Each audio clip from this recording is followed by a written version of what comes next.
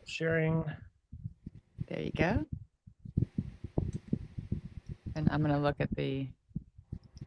Yeah, so when you're on that other, I think we're now streaming. okay, I'll yeah, check. turn off your audio in this and check on those other channels to see if you hear my voice.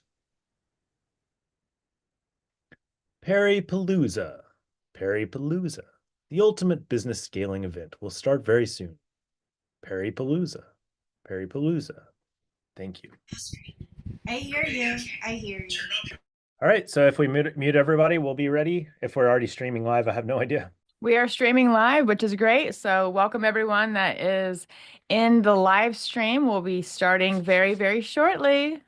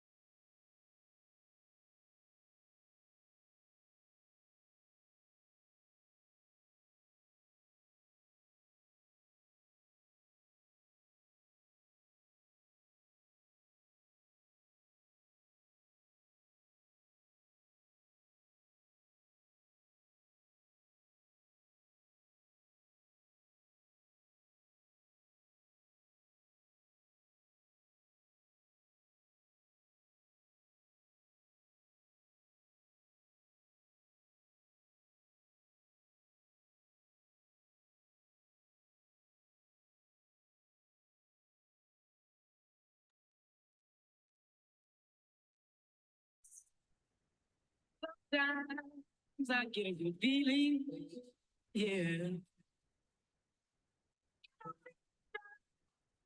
Never had before, no, I get a good feeling, yeah.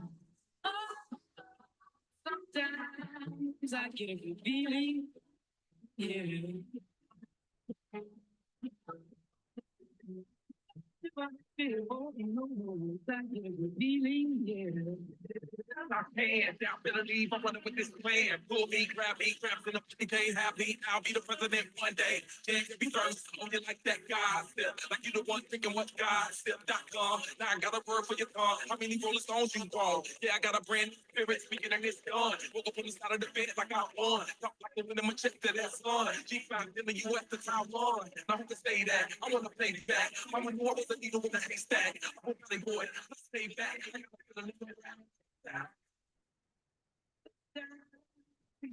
Last 2 minutes.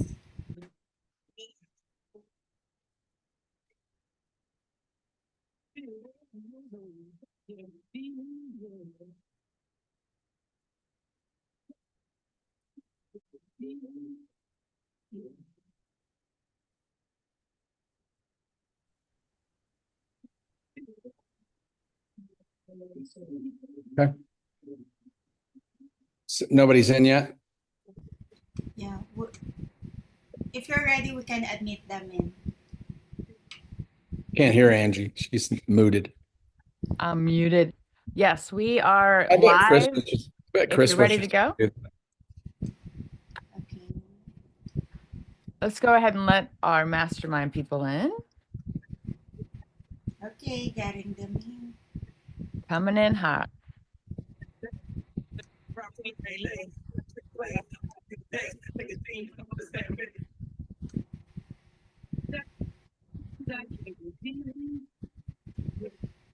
Hello, everyone. Welcome, welcome. We'll be starting shortly. Hello, Shauna. Hello, Joanne. Hello, Mark.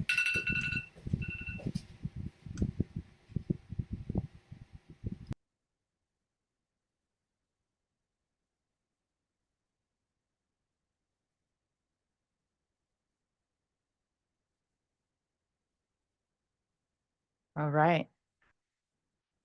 We are also live on YouTube and Facebook on Perry's profiles. You guys are welcome to share that, mastermind members. This is going to be an interactive session.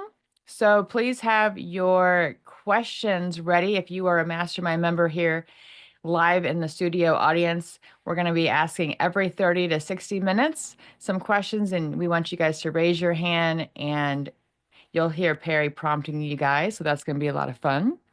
All right. I can see us live on YouTube. Pretty cool. Perry's doing a final sound check, it looks like.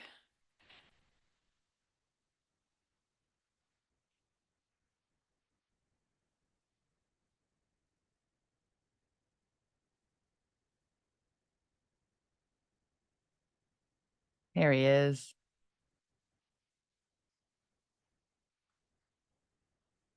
Come off mute, Perry.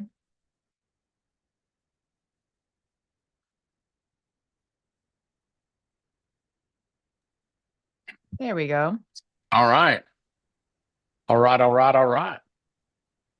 Hope everybody's doing well. We'll give people a couple of minutes to get in here. It is pretty cool to be on YouTube today. We've never done this before. So I wanted to, since we have so many new members in Ignite, I know we're starting early today, so it may be a bit for people to get in. I hope everybody understood messaging that we were going to start early, because I've just missed the hell out of you guys. I went to AI Bot Summit, and I came back, and I think I was out the week before for something. I was out the week after for Driven Mastermind. So I haven't been able to spend a lot of time with you guys. So today I'm going to freaking go overboard, because I always want to spend time with the members. Can we sit over here? I always spend time with the members and with our friends. And so we're doing something a little different today. So normally, I'm in front of a screen and demoing, and we're going to do a lot of demo today, but we're also going to do a lot of whiteboarding today, which is something I've really not done much with you guys in the past, but I really enjoy explaining things on, I call it the dirty whiteboard. So we're going to be on the dirty whiteboard some today, going through a number of things. Some of this stuff, as Ignite members that have been around a while, you've heard some of this before. It is evolving as we move along, as you guys well know. There are, I think, Angie, in the last 10 days, somewhere in the neighborhood of 150 brand new Ignite members. Is that about right? Actually, it's been growing from there. So I think we're about Has it? 160, 170 already. It's Wow, crazy. that's crazy. We are well over 1,000 people in Ignite now, which is crazy. That was the goal for the end of the year, to have 1,000 people. So we hit that. Thanks to you guys. Love you. Mean it. So, the network is growing. So while we're waiting, before we kick off going into what we're going to talk about, just know that you guys are in a club that the biggest benefit of that club is not me. It's not Angie. It's not Trisha, although Trisha's beautiful. You get to look at her every week, and she's pretty and sweet. It's not any of us. It's really the group itself. It's the family itself, because you're not very far away from any contact. Anybody you want to know in the world is probably one or two contacts away from somebody that's inside this group. And being inside a mastermind group is really all about the connections of the group. We learn, we obviously learn new things. And, and I want to talk to you guys today. I think about one of the biggest challenges that a lot of you guys are having, and that I have, I've had over years, and that's just determining where to start. So many of you guys, some of you guys are already in business. You're very, very successful. I know that. But you may want to start something else, because if I know one thing about entrepreneurs, they always want to start something else. There's never enough, right? There's always, look at Neff laughing over there. You got a new tennis shoe company yet? You made a flip-flop company yet, Neff? What's wrong with you? You're sleeping. Yeah, I bet you're wasting 6-8 hours a day sleeping. Be my guess. But no, they're always wanting to start something else. So I want to talk today a lot about how I determine what I'm going to start next, because I've done 4 new ventures this year. And they're all in infancy right now. I've got 5 businesses that are mature, 3 businesses that are fledgling. It's always, they're like children. If you have children, you know what I'm talking about. There's always 2 that are doing good, 2 that are really screwing up, and 1 you don't know what's going on with them yet, right? So the businesses are kind of like that. You're always happy to have 1 or 2. If you got 1 or 2 that are doing well, you're winning, right? At any time. If you can keep the boys out of jail and the girls off the pole, you won, right? So I'm going to talk today about, where you start. And I'm going to walk back through the fundamentals, because so many of you guys, the 160 odd new members in Ignite, we need to get back to the core as quickly as we can of what Ignite is about, what it's for, what its benefits are, and how to best use this community, right? And I'll let people stream in on YouTube that aren't Ignite members, and that's totally fine. And on Facebook that aren't Ignite members, and that's totally fine. You guys can get to see kind of how we operate in here and get an idea of what we're about. And hopefully take something out of here that you can use. So what we're going to do today is run through, this is my little Cliff's Notes list of what we're going to cover today to the right. I stand in front of it so you don't have to see it because you couldn't read it anyway. I write like a mad scientist.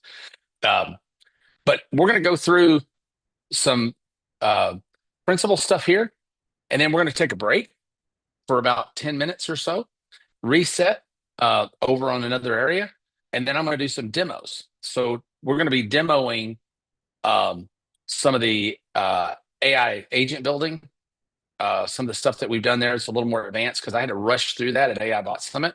I want to take a little more time to show you how I'm doing that now. We're going to walk through we're going to go backwards and go back to some of the POD things as it pertains to tripwires. We're going to, let me see, what else am I demoing? I see it. You see why I have this? I can't remember. We're going to talk about drop ship a little bit. And then what we're going to do, what you guys need to be thinking about while this is all going on, is where your business is now and in ideation. If you don't know what you're doing yet, we're going to do that. We're going to talk about that. You can, at the end of these 2 sessions, we're going to open it up.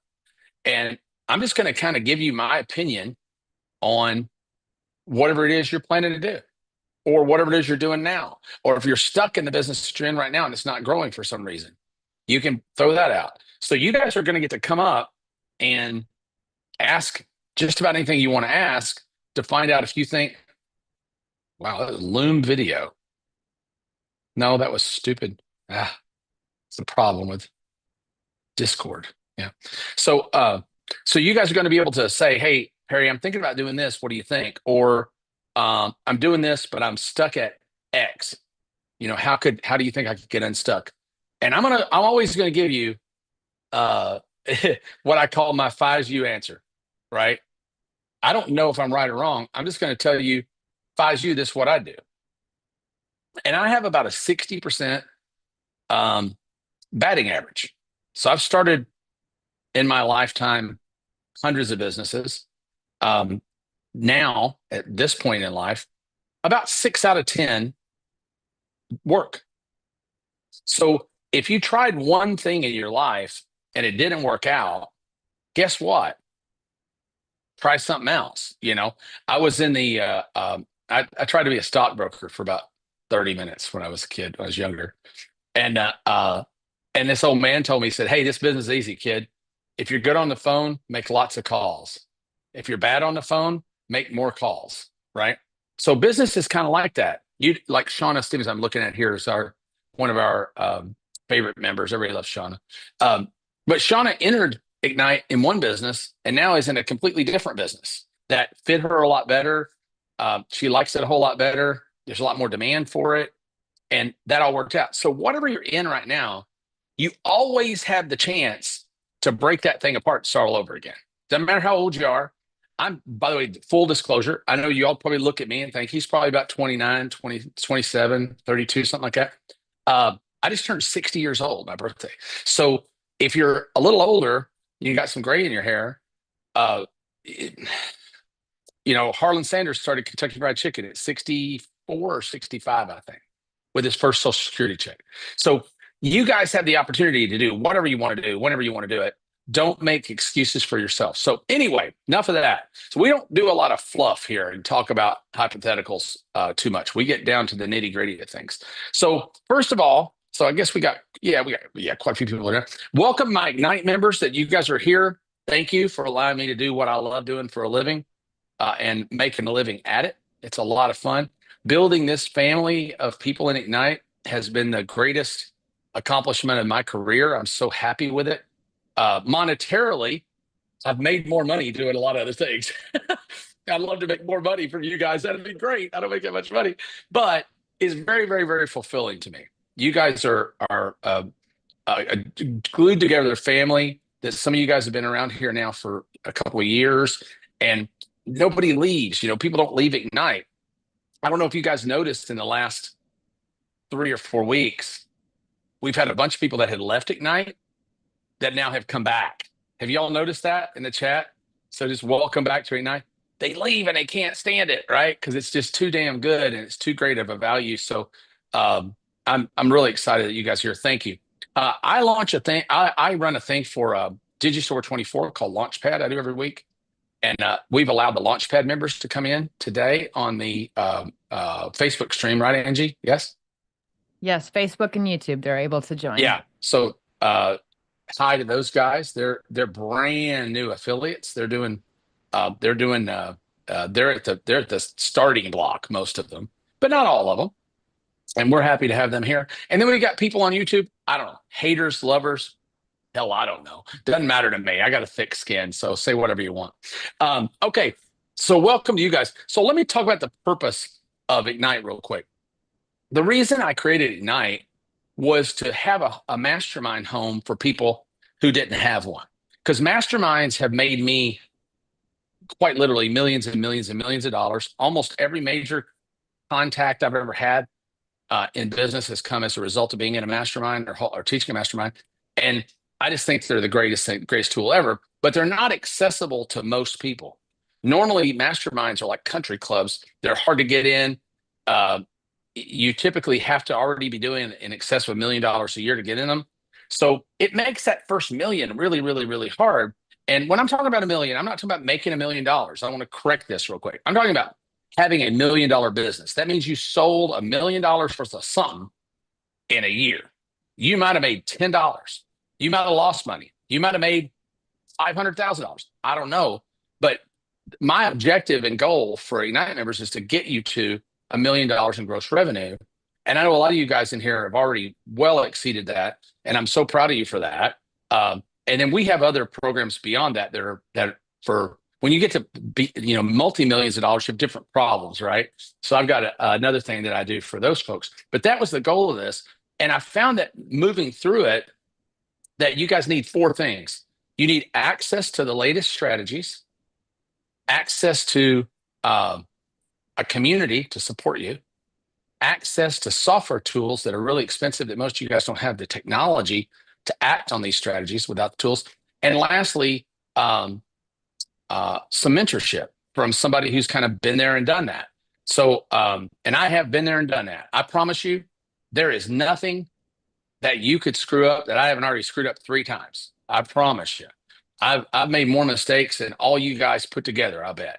Because I've been at this I'm old, I'm old. I'm trying to clean it up. Did you see that? I said frickin'. That doesn't even sound like me. I wonder who that was. Is that AI correcting me? I don't know. I'm old, right? So I've never had a job. I worked for Disney World for 89 days. If I'd worked for one more day, I would have been an employee, and I never wanted that on my record. I've got to keep that thing squeaky clean. Mm-hmm. But anyway, so I love entrepreneurship, but I've made a lot of mistakes along the way. I've made a lot of money. I lost a lot of money. I've sold about $960 million of the products online over my career, and a lot more in retail and in manufacturing prior to that. So I've been at this for a while. There's nothing that you could screw up, I'll bet you, that I haven't screwed up. And if I haven't screwed it up, I promise you somebody else on this call has screwed it up, and learn from it, right? So the great idea here is to learn from the other people in the group and not have to make, if we learn from each other's mistakes, we don't all have to make them individually. You know what I mean? It's not required of you. Okay. So yeah, so basically Ignite members get to go to all of our events for free, all of our live workshops for free. Stuff like this is all included. These are usually not, this is the only one we've ever streamed to the public. And it's because it's so fundamental. All the other things, like AI bot building and software building and newsletter building, list building, all those things, lead laundering and all those things, those are all private to the group. And our live events like the AI Bot Summit and the upcoming Growth Hacking Live in San Diego in the fall, which is going to be freaking epic. So those members get access to all that. They get our suite of software called Springboard. And weirdly enough, I've not been in Springboard in a while. I was in last night building some landing pages. And holy hell, it's so much better than it was a couple of months ago when I was in. So I'm just really excited about that. And there's 38 software tools in there that you guys get in the software suite. So get familiar with those. And Angie Norris is our cruise director. I got those confused now. I can't have two cruise directors. I got to call you something else. She's our den mother. She looks more like a den mother that brings the brownies than a cruise director. Sean is the cruise director. But there are all those tools in there. Angie knows where those are. And if you've onboarded yet, you've had access to that. I can't believe that there's a lot of you members that have never accessed and set up Springboard, which is just insane to me. Third, a community. And I think you can stack up masterminds however you want. I don't care who it is or what it is. You ain't going to beat our community. This is the best group of people. Can I get a hoorah? Let's get a little hoorah from the Ignite people. That it is the greatest group of people to hang out with, to learn from, to grow old with, like me and Neff. I didn't know if you were still going to be around today, Neff. I always wonder. I'm always just working for that blank screen with a cardboard cutout that your wife will set there when you finally kick the bucket. I don't know. Anyway, with flip-flops on. And then lastly, being able to get on lessons with somebody who's done just about everything in this business, me.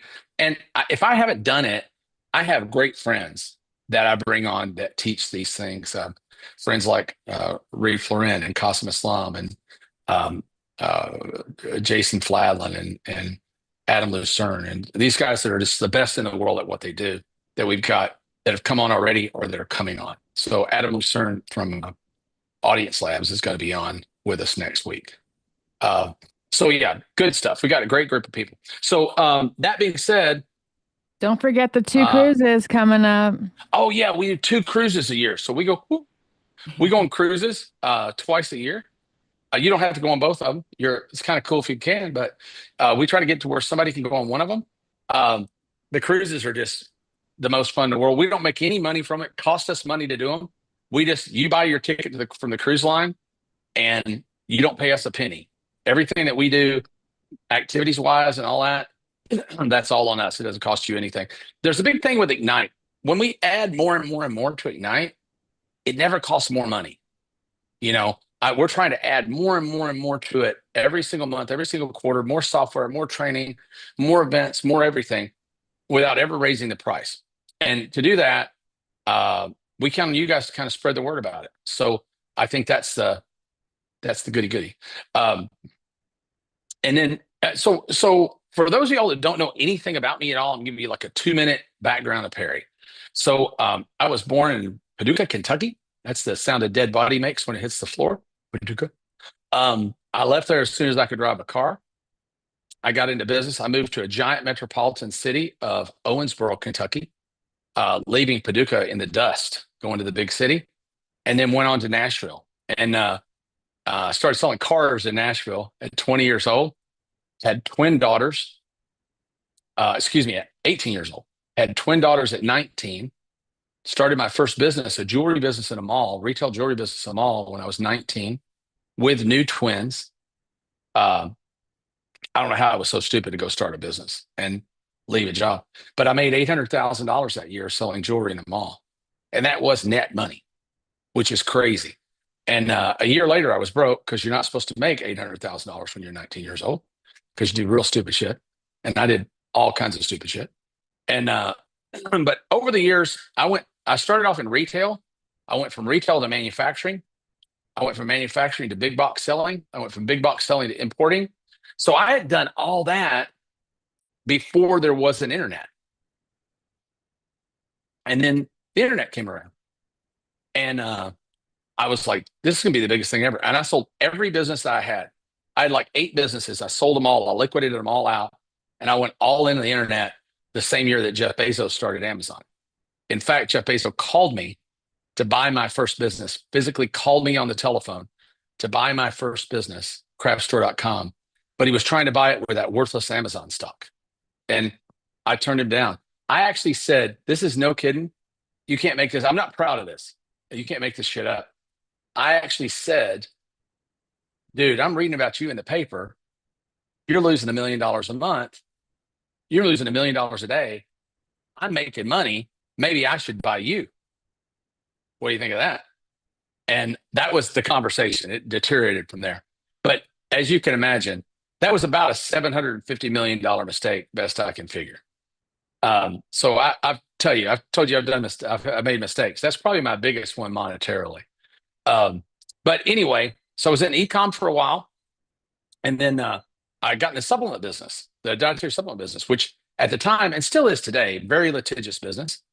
I got in a lot of trouble for making claims on dietary supplements that you can't legally make. I wasn't making any claims they don't make at any vitamin store, but it didn't matter. I was making it on the interwebs. And I almost went to jail.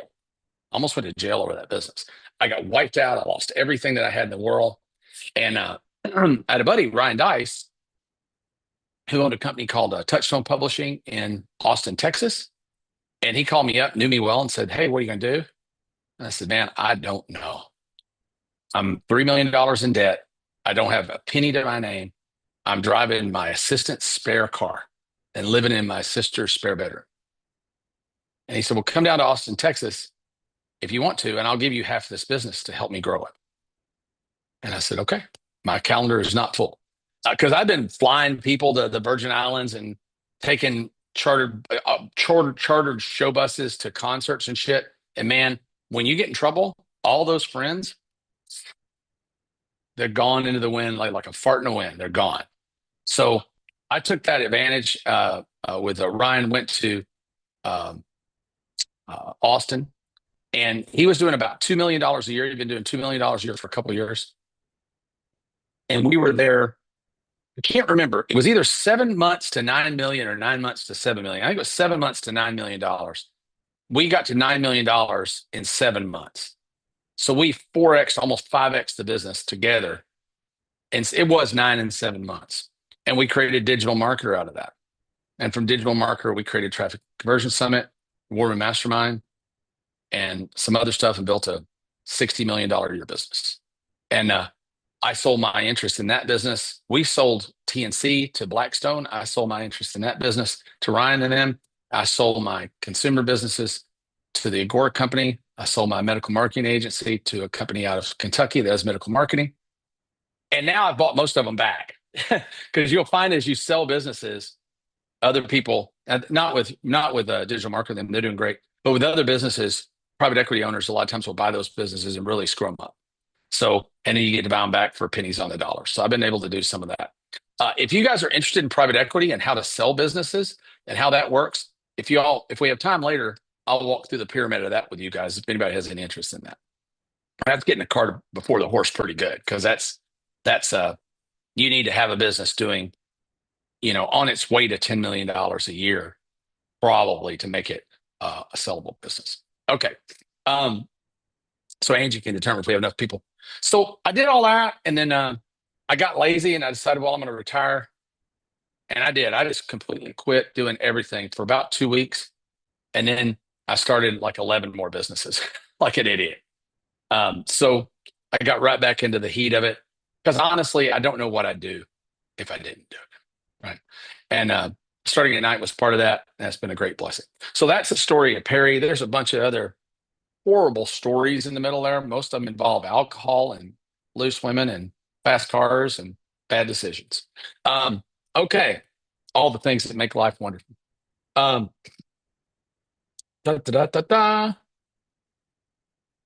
Yeah. So I want to walk you through right now. I said over time, my initial success rate in business was maybe 20%. I'd open 10 businesses, 2 of them would work, and I didn't give a shit. I was like the Teflon Don. Throw them to the curb, open 10 more. I've never been afraid of the failure of that. And I think that for you guys, that's probably, I know so many of you guys are frozen in this indecision. And you start, well, that's a good idea, but what if this, and what if this, and what if this, and what if this? And you talk yourself out of a decision that could have been a good decision. And you've probably talked, my bet is, there's no way to know, you've probably talked yourself out of millions of dollars in things that you haven't done just because you were afraid it wasn't quite right. Well,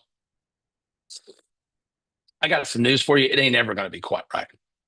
And you don't know any more than I know if the damn thing's going to work or not. I do better today than I did because I've got a little more wisdom. And hopefully I'm pass some of that on to you. But I still lose 4 out of 10 bets. You think of that. That's pretty bad. But the idea is I try not to lose any more than a few $1,000s on a bet. And when I win, I create a multi-million-dollar company.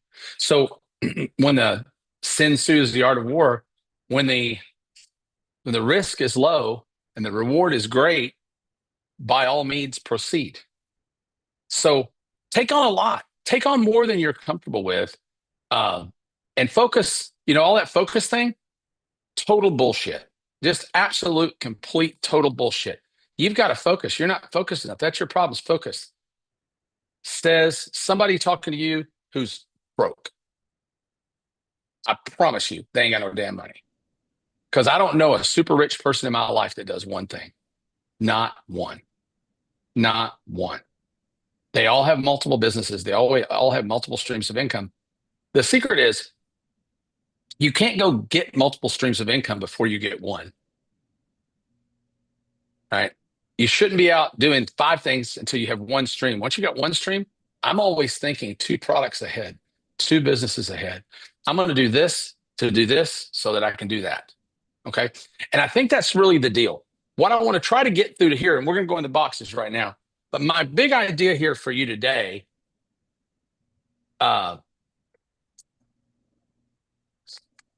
is to figure out your end. To figure out your end. So my good friend Kamal Ravikant, some of you all met. So big Silicon Valley investors, brother's an enormous multi-billion-dollar Silicon Valley investor. They hang out with Mark Andreessen and all of Trump's friends now, all the tech god guys, right? They know them all. And he was telling me, I've got a man crush on this guy named Aaron Sorkin. I don't know if you know who Aaron Sorkin is. Anybody know who that is? He's a screenwriter. He wrote A Few Good Men, The West Wing, The Newsroom, Molly's Game, with a Facebook movie, I forget what it was. He wrote all those. I think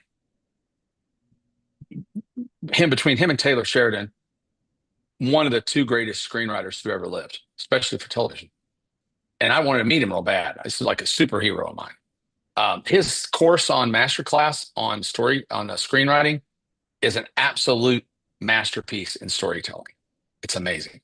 But anywho, I want to meet him. I still haven't yet. But Kamal was somewhere at a dinner with the head of Paramount, or head of Sony. And Aaron Sorkin writes a lot of stuff contracted to Sony.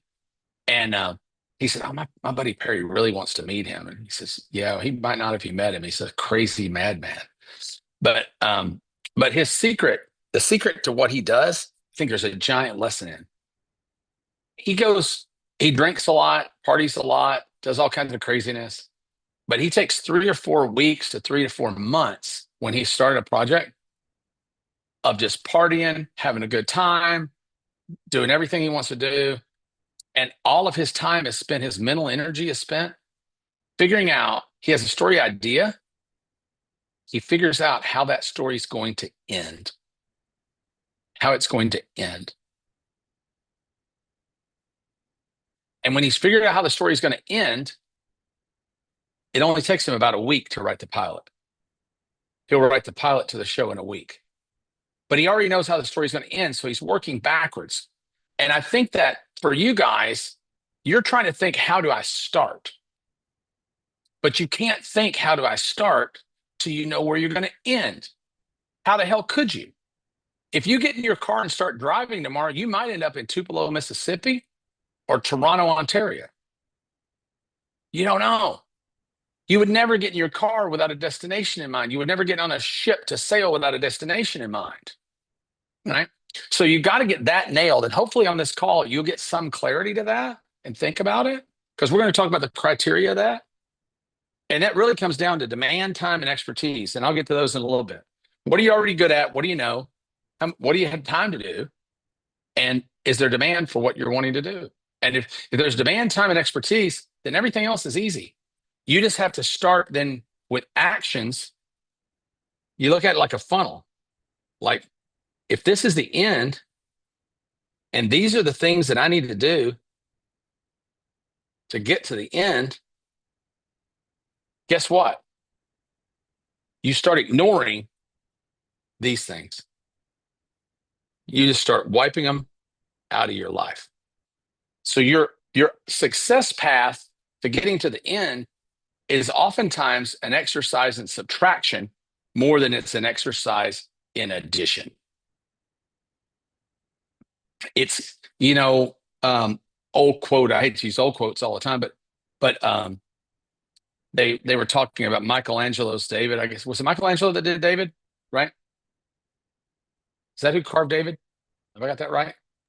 I guess we don't have any art lovers. Okay, there we go. Somebody. Saying yes. Yeah. Mhm. Yeah. He said he started with a slab of stone and he just took away everything that wasn't David. That was how he arrived at the sculpture of David. And so when you're arriving at whatever your end is, you start with a mental block of stone. These are your actions and your time. And you just carve away everything that isn't that until you have it. It sounds simple, right? When you think about it that way, because it is fairly simple. There's a lot of opportunities. You can make money out of almost anything. I'll tell you a quick story and then we'll go this. I was at funnel hacking speaking for Russell Brunson about 2 years ago. I think Angie was in there. Probably hammered at the bar, if I remember right. I heard that. I know you did. I meant for you to hear that because you were hammered at the bar. Guess how I know? Because you were there too. I was hammered at the bar with you. But yeah, hammered at the bar. But this guy came up to me and he said, "Hey, I want to thank you. I bought a product from you 5 or 6 years ago from you and Ryan, and I'm a millionaire because of one thing I learned in the product.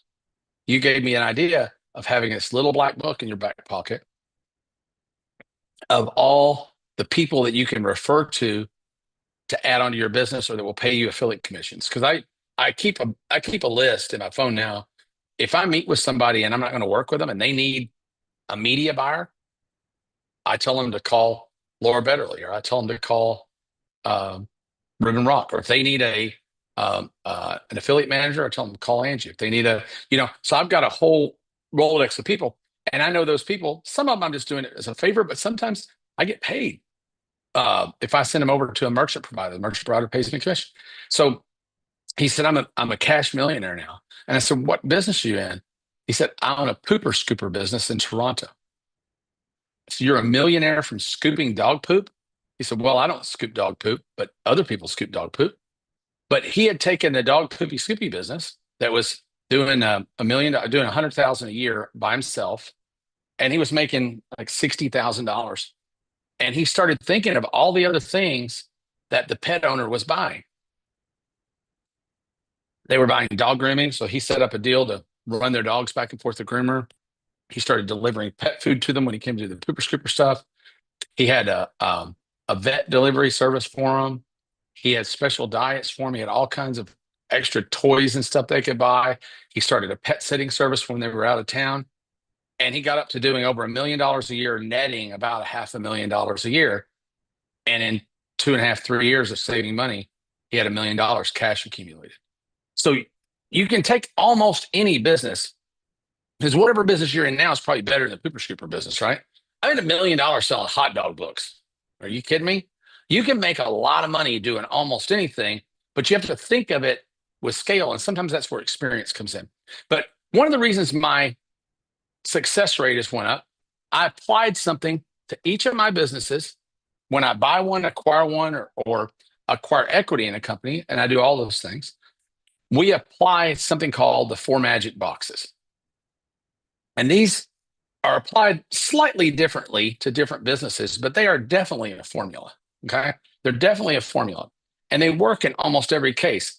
And I'm going to show it to you sequentially, but it doesn't have to be acted on sequentially. You could already have a business in any one of these 4 quadrants, right? But you're missing the other businesses. So if you don't have all 4, the formula doesn't work. It'll work. You make some money, but you won't make most of the money. Does that make sense? So what they are, this first box is interest. People have to be interested in whatever the hell it is you do. There are 3 reasons people don't buy. Number 1, you don't have what they want, right? They thought you did, but they don't. They don't believe you, number 2, and that goes down to expertise. And number 3, they've already failed at something similar.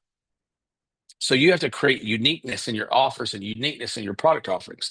And we'll talk about that this afternoon when we do ideation. So if you guys got an idea right now you think it's going to make you, $10,000 a month, my bet is I can turn 4 knobs on it and get it to make you $100,000 a month. Now, the question will be, are you willing to do those 4 things that I turn the knob on? Because a lot of people today, especially, one of the advantages us old farts have, I don't care what I do if I make $1 million a year. Yeah, as long as I ain't doing it, I'll be in the septic tank cleaning business. I'll be in the trash can sanitizing business. I'll be in the waffle cart business. I don't give a shit, right? Where you've got so many people, especially younger people, well, I want a cosmetics line. Oh my God, I want to be an influencer. It's gonna be awesome, right? That shit drives me crazy. I want to have an abnormally large income, but I want to but I don't want to do this, and I don't want to do this, and I don't want to do this, and I don't want to do that. But I want to have abnormally large income. Well, just to kind of bring you guys into the fold, I always say I wish I had a bigger dick in a private island, but life is just full of disappointments, right? That's just the truth of that. Sometimes life just doesn't work that way. And that comes down to demand. When you got a lot of people trying to do the same thing, there's not going to be a lot of money in it. That's just the truth of that. There may be for a while until there's a curve hit. And we'll talk about the demand curve. Remind me, Angie, to talk about the demand curve in a bit, because it's super important to this whole equation. So I bet YouTube's like, this guy's a perv. I can't imagine what people that don't know me at all, never see this, is like, who the hell is this idiot? Okay. I need to know what a meat pump is. Is that what you're saying, Laura? It's not something you're going to buy for Stevie. It hurts too bad. Believe me, I tried it. He sent me one. I think it's painful. Okay. So the first box is what a lot of people would call a tripwire offer, which I kind of invented that term, or a lead magnet. So there are 2 things that go here. Lead magnet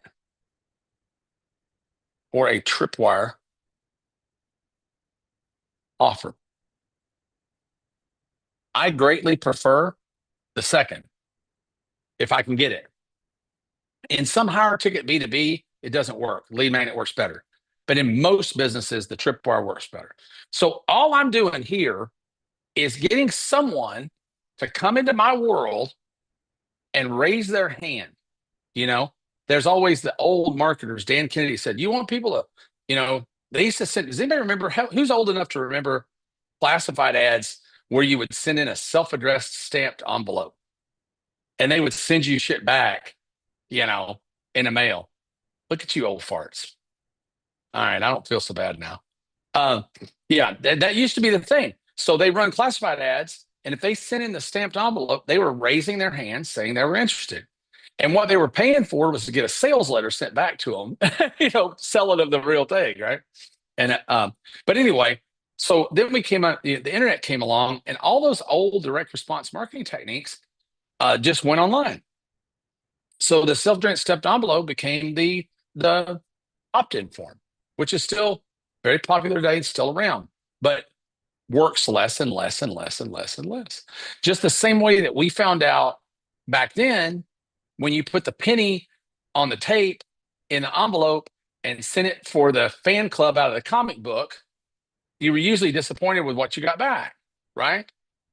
Well, the same is true with opt-ins. The only difference is we did that 2 or 3 times as kids, and we finally went, oh, that's all bullshit, right? Today, you can opt in 300 times a day, right? There's all kinds of opt-ins. So people are learning that you're really just getting my content. You're bribing me to get my contact information so you can spam the hell out of me.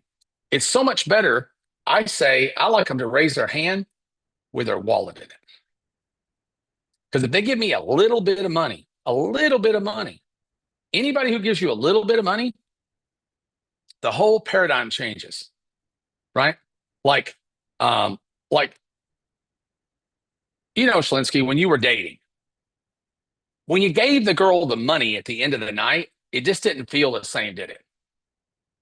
You just once you get in a solid relationship, you just got to remember, don't leave the money on the desk. Don't leave the money on the desk. Don't leave the money on the desk. So very important, by the way.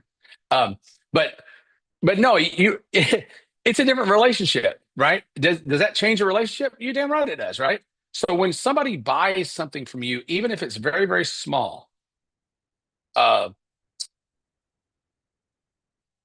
person is now a client. They are no longer a prospect. Okay. Yeah. Columbia House Records, the BMG, they own the market in music, right? At one time, Columbia House was selling 14% of all the music sold in the world. Is that crazy? From a direct response offer, 10 records and tapes for just 99 cents, right? So anyway, I love them to spend some money. So I create in most of my businesses these ridiculous offers. Let me give you something very, very valuable for almost nothing. So we're doing it right now. I'm doing it right now again. Angie and I were talking about earlier. We finally got getting the sourdough starter business funnel. So guess what? I'm giving away a free sourdough starter. So they get a powdered sourdough starter for free. They just pay $2.95 shipping and handling, which covers the cost of the sourdough starter and the shipping. And now, did I make any money? How much money do you think I made on that $2.95? The answer is I lost about $4 in advertising cost. But now I'm going to put them in a club. I'm going to sell them more gear. I got a whole business opportunity and open a micro bakery. I partnered with somebody else on. So I can go from doing that to where a small percentage of those people may go on to spend $15,000 further down that funnel. Does that make sense? And you got to be okay that most people aren't going to do that. As the dollar amount goes up, the take rate's going to go down. But if you don't put enough people in the top of the funnel, in the top of the bucket, you're not going to get any product that falls out, right? And that's where, like, for instance, the person that's teaching the micro bakery course right now, they're making very little money, although they got a really, really cool thing. They're teaching people to make $10,000, $15,000 a month at home, baking 4 hours a day and doing bread deliveries and things like that. It's a great product, but they're not making any money. You know why? They only get 15 or 20 people a month, 15 or 20 people a week that actually see that offer. So with this, I'll get 500 to 1,000 people, maybe 2,000 people a week that take my free sourdough starter offer. They become a client, right? We sell them other things to offset the cost of traffic, make a profit. And then I'll send them over on a webinar with this person that's running the micro bakery offer. Probably put 50 people a week on that webinar, sell 10 of those things, and I'll probably make $5,000 a week from being an affiliate of that webinar offer. And they have to have me because they don't know how to do this part, right? They got this part and this part figured out, but they don't have this part. Right? So let's talk about what those things are usually. What do you do in it? What makes a good tripwire offer? Well, a good tripwire offer just needs to be something that somebody wants. It's ideal if it's something they don't already have.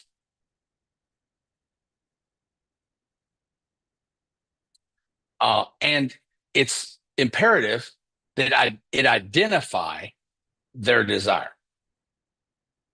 Does that make sense? So, like, for instance, if I don't have my phone in here. Oh yeah, I do. It's recording me right now. Hi, phone. But if I gave away to Angie, if I gave away to Angie, I know she's got kids that play soccer. So if I gave away to Angie a cell phone cover that had soccer players on it, right? And I said, hey, you get this soccer player iPhone cover for just $2.95 shipping and handling, which is less than it cost me, right?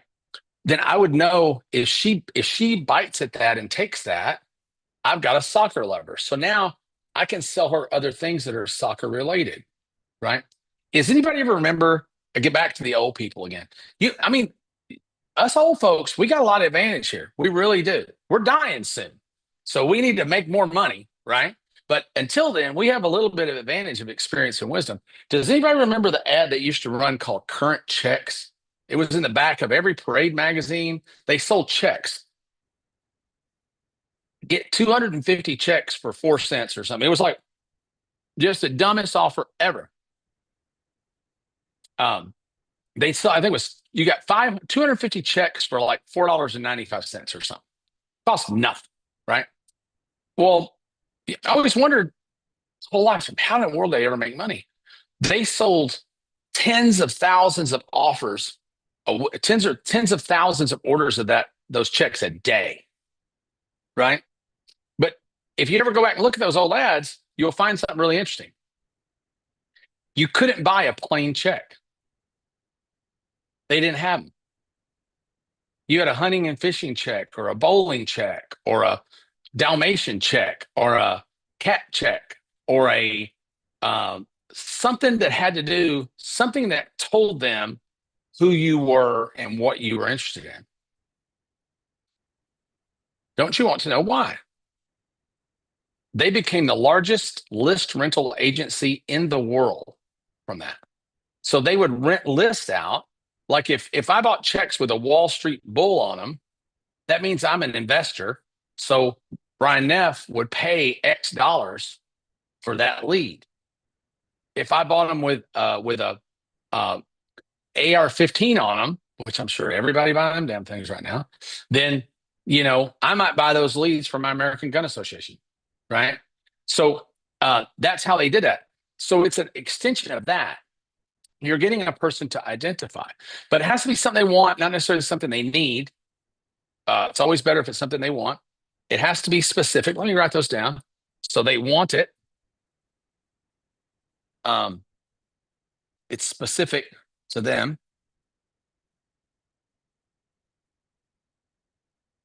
And usually it has a value. It costs you less than $10, right? Most of my tripwire items cost me less than $2. So, but I want them to have a value. They can be seen to have a value of $10 to $20. Because if I can give you something for $2, if I got something for $2, I can charge you $2.95, $3.95 shipping handling, and it has a value of $20 or more, then you're very likely to bite at that. You want that offer to be absolutely irresistible. All right. A couple other things. If it's a physical product, you want it to ship well. In other words, you want it to be flat, cheap to ship, because the shipping nowadays will cost you more than the item in some cases. Now, we've been doing really well with drop ship items. I think that's probably going to change with the way that the Trump tariffs are going to take over. So I don't know. The easiest thing for this probably are print on demand items, because you can print a thing that's very, very, very specific to a group of people. Like you can print pickleball phone cases and pickleball keychains and pickleball t-shirts and pickleball phone covers and pickleball whatever in order to build a list of people that are into pickleball. And we do this kind of specifically where we use a two-part order form, where on part one, we're gathering all their contact information. And on part two, we're gathering the money to pay for the shipping. Well, 75% of the people that get to number two are not going to pay. That's okay, because we got a lead on number one. Does that make sense? That person got in our list and went onto our email newsletter. So now we have the ability to go back and remarket to them. This is how you fill the top of the bucket. Is there something you need? Okay. This is how you fill the top of the bucket. If you don't fill the top of the bucket, nothing else works as well. Everybody worries about selling the big ticket items down in the bottom. I put way less attention on that. In fact, I'll hire junior copywriters to write my big ticket offers, but I write all of my low ticket offers. And Agora, I learned that from Agora Publishing. They do $1.6 billion a year. I worked with them for 4 years. They spend all their money in $50 products, not on $5,000 products. The $5,000 products come as a result of how many people you put in the top of the bucket, right?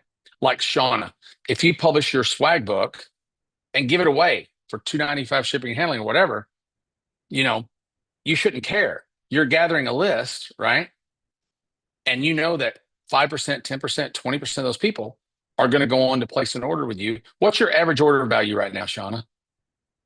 Approximately. You put in the chat. If I can see the chat. I didn't see that, but just unmute, Shauna. What is it? Can we unmute her? Hey, girl. Oh, she unmuted for 1 second. How about now? Yeah, good. We're running What's your about 750, about 750. $750. So yeah, so if you get 10% or 20% of the people that get your book on swag, how to market with swag, 10% of them order, that's $75 per copy of the book that you sold. You follow? And that's the way you got to look at it. It's sort of like door-to-door sales. They used to say, if you knock on 10 doors and somebody buys a $1,000 thing, you can't think about the 9 that you knocked on that got slammed in your face. You got to think that every door you knock on is worth $100, right? And that's the way that I look at this. Right? So this is where you start typically. And what you're trying to get here, thanks, Shauna, is attention. Focused attention.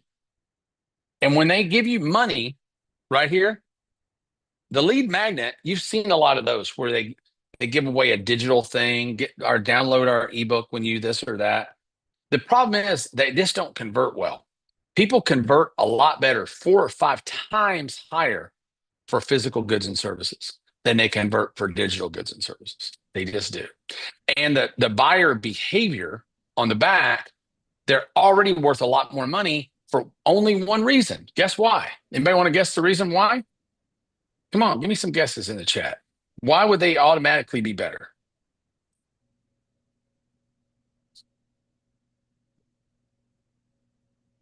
There you go. They put in their credit card number. So to buy the next thing from you, all they got to do is hit one button.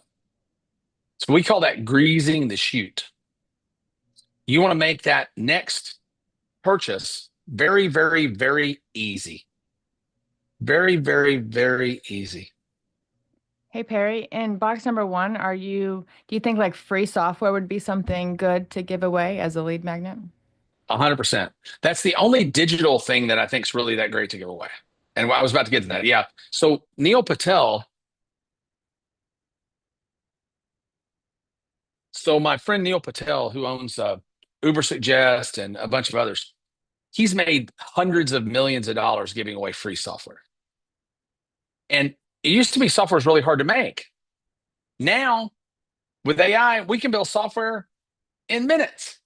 Everybody on Ignite, all the Ignite members already know how to build software. How many of you guys have built at least a GPT? Raise your hand, you Ignite people. How many of you have built a piece of actual software with Bolt or with Lovable? Meat Pump Guy. If Meat Pump Guy can do it, anybody can do it. The guy actually, his business is really called Meat Pump. I'm not going to tell you what he does. I'll let your mind just flutter with that for a minute. All right. It's not as bad as you think. Okay. So, yeah. So, yeah, software is amazing because it's a tool. It's a thing that draws you in because people buy very, very, very narrowly, right? They have one problem in mind that's an irritant in their life, and they buy that very narrow thing. Especially men, men a little more than women, but women too. When a guy walks in a hardware store, he knows exactly what he wants. Now, he's going to leave with a whole cart full of shit when he comes out, but he goes in there with one thing in mind. And we buy online like that. We're looking to solve a problem. Nobody buys a drill because they want a drill. They buy a drill because they want a hole, right? So you got to remember, people are buying things to solve situations. I made a joke one time at an event.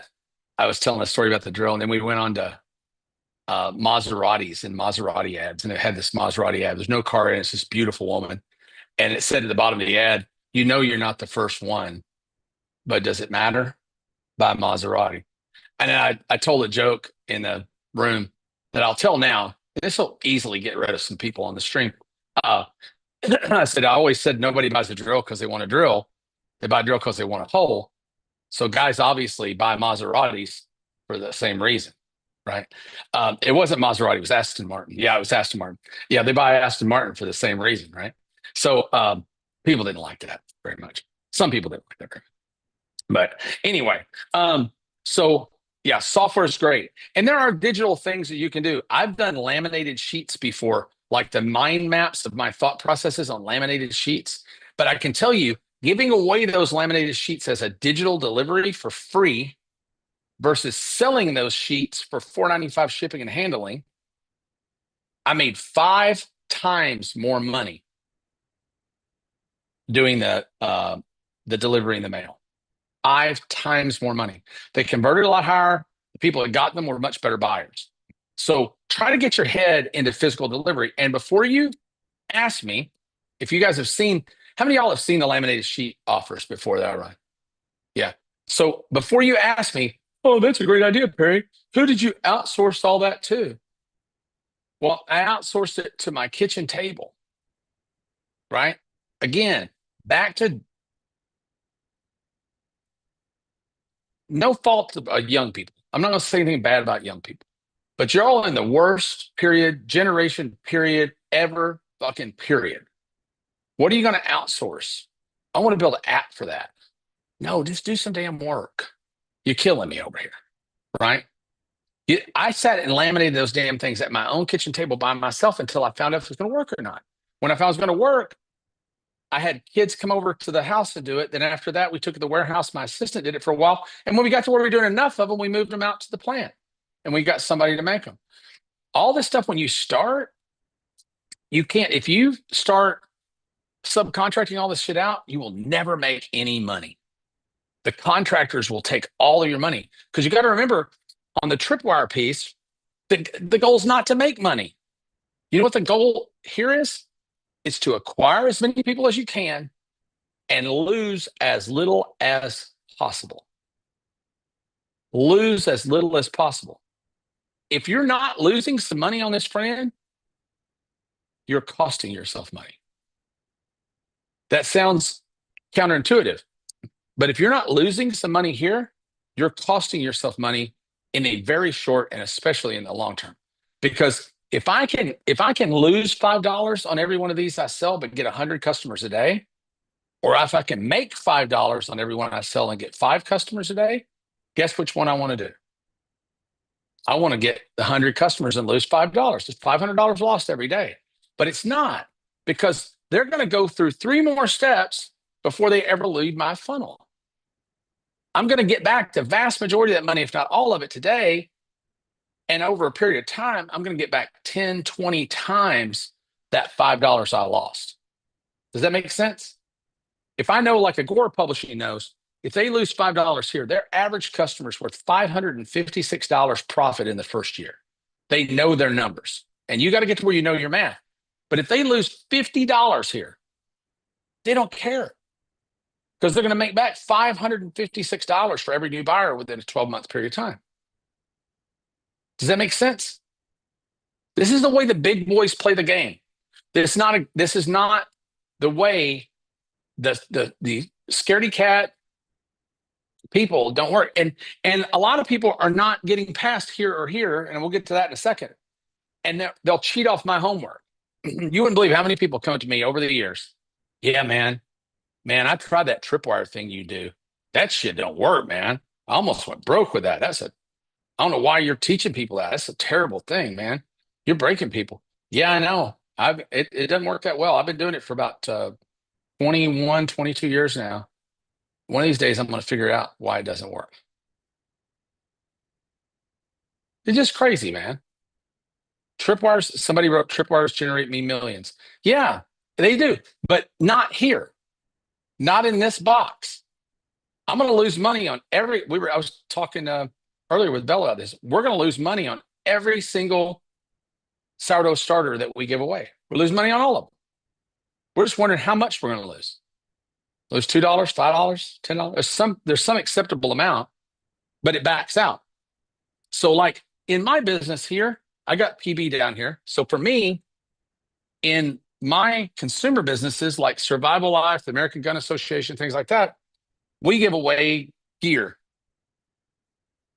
or shirts, hats. In my B2B business, I'm usually giving away laminates, laminated sheets, mind maps, tools that people can use, and now custom GPTs and small pieces of software that we develop in less than an hour. It takes us less than an hour to develop software now.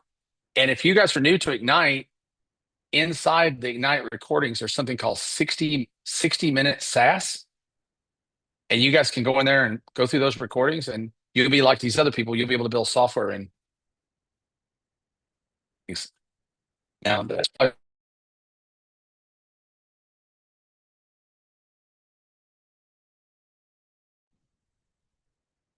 I can't hear you right now.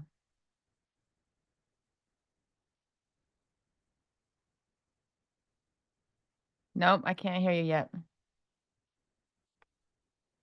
Can you hear me? Perry, you have to unmute. There you go. It muted me as soon as I touched that, and then I couldn't unmute. This means I'm muted. So turn me back on. Whomever. Okay. Yeah. So this is the kind of stuff that I do in these first boxes. I want somebody to buy a shirt that says basically I love guns because I own the American Gun Association. So in the next thing I'm going to take them to is a community. And this is a step 2. Does that make sense?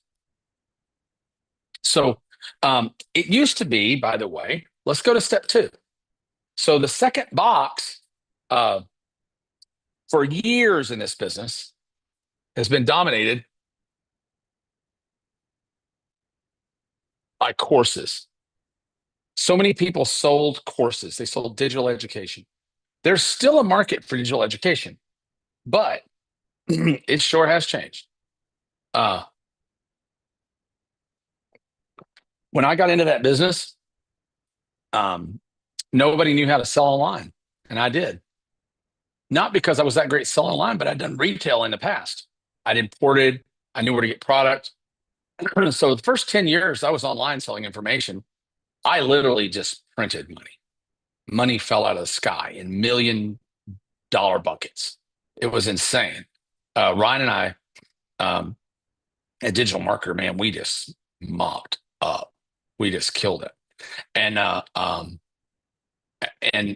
the thing is, it's hit that demand curve, right? So There were a lot of people that want to know that. Not very many people knew it. So the people that knew it could charge a lot and sell a lot. It's just like anything else. I'm not going to use the boob doctor example again because I've worn that one out. But you can apply this to just about anything. There'll be a business that will start when tanning beds first. Well, I remember when I was a kid, the first time they opened a video store in my town where you could go rent videos and play them, and I always had that section in the back with the dirty ones. Remember that, Neff, right? Anyway, but when they opened the first one, man, there was a line out the door every day for that thing. And then somebody opened another one, and the line was a little shorter. Then someone opened another one, and then all the lines were shorter. And pretty soon there's 30 of them in town. They're all sitting around with their thumb up their ass. And before long, you start seeing going out of business signs. Does that mean people didn't like videos anymore? Of course not.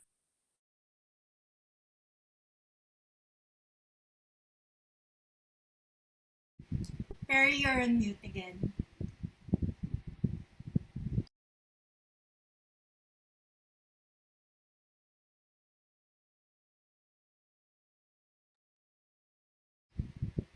You have to unmute, Perry. Yeah. Okay. Yeah. But I just needed a sniffle, so I turned off my mic. And then when I do that, I can't go back on. So I don't know what we need to do to fix that. But I got the sniffles because it's allergy season in Austin right now. And holy Nikes. It's crazy. So anyway, courses were the big thing here. So everybody got online. The first wave of people online was e-commerce. I was in that first wave. Everybody had a web store. I had a Yahoo store that did $10 million a year. Craftstore.com, selling craft supplies. That was my first one. I had rubberstamps.com, craftstore.com, dryresport.com, all kinds of different e-com sites. And I got to $30-40 million a year in e-com within my first 18 months online because it came real naturally to me because I've been a retailer. So I didn't do a lot of the dumb stuff people did. And you remember in e-com, you couldn't do anything till you set up an account. You go to buy something in a web store. You can't do anything. I'll go set up an account. Here are the 38 pieces of information we want before. As the minute I saw that, I said, that's the dumbest thing I've ever seen. Can you imagine owning a retail store and you got somebody that stands at the front door with a clipboard? Says, whoa, you're coming to buy something? No, you need to stop right there. You got to fill out this form first. I already knew that was stupid. The hard part was finding a piece of software you get around it, right? But we did. And I sold a ton of stuff online. And then everybody went to selling digital, selling courses. And I sold courses on the back of all my e-com leads. So my tripwire then was having an e-commerce store, which is still a good tripwire. You can go buy an e-commerce store right now on Flippa. You look at them, they're doing $100,000 a month. They're only making $5,000 because there's no margin. And they sell those things for $30,000-40,000. Why in the world would you want that business? Look at it. They may be bringing in 1,000 new customers, 2,000 new customers a month. And they're not filling in the other boxes. Does that make sense? So it was courses. Courses made me a lot of money. It's made a lot of you guys a lot of money. They are harder to sell today than they have ever been. They're really only selling well on platforms, or if you have a very, very, very specialized knowledge set. Like if you're teaching HVAC, or if you're teaching a craft that has demand, you can still sell courses. If you're selling a skill, if you're teaching somebody how to do something that not very many people know how to do, you can still sell courses. Two of my favorite people doing this right now are Asphalt Kingdom. They sell courses in the asphalt patching, parking lot striping, paving business. There's one called Ding King, D-I-N-G-K-I-N-G. They sell courses in the paintless dent removal business. There's a couple in the appliance repair business. So they're teaching people how to do things that Like we own bookkeepers.com and bookkeeping.com. Ben Robinson and I do. And those businesses teach people to start an online bookkeeping business. And you know why that business is so successful? Because people who come out of that make a lot of money because there's demand for bookkeepers. If I teach you how to write ebooks and you come out, it's the greatest fucking ebook writer in the world, it don't matter if there's no market for your ebook. I can't make a market, right? But you can select a market that has demand. And so many of you all don't do that. You're not selecting a market that has demand. You're selecting a market that some guru or some asshole told you online, oh, you do make faceless videos, you can get rich. You know, some bullshit like that, right? There's some truth to that as a service provider, but generally speaking, I try to avoid that stuff with like the plague.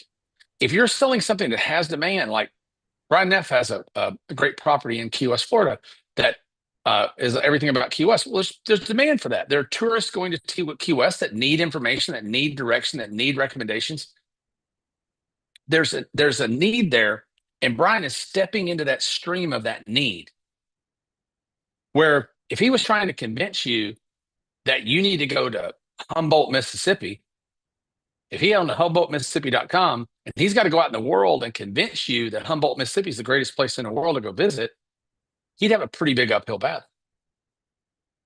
But he's already got a flow of people, millions of people a year, go to Las Vegas, go to Key West, go to Colorado, go skiing. And I know Brian plans to move his model to other tourist destinations. Great model. When you're selling a thing that people need, or you're selling training to somebody for something people need, like Shamor, I was thinking of you the other day. I booked a guy. Were you at AI Bot Summit? Yeah, I thought so. I couldn't remember. I was running and Emma was hurting me like a stray cow. You did that. You did that. Emma did not do that. Don't you blame Emma. Trisha, if you let her into one more of these, I'm going to have to let you go, honey. I'm sorry. Trisha, I write the checks, baby. Don't worry about nothing. I'm kidding. But we paid a guy to come in. You saw the guy that did the show, right? The DJ that did the show. Yeah, Shamor? You saw the guy that we had do the DJ did the show. Man, you'd be a monster DJ. And you could not a monster DJ, you'd be a monster MC for these shows. You'd be awesome at it. And you could teach other people to do it. And if you're teaching other people to do a skill where there is a market, because there's a big market for that, that's okay. But when you're teaching somebody a skill where there is no established market, like, for instance, and I have people on here that do this. I have some friends that are in the hypnosis business. They teach people to be hypnotists. They do all right, but man, it's a hard business now. Because a lot of those people that come out of there have that skill, but they have no clients. Because there's not a great deal of pre-built demand. Where I'm in the pool table moving business, right? You know why? Because there's a lot of demand. You know why? Because not very many people want to move pool tables. But there's a lot of pool tables. You know how many pool tables I'm moving? It's a nice round number. You can figure it out pretty quick. But I'm using robotic equipment to move those pool tables so that my workers can not get fatigued. They got an easier job. It's faster. It's cheaper. It's better.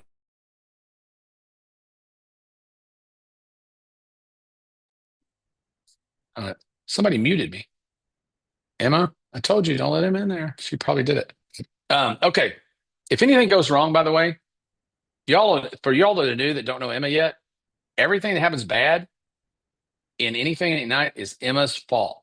You can just let me give you her home phone number real quick. Put Emma's home phone number on the screen. I'm just kidding. Okay.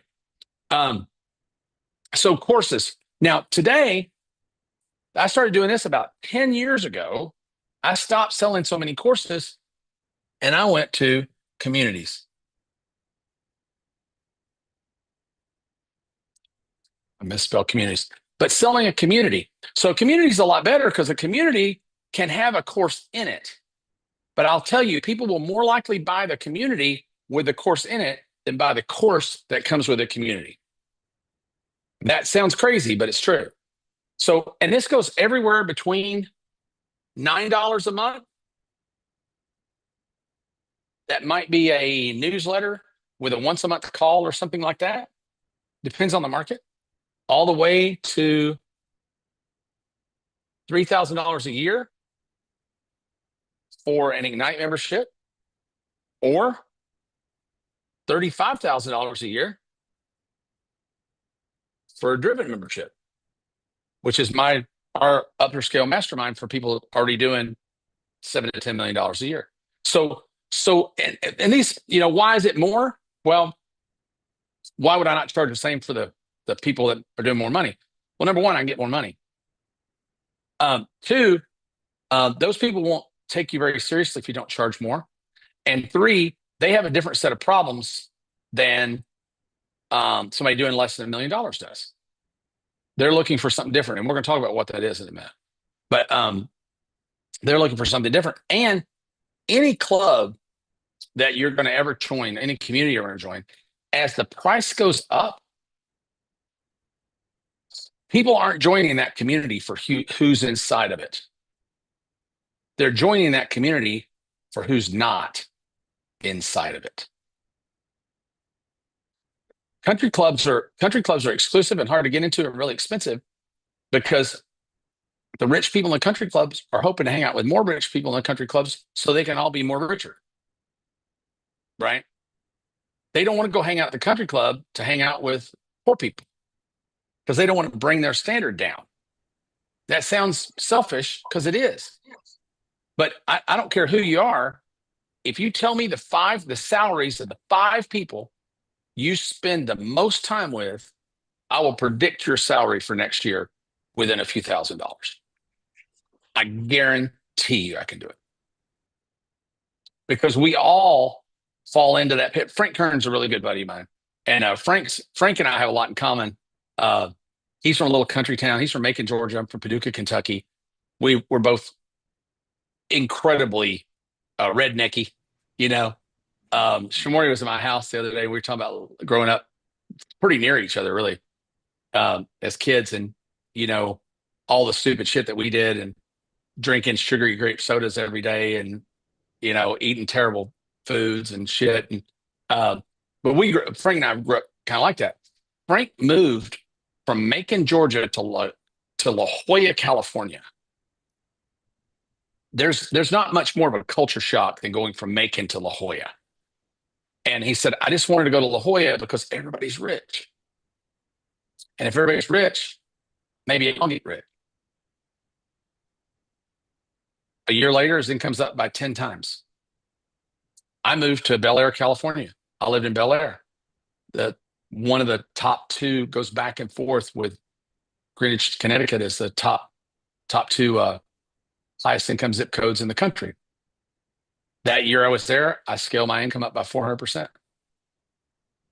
So I think that being around the right people, you do make connections and you do grow by osmosis. And that's the reason, how many of you guys in Ignite right now want to be in Driven? Who wants to be in Driven? A bunch of y'all are getting something in or raising your hands. Yeah. Why? What's the difference? Still going to be me. You get my beautiful face. You actually get more of me, believe it or not, in Ignite than you get of me in Driven. But you get to be around all those other people doing almost $2 billion a year in collective sales in that room of 100 people. $2 billion a year. Well, who doesn't want to be in that room? Right? So communities are really much better. And I think what you're going to find is over here, what we're moving to here is a widget, tripwire widget, that comes with a newsletter subscription. And I call that Community One. Community One. And then Community Two is a more expensive community, the paid community. So this is your free community. Then you got a paid community that can be anywhere from $9 to, $35,000 a year. It just depends. You're probably not going to get very many people go from here and go spend $35,000. They're going to have to get used to you. But the objective here with courses, training, community is to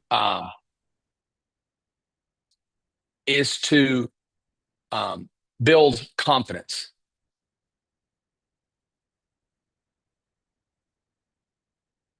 to build confidence in themselves and in you. So Angie loves it when I explain it like this. If you were going to go climb Mount Everest, if you're flipping through and you thought in the back of your head, I might want to go do that Mount Everest thing someday. I can't imagine why the hell anybody would do that. I love all these people that do all this extreme sport shit. I don't do none of it. And they all come back, well, what happened to your leg? Well, I was skiing and I smacked a tree in Aspen and I fell over and the dog peed on me and all these terrible things that happened. Or I jumped out of the airplane, I broke my ankle, or I landed on my head and something happened. I always say, you know where that never happens to me? At the Polo Lounge at the Beverly Hills Hotel, drinking a nice old fashioned. I've never been injured there. Not externally anyway, other than self-inflicted. I don't do any of the adventure stuff. But if you want to go climb Mount Everest tomorrow, and you saw an ad that popped up said, "Go climb Mount Everest, get my amazing maps of Everest," a big poster for Everest to put on your wall, and a hat that says Everest bound on it, right? So you might do that. Comes with my newsletter all about Mount Everest, and it's $4.95.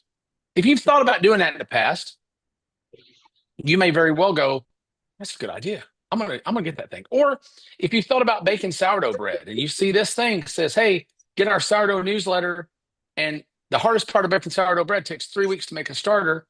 I'll give you a starter that you can use tomorrow for free. Just pay shipping and handling. You might go, you know what? That's a pretty good idea, right? So you'll go ahead and get that. Then you're going to come to here. Let's say it's Mount Everest.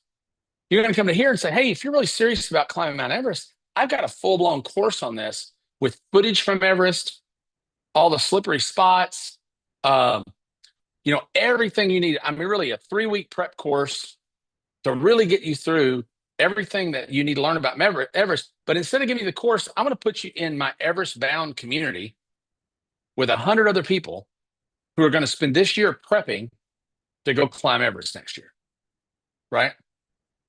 So they join that. Now they get the confidence up to actually think, you know what? Hell, I might be able to climb Everest. I might actually be able to do this. Or you go in my 7-day course on everything to do with bread baking, right? So you go through here. And this is typically speaking courses, coaching, which I hate that word 1,000%. Communities, I love communities better because community can have coaching element. It can have a training element. It can have a support element. It can have a social element. Selling a community is so much easier. A lot of my communities are associations. So I own the Family Protection Association, the American Gun Association, and a number of others I don't tell anybody about because I want you all just going out and copying every damn thing that we do. But I like associations because an association is just a community, but it has a more official name. They tend to have a little bit more authority to them. And people know that it's a good idea if you're into something to join an association. So if you ask them to join an association and they get community out of that, there's a lot more that goes into this. This thing right here, this is an impulse purchase. So that's working on a brain chemical called dopamine. So dopamine is, ooh, look, I got this cool new thing and it didn't cost me hardly anything. This is awesome. So that's how we make impulse purchases. We activate this little piece of our brain with something called dopamine. And dopamine is what you get when you do cocaine. It floods your brain with dopamine. And just like when you do cocaine, dopamine goes away in about 30 seconds or less. So that dopamine high goes away. Cocaine lasts a little bit longer than that. I don't know anything about cocaine, but my brother told me about it once. I don't like cocaine. I just like the way it smells. I'm just kidding. I don't do that shit anymore. I did my share of it, boy. I did a Corvette one year right up there, whole damn car. But that was a million years ago. My heart would explode now. I always say that somebody asked me, I had a buddy of mine once. I went out because we used to party years ago. I said, man, we're in Vegas. I said, man, I'm in Vegas. Let's get some Coke. And I said, dude, I can never do that ever again So why not? I said, because every time I've ever done it in my life, only done it twice, I go crazy and I do it until I run out of money. And now I have too damn much money. So I die before I ran out of money. So I can't start. So don't send me any cocaine to 105. Just kidding. Okay. That's that. You can send, I do still drink Blanton's bourbon though. So if you want to send me some bourbon, I'll take that. But anywho, so associations like in our businesses over here where we do gear for like the American Gun Association, I may sell a t-shirt that has something about guns on the front of it. And then on the next step, I'll say, oh, you're into guns like us. You should join the American Gun Association. And I'm going to give you another premium. So I might give them a mug and a hat and a jacket or whatever to join the association or join the community, right? And that's going to eat into my profit, but I'm getting them to join something that they pay me every month for. You follow? So if I spend $10 on that premium, that second premium, I'm getting them to sign up for $20 a month. I know they stay around for an average of 9 months. So I'm going to get back $180. So what if I spend half of my first month's premium and giving them a gift? You know why I would do that? Because it converts at twice the amount as it does without the gift. If you're being stingy about tripwires or stingy about premiums, it's costing you money. I can absolutely prove it to you. All right. Absolutely prove it to you. So over here, we'll say join the American Gun Association for $19 a month and get this Yeti tumbler, right? Or whatever it is that we're giving away as a premium. I'll get 30% of people, up to 50% of people that do this, that join that. So we'll have a community for bread bakers. On the back of this giveaway, we'll have a community for bread bakers. You follow? Does everybody understand that, how it works? Okay. I don't know how we're doing on time, Angie. If you think we need to break, we can, or I can go. I want to show something real quick before we break, though. 99% of people that I know in this business, they stop right there. And that's the water line. So with me, remember I told you I was willing to make no money here? Remember that? I'm also willing to make no money here. Most people aren't, because that's all they got, right? 95% of my profit comes out of these other two boxes down here that the vast majority of people never fill out. So if you ever had, if I've got a tripwire already and a lead magnet, and I sell a course, that's my business. My guess is you're not making very much money. And could you before? Did I tell a lot of people to do that before? Yes. Could you make a lot of money before? Yes. You know why? Because clicks were a nickel from Facebook, and now they're $1.50 to get somebody to click an ad, where they used to be 5 or 10 cents. The cost of advertising has went up so much that you just can't afford it. Does that make sense? And affiliates want much bigger commissions. If you can't afford to pay a big commission, then affiliates don't want to promote you. I'm willing to pay 100% commission most of the time on box 1 and box 2. Because once those people become members, they get more confident with me, then they really loosen up and they'll open up. If I give them value. Now, if you're going to screw them, you might as well stop there, right? Because they ain't giving you no more money, no how, right? But if you're giving them a lot of value, they're going to always be willing to give you more money. If you give me $1 and I give you $5 worth of value, then you're going to be willing to give me $5, expecting $25 worth of value. As long as I keep delivering on that value multiple for you, you're going to keep giving me money. That's the way things work, right? Always. Never going to stop. If you had if you had a trader that was trading stocks for you and giving you 30% a year return, how much more money would you want to give? It's called Bernie Madoff. That guy, people will just load you up, right? So anyway, I'm going to go ahead and do these other 2 boxes, I think. We're at the 90-minute mark, just giving you a little time frame. I'm going to try to get through these last 2 in 30 minutes. Is that okay? And then we'll break for 15. Is everybody holding out? If y'all need to go pee or something, just get a cup. I can't see you waist down for the most part, nor would I want to. Most of you, anyway. A couple of you, maybe. That one dude looks really good.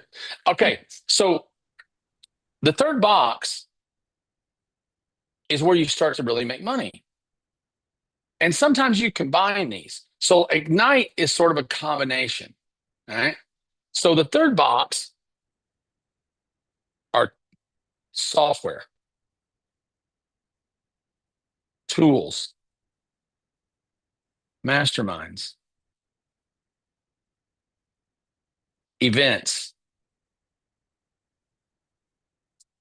and a big one, done for you.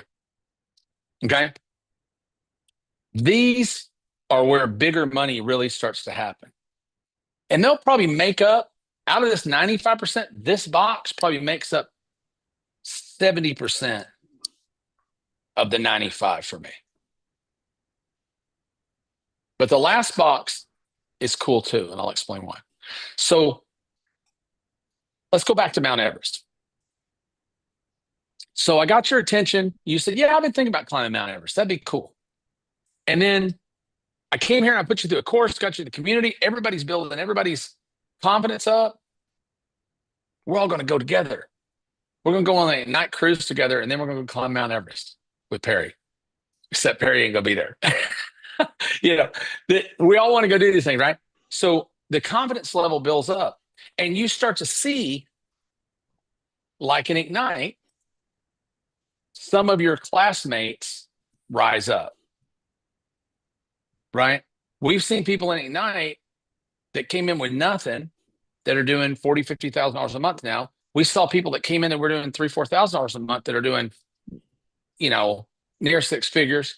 You're seeing people who didn't have an idea what they were going to do that are making $10,000 a month now, at least $10,000, $15,000 a month. So you're seeing, is it the majority of people? No. But it's enough to give everyone inspiration to know that shit, if Shauna Stevenson can do it with her Michelob Light drinking ass, anybody can do it, right? So you get inspiration. So you saw the guy here, the first round of people go climb Everest, and they come back and they got their pictures and they got their trophies from Everest, and they're all talking about how awesome it was. Now the confidence level of this whole group goes up to where they say, you know what? I'm going to do it. I'm going to do it now. I'm ready. Right? So what do? They just get a plane ticket and go, right? Hell no. You got to have tools to climb Mount Everest. You need jackets and picks and maps and GPS devices and satellite telephones for emergencies, backpacks and all kinds of shit. You need tools. You need technology. You're going to want to go to some advanced training because you don't want to fall off that damn mountain. Well, guess what? Starting a business is every bit as dangerous as climbing Mount Everest. Financially, it can be.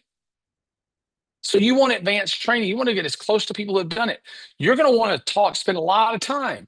Just like in Ignite, I tell people, the people in here that are doing really well, you guys need to latch onto them as much as you can. And don't call them up going, hey, man, I see you're making a lot of money. How can I do exactly what you do in your market? Or, hey, you got some time for me to pick your brain? No, I don't. None. It's not because I don't like you. It's just because, I talk about demand, time, and expertise. What sucky part is when you get really good at something, I'm really good at a couple things now. When you get really good at something and you got plenty of money, Guess what you run out of? Time. When you're broke, you got lots of time, right? And you can choose it. You choose to spend it learning a skill, doing some cheap work for people to learn a skill, some on-job training, or you can watch fucking Yellowstone. It's up to you. Nothing against Yellowstone. I fucking love Yellowstone, by the way. So, but you can spend a lot of time watching TV. I love Dan Kennedy said, rich people got big libraries and poor people got big TVs. How many of y'all got a TV in your house over 50 inches right now? All of you. Don't raise your hand. I know you're all lying. Bullshit. Bullshit. All right. All right. If your TV's bigger than your collection of books squished together, you got a problem, right? So I got more books than I got mountains of books. One of these days I'm gonna learn how to read. I'm from Kentucky.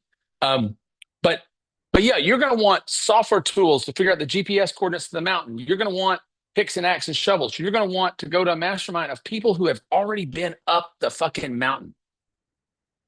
You want to be around the people who have done it. You want to go to events.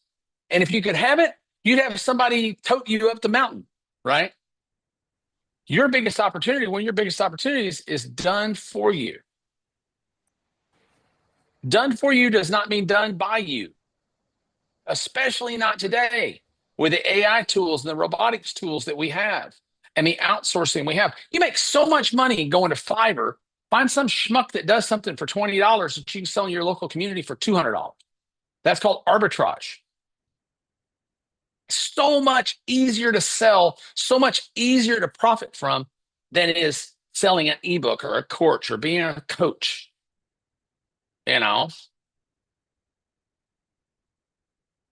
I think coaches are important. I think they're really important. I think that, you know, you got the greatest sports people in the world have coaches. Some of the greatest executives in the world have coaches.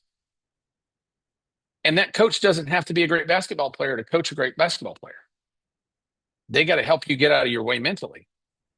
But if that coach hasn't had a good deal of success at what you're doing or hasn't led other people to success, then you're probably pissing money up a rope, right? And you shouldn't be that. If you don't have expertise, then sell a widget, sell software. I talked the other day about Jimmy John's sub shop sold for $8 billion because they make a good ham sandwich. They sell ham sandwiches well. Tell everybody here to make a ham sandwich. You don't have to be an AI guru or robotics guru, a marketing guru, or whatever guru in order to make a lot of money. You just make a good ham sandwich. I promise you, I'll never have as much money as that damn Jimmy John's asshole. That really pisses me off. I met a guy that cleans toilets for a living, that owns $1 million suite at the Raider Stadium, 4 homes, 2 private jets. He has a company that cleans bathrooms in stadiums across America. 4,000 employees. Is that crazy? Banks out around $25 million a year net money. You want to guess how many toilets he cleans? He's a great guy. He's a real slow talk guy. I said, what got you into that? He said, well, I wasn't real good in school and I didn't know how to do much. I just figured I'd do something most people didn't want to do. That was his entire conversation. We had a great conversation. A great guy, by the way. But guess what? Guess what he has in his business? Demand. Toilets have to be cleaned. Parking lots have to be swept. There are certain services that are mandatory. They're not optional. Buying an ebook's optional. Buying makeup is optional.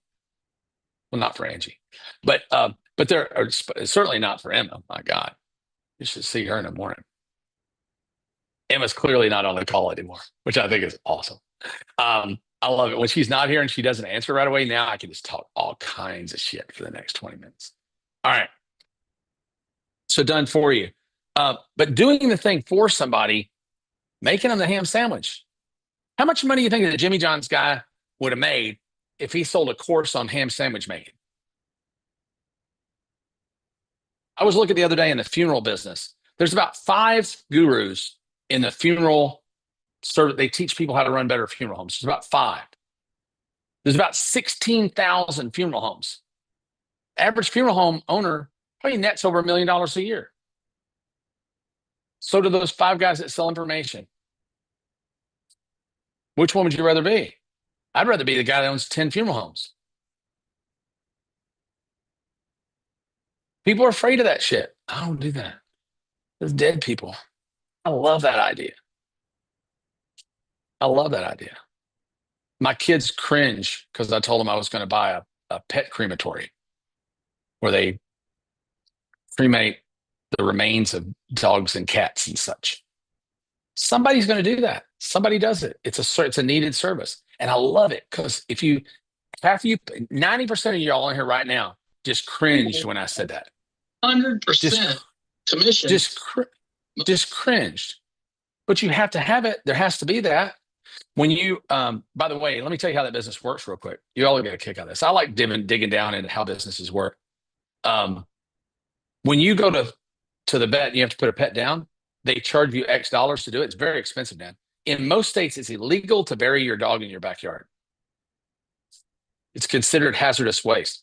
So when you go to the vet's office, the vet has to buy boxes from a crematorium, and they buy this size box for this much, and this size box for this much, and this size box for this much, and they charge you an upcharge on the box. So when they put your pet down, they put the pet in the box, put the box in the freezer, and once a week, here comes the van, picks up all the boxes, drives them out in the country somewhere, puts them in a crematorium that costs $15,000, not that much money.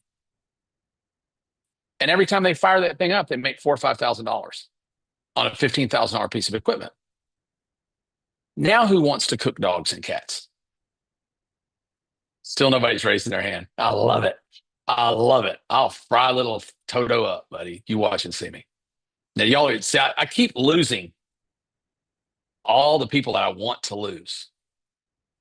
Right? Now, Suzanne says she cooked that. She'll cook food. She'll cook food. Hey, not Fufu, though. Wait a minute. All right. Fufu the cat runs around here. You'll see her. I can't believe she's not tried to get in the shot yet. My cat loves being on camera. All right. So, does everybody get that? This is an aggregate where you're going to make a lot of your money. So, like with Ignite, I tie in community and software together. So it's kind of a hybrid, right? Because I want to give you community, coaching, events. So Ignite is a business that ties these together. And I suggest to a lot of people, if you want to know what to do, go start an Ignite. Just do it in a really specialized field. If you start Ignite for DJs, or you start Ignite for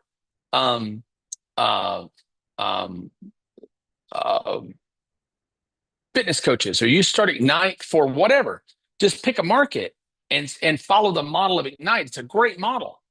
You get decent money out of it. Nobody ever leaves. The delivery it's a lot of time for money. You know, I spend a lot of time putting together events, delivering events.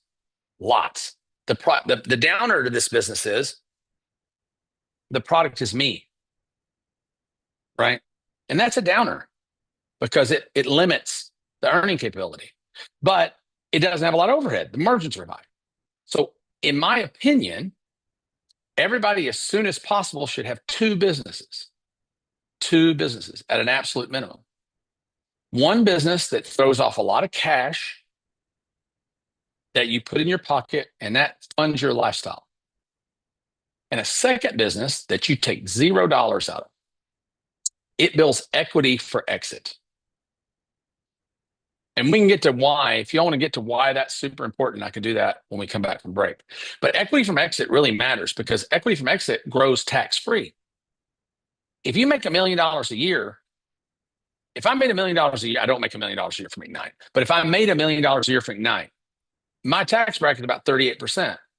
So I'd be paying $380,000 taxes. So I'm really only going to get $620,000 of that. Is that right? Is that math right? I'm going to get $620,000 out of that. If I've got one of my other businesses that I'm going to exit, it's being built. The two businesses are engineered and built completely differently. They're completely different.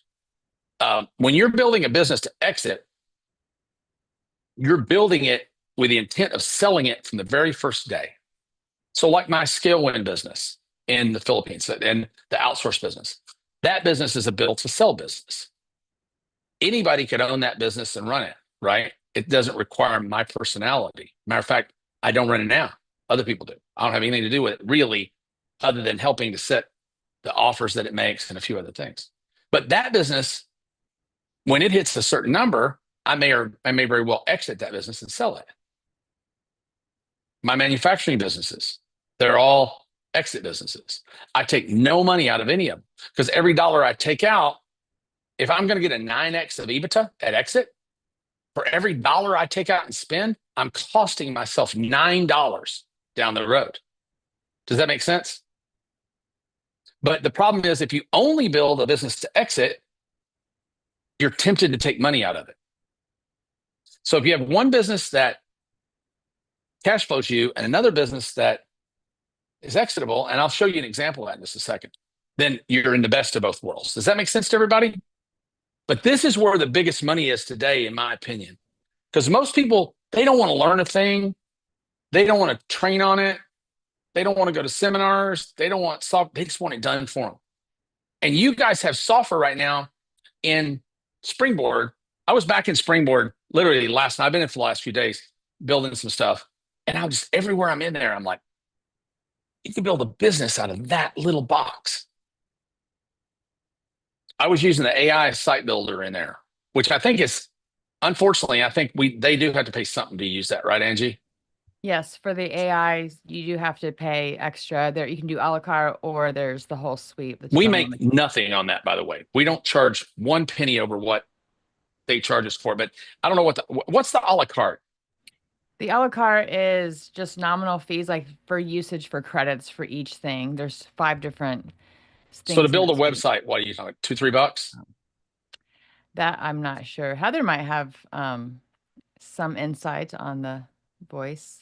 But that thing, man, I went into the AI thing and built a website, just told it what my business was.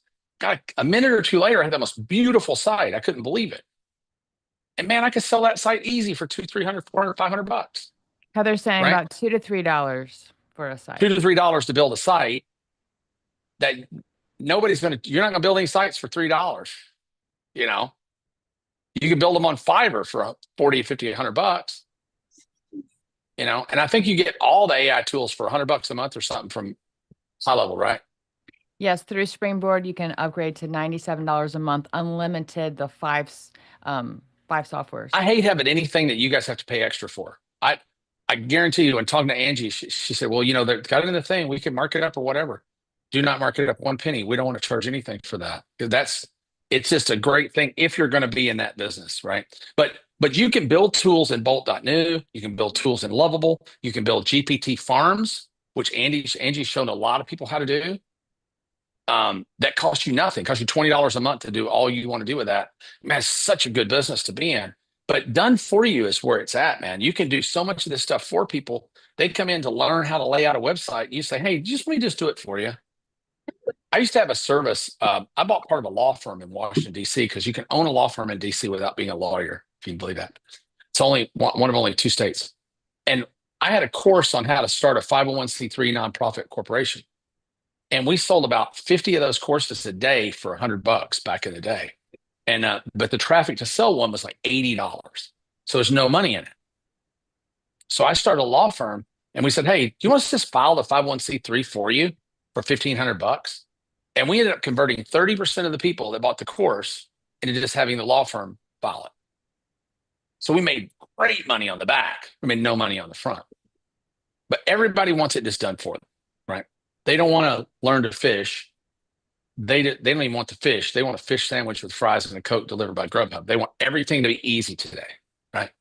And then, so what that box represents: speed and automation. And you can put supplements into that. So for instance, if I sold you a treadmill tomorrow, look at my handwriting. I have that penmanship of a serial killer. If I sold you a treadmill tomorrow and you crossed the chasm and bought the treadmill, and I said, hey, by the way, Angie, everybody that uses a treadmill, they usually lose 3 pounds a month on the treadmill. But if you take the supplement, on average, they lose 6 pounds a month. You want to add the supplement to your order? Bet your ass they're going to want to do it. People will always, this is a law of people. People will always pay additional money to do the thing they've committed to doing, because here you're trying to get them to commit. Here, once they've jumped the broom and committed to the process, they will always spend additional monies to get there faster with less effort. That is a law. It's a human nature law that can't be fiddled with. Does that make sense? Speed and automation. So, for instance, back to Everest. They're going to need tools, software, mastermind events. They can't get done for you. They might get physical supplements that they need to increase their lung health. They may get a device that helps them to exercise, or breathing device that teaches them to exercise their lungs better. But like in the bread business, right? You go here, hey, you want to get the sourdough starter? Yeah. You go here, you take the bread course. And then here in the bread course, I'm like, hey, you ever thought about making bread, selling it? Just because your name's heroin doesn't mean you got to go around selling it. Anybody? Anybody? Come on. Who knows that one? Look at Shamori knows it. All right. But yeah, you ever thought about selling it? Right? Did anybody put it in the chat? I'm just wondering if anybody really knows. Nobody knew. Nobody said it. All right, that's okay. Yeah, exactly. So, man, my grape soda buddy right there, boy, you know though. But yeah, now they go down here and say, hey, if you ever, we're buying $10,000 for the freaking bread ovens, because I don't want to bake 2 loaves of bread anymore. I want to bake 10 at a time. So to do that, I need a $5,000 oven. I own 2 of them, right? Whoever's selling me those ovens, I promise she's making $2,000 an oven on me. And I'm not going to go in the business of bread making without getting in another mastermind, another event. I'm going to get software to run my bread making and delivery business out of. Another version of Go High Level like Springboard, just for the bread business, custom built for it. If y'all don't know this, you can buy the base that we use to build Springboard on for $500 a month, customize it and resell it as much as you want. The customization, depending on how much you're customizing it, we're probably $30,000 to $40,000 in our customization. I'm guessing, Angie, right? Because I think that we were doing the math the other day with Emma, and it was way more than I thought. It costs us about, I think it was $6,000 or $7,000 or $8,000 a month with people, software, additions, plugins, and everything else for us to run Springboard. But we've got 1,000 people using it, right? So it works out. This is a very profitable model if you do it the right way. So that's this box. Then lastly, this box makes the other 25% of the money. I might make 5% up here if I'm just killing it. I'm making 5% of what I'm grossing up there. Then I'm going down here, I'm making 70% of the other 95%. And then down here, I'm making 25% more. And the only reason this 25% at the end is so good is because that's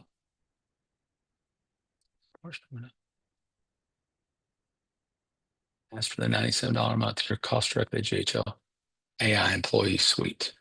Oh, that's cool. So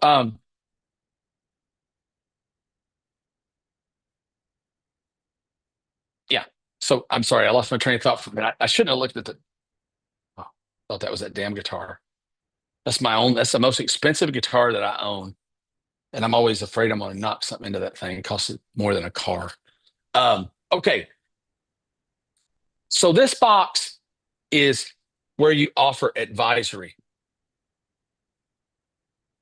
consulting, equity, inclusion, right? Private, I call it private client. Now, this box for me, for Perry, so this box over here, I do all this. For all of our businesses, we've got whatever the speed and automation. For obviously the Ignite business, this is here. For the survival preparedness business, we do events. We have some done for you. We sell some supplements for survival preparedness. We sell gun oil that makes people shoot straighter, or sights and things like that. We have we host competitions and things like this. So there's different things you can put in this box. If you want to be a marksman and you want to be the greatest at in the world, well, come out to one of our live events and we'll have the world championship fast draw pistol shooter in the world teach you how to do that for $10,000. And this guy that paid me $495 for something up here will end up paying $10,000 to come to a firing range and shoot with Jason Hansen, right? So it's kind of crazy. But down here, this doesn't apply to most consumer. This applies mostly to B2B. And I always encourage you to sell something that has money associated to it. The reason why people make irrational monetary decisions, they can rationalize a decision. So let me give you an example. It's my favorite example to give. I'll give you 2 books. How to Raise Earthworms. How much is that book worth? Maybe $10. Now, how to raise, sell, and profit from earthworms. How much is that book worth? It depends. How much can I make? Because once somebody decides, like, to buy a course on baking bread, people are probably not going to spend more joining community here, not more than maybe $20 a month at the most to join this community. But to go down here into the bread baking for profit business, it's $3,000 a year. Plus, they're going to have to jump the broom to buy at least $3,000 worth of equipment to start. The guys at Asphalt Kingdom sell a course for like $97 on parking lot striping. Then they bring you into a community that's like $100 a month. So you get bit by the snake and you go down to their place in Florida for $1,000 for a week to learn the business. And you leave coming back toting an $18,000 trailer full of equipment. It's the same business. Doesn't matter what you're doing. The best businesses end up filling all the boxes. Does that make sense? They fill all the boxes. Then you get to advisory. So for me, I kind of put driven into this. This can be a high level mastermind. Can go down here, but it's not really a fit, but here it is for me. So anything I charge people, I will never charge people who don't have a way to ROI it very much money. Ethically, I can't do it. And I'm not, believe me, I ain't Mother Teresa. Y'all know that. But I just can't see taking somebody who probably is not going to ROI their investment and asking them for a lot of money. I think even if they want to pay it, I don't take it. Because it ends up, by the way, it's advice for you too. It ends up biting you in the ass. If you take money from people who don't have a vehicle to monetize it, they're going to end up hating you because nobody looks in the fucking mirror and takes responsibility. That's just the truth of that. They're going to end up hating you for not being successful, right? But advisory, for me, that's I charge $10,000 a half day, and I don't do 2 in a day. I only do a half day. But if I do a whole day, it gets stupid because people start staying just for the sake of staying. So what I'll usually do is do the morning and lunch, or I'll do the afternoon and dinner, and it's 10 grand. And people come in and they just say, "Let me show you where I'm at. What would you do?" Or I charge $100,000 a year against a percentage of equity with an equity option, one or the other. And I get way more offers to do that than I take, because I can't have equity in more than about 8 businesses at a given time. It's about all I can maintain. But these people all come as a result of, at some time, they bought a $5 thing, or they attended a $97 workshop, or they stumbled into a live event as somebody's guest, or they saw a YouTube video. So they came in very small. Then they built confidence in knowing me over. I'm fortunately in this business, I say there's a benefit to being old. A lot of you guys have been following me around, buying stuff from me, learning from me for 10 years, 15 years. I know a lot of you, right? So you've already built confidence in me, I guess, or you wouldn't be here. But some of you still haven't built confidence in you. And I think it's because you haven't gotten that, where is my end, right in your head. You don't know where to start because you don't know where the fuck you're going. If I said, hey, can I borrow your car? Yeah, where are you going? I don't know. How are you going to find your way back? Why do you want to borrow the car if you don't know where you're going? Right? It's so ludicrous when you think about it, isn't it? It really is. So figuring out that end is everything. But down here, advisory and driven and consulting and equity inclusion, where I take a piece of equity in the business or an option, or what I call my private client people, that I only have a handful of these people, but I charge them a lot of money. I do those more because they're interesting to me. And this one,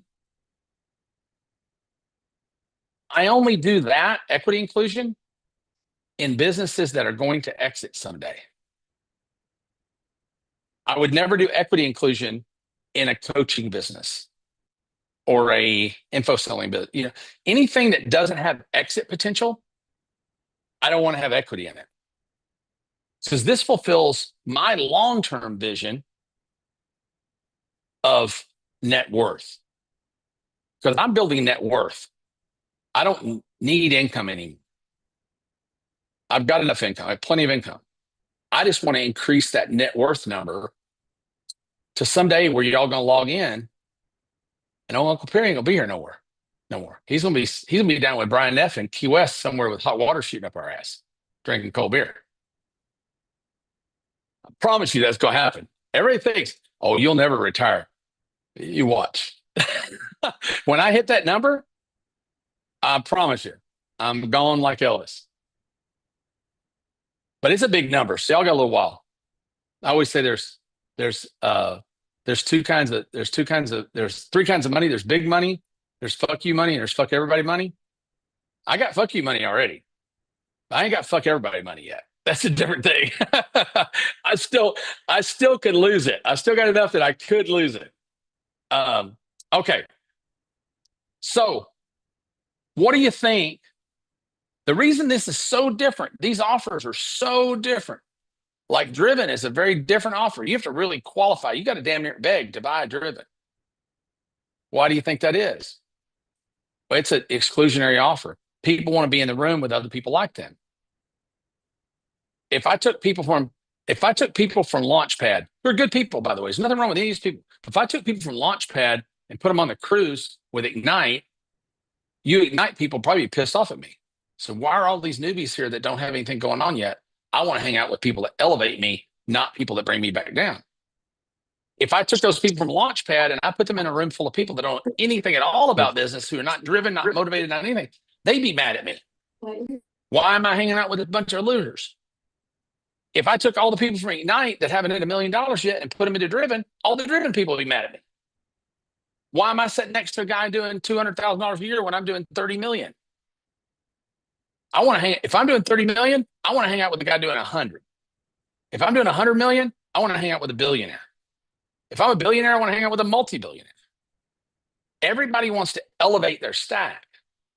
And that's what's great about masterminds, because masterminds are the only way in the world to buy your way into the room. But if you're going to do masterminds and you're going to host masterminds, you have to have that no assholes policy, like we do at Ignite, Driven. All of my masterminds have that. If you're an asshole, you're out. No matter what, I don't give a shit how much money you got. I've damn near taken multimillionaires out by the ear out of masterminds before. Literally had them escorted out with security for just being an asshole. I don't care how much money you got. You're not going to screw up my community. If you allow them to do that, you won't be around long. You really won't. By the way, if any of you guys are watching on YouTube or whatever, you want to know more about Ignite, I'm not selling it here at all or anything else. Ask somebody in the chat there at YouTube or whatever. I'm sure there's Ignite members in there that can give you their opinion of it and, you know, answer whatever questions. I'm not offering anything for sale on this talk. So what do you think the purpose of box 4 is? What do you think the purpose of box 4 is? Anybody? I love how Zoom just randomly picks somebody. Do you want to send a direct message to Dan? What the hell would I want to do that for? I don't know, Dan. Elevate, make money. There you go. Mike's been around long enough. It's mistake avoidance. It's mistake avoidance. They're not here to learn to make more money. They're here to not lose what they already got. That's a reason I have to address the Driven group completely differently. When you guys are trying to get to your first million, forget about risk, forget about regulatory. I'm not saying that legally. Don't take my legal advice. Forget about everything else. Just go out there and bust your ass till you get to $1 million a year. Because until you hit $1 million a year in gross, you don't have a business. Not really. You got a hobby. Unless you're just doing something that's pure profit, which there aren't really hardly any of those. Until, you know, a damn convenience store grosses more than $1 million a year. A McDonald's grosses $2.2 million a year on average. Come on, $1 million is not much money. Crumble Cookie does $1,600,000 a store. Nothing But the Cake does $1.2 million a store. So $1 million is not a big business, right? To get to $1 million. But when you get to $1 million, now you got something that a guy like me can go into and show you how to turn the dot. Look at that. What's that look like I'm doing? Neff, come on. If I got a giggle out of the room. But you get a guy like me, then I can get you from the million to 3 or 4 or 5 or 10 million really quick. That first million's a bitch. It's really rough. The second one will usually come within 6 months of the first one. And then you're off to the races. And then people tend to stall out about 5. They have another stall out period. It's called No Man's Land. There's a book about it. So those are the 4 boxes. All right. This is what I have. And so now if you got questions, Angie, we can do questions now, or I can do questions when I sit back up to do demos. Why don't we I'm do kind of on a roll. now? I'm feeling pretty good. Yeah, why don't we do a few now? If anyone wants to raise their hand, and if you have any questions. Anybody got a question? I love it. I love it when nobody has questions after 2 hours. You're like, There was a question earlier. Let's see if I can find the question. It was from Dan. So the first tier you pay out 100% on commission, so that means you double expenses. Then ship out, tripwire, gift, cost 5. Dan, do you want to come off camera and ask that question? Maybe Heather can go no, first. come up on camera. I'm not going to take any questions live unless somebody wants to show their face. I'm out here showing this face, and it's a rough face. So you gotta, I don't feel sorry for you. All right, we got Heather. You want to take a question from Heather while we're waiting? Yep, go ahead. Yeah. Heather, go ahead. Hey, yeah. So my question to you is on this, because I've seen this a couple times with you, and I'm just thinking differently now. I really want to go into a niche, and I just wanted to ask, where are you? I mean, you're brilliant, but where could someone like myself look for certain niches that I could start to create? Like you talked about the trainer business and the sourdough business, but like I'm just looking to create this and maybe another niche, and just wanted to get some ideas on what you suggest on how to really I find started those the bread niches. baking thing because I baked bread.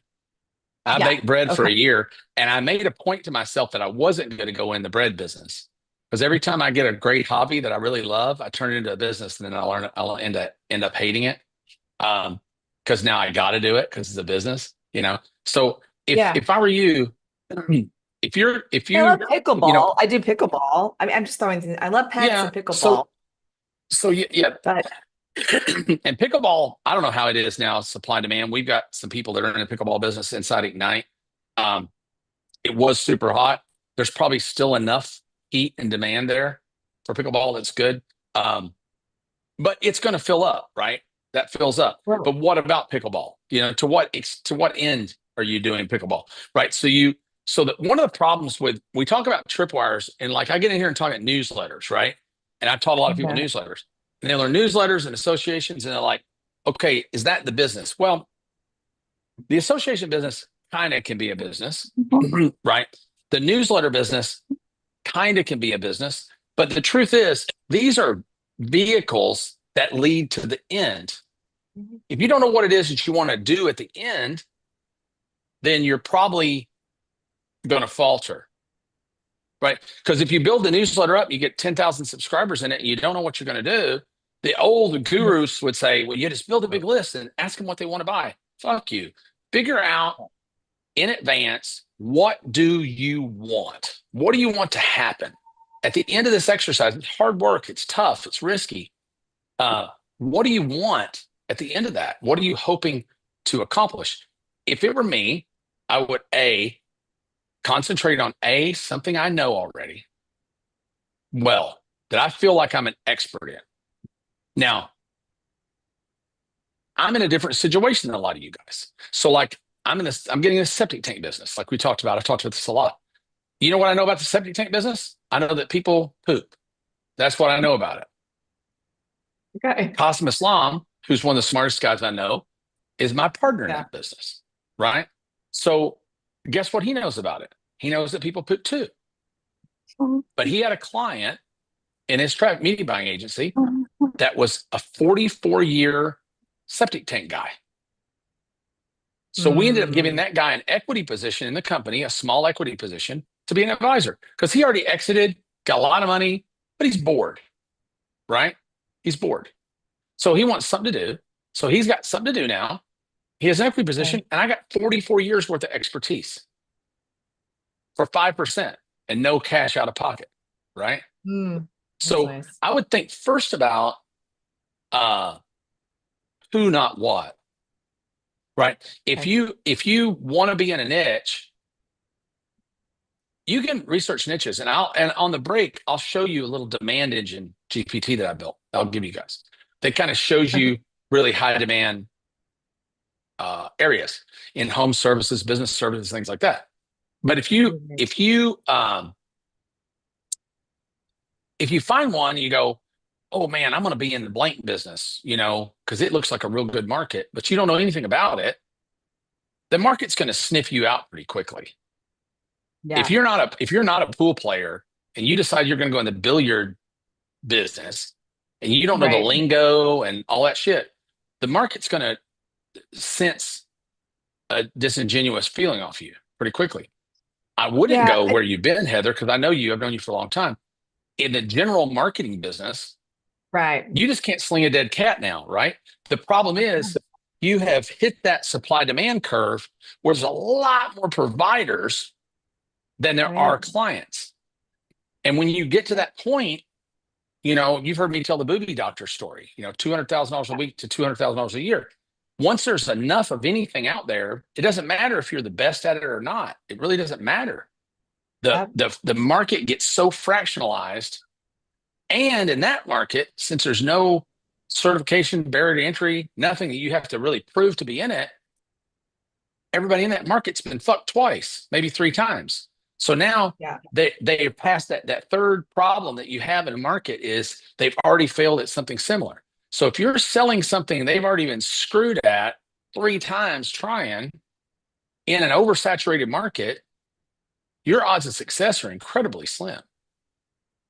The market Yeah. we're in right now, the market I'm teaching right now in Ignite, I'm surprised every day that we do as well as we do. Frankly, I really am. Yeah. Because if we didn't deliver a ridiculous dump truck of value, we couldn't be in this business. I could take 20% of what we do and go be in the roofing training business, the roof marketing business, or better yet, start a roofing company. If you know how to market roofs, go find yourself a partner. We've got a guy in Driven, Moses, who I just love Moses. Moses is a Mexican-American guy. I joke that he barely speaks English. That's not true. But he speaks English with a very heavy Mexican accent. He has a $60 million a year roofing business in Minneapolis. $60 million. Wow. He's never been on a roof. Not in his whole life. He has a partner that runs the crews, does all that. He runs the marketing and sales team. The partner, as soon as they get the job, he's done. And he's throwing off about $10 million a year, $6 to $10 million a year his way. And so is his partner every year. But if you get a partner, like if you go get another marketing partner, if you get 2 people that have the same skill set, one of you is totally useless. Right? And we tend to do that as marketers. We tend to find people that are like us. We tend to find people that we like. Right? And when you do that, 50% of that partnership has no value. That's the reason I tolerate Emma and Emma tolerates me.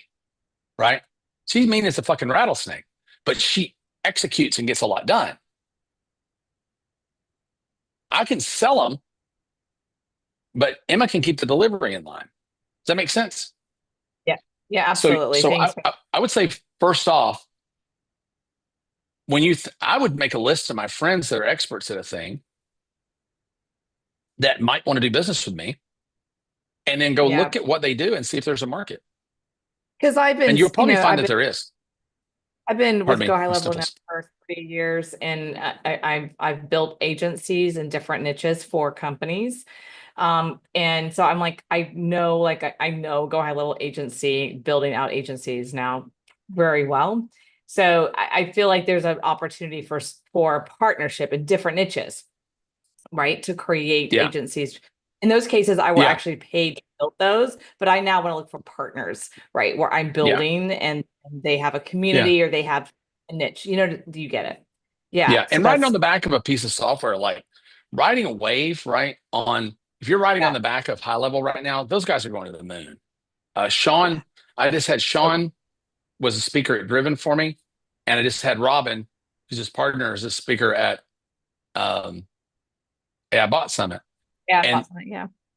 That company's worth billions of dollars now. It's 6 years old. It's worth billions of dollars. Okay. Those guys are both likely to be billionaires someday.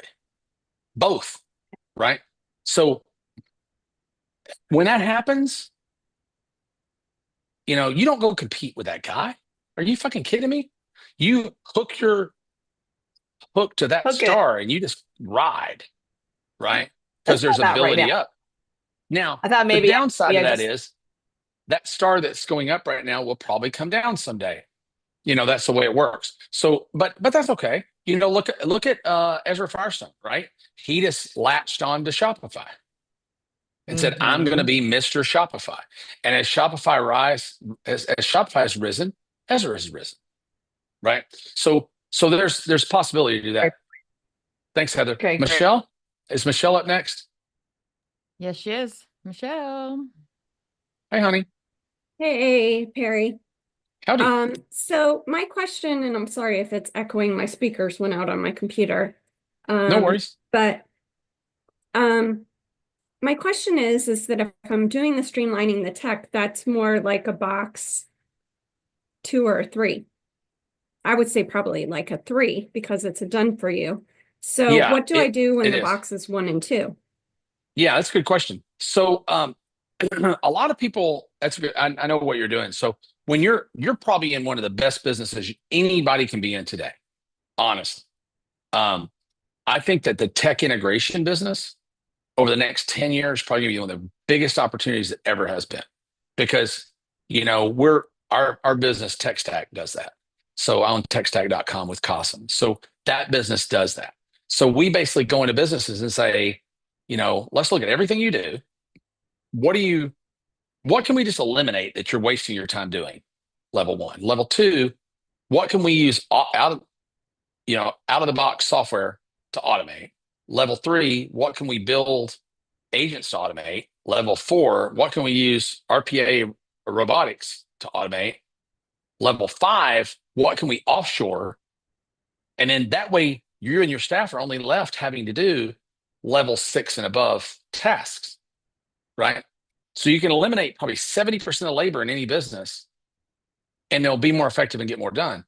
If you were at AI Bot Summit, there was an interesting slide I showed that blew people's minds, that for every person tech companies are laying off right now, they're adding millions of dollars per person to their bottom line. Now, that's not because they were paying those people millions of dollars. It's because A, they got those people out of the way of progress, number one. And number two, whatever automation solution they put in place was multiple times more effective than the human they were paying a much bigger salary to. Does that make sense? So Yes. if you can't sell that to a company, you can't sell anything. That's selling money at a discount. It's the easiest thing in the world. Answer your question now.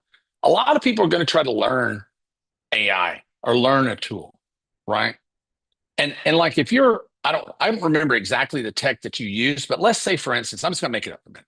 Let's say for a minute that most of your stuff is around accounting and you do a lot of it in QuickBooks, but you know how to make QuickBooks do things that nobody else knows how to make it do. I'm just going to make that up. So bear with me for a minute for sake of everyone else here. So you could have a course on QuickBooks wizardry in Coursera or Udemy or somewhere like that. You could have a lead magnet here that has templates for that. Templates are great here, by the way. Templates in box one are really good. So you could have templates here, spreadsheet templates, like Janet I saw in here. She could sell spreadsheet templates for $5. And then those people trying to automate Excel or whatever, she's an Excel person. Then she sells them a whole course on Excel. And they get in it and go, man, that sounds cool. That was so smart. I really want to learn to do that, but I don't have any time. Now you say, oh, it's okay. I'll just do it for you. But it gives them the ability to build confidence in you, because the problem is when you're head-oning with people, when you're going head-on with people and you're saying, hey, let me just take over and I'll handle all your software automation. I don't know you. I don't have any confidence in you. But if you were my college professor that taught me biology, right? And later I needed to hire a biology consultant, you're probably the first person I'd go to, because I spent a whole semester taking biology from you. Does that make sense? I know that you know your stuff. So if I were to go to like a chamber of commerce, like Yeah. what would my offer be? It could be anything. It could be a training. It could be a private workshop. I'll tell you, if you, in the break here, we're going to take it a minute. You guys are to hit up Angie. If you want to take a break for the next 10 minutes or so and go pee-pee, because I'm going to stick you on the break. So you're going to go Sounds good. tinkle. I'll go tinkle. Yeah, because Angie's doing Chamber of Commerce right now. She's doing Chamber of Commerce meetups and crushing it. But she figured out some really smart stuff. So she's giving them a result at the meeting that they go, holy shit, how did you do that? Well, you know how I did it? It's called magic. And if you want to know the magic, come over and I'll teach you the magic trick. And she picks up multi-$1,000 a month clients from that. I think, I don't want to speak for her, but I think 1, 2, 3 per talk. So she's getting a lot of great leads, a lot of good people. And these chambers are dying for speakers. These little local things. Everybody wants to get on a big stage and speak before 7,000 people. I'll tell you a story. I was at Russell Brunson's. I did end up making $100,000 off Russell's thing, but I spoke to Russell's. He had like 5,800 people in the audience. I made $100,000 the following Monday with a webinar from the people I met at Russell's. But when I left Russell's, I flew to another event, and I spoke at an EO event that had 21 people at it. I got 2 clients out of that, and those 2 clients have paid me in excess of $100,000 in the last 12 months, the last 18 months. So the big stages aren't always the best stages. They're good for your ego. I always say it's like peeing on yourself in dark pants. It gives you a really warm feeling, but nobody notices, right? When you go speak at those little events, and they're just blown away by the littlest of thing you can do. They really are. And if you can show them how they can reduce labor right now, labor's killing small business. Labor is killing small businesses right now. Employees are holding people hostage. If you show them how to automate processes, be more efficient, dude, you make a lot of money. You look at Emma's business. Would I rather be in my business? If I wouldn't rather be in Emma's business. I don't want to be in Emma's business. But if I had to sell my business or sell Emma's business, I'd rather sell Emma's business all day long and twice on Sunday. Because there's not very many people that are selling operation services. Everyone's selling marketing services. So Emma's, she's in a blue ocean. She's got this. She's got demand.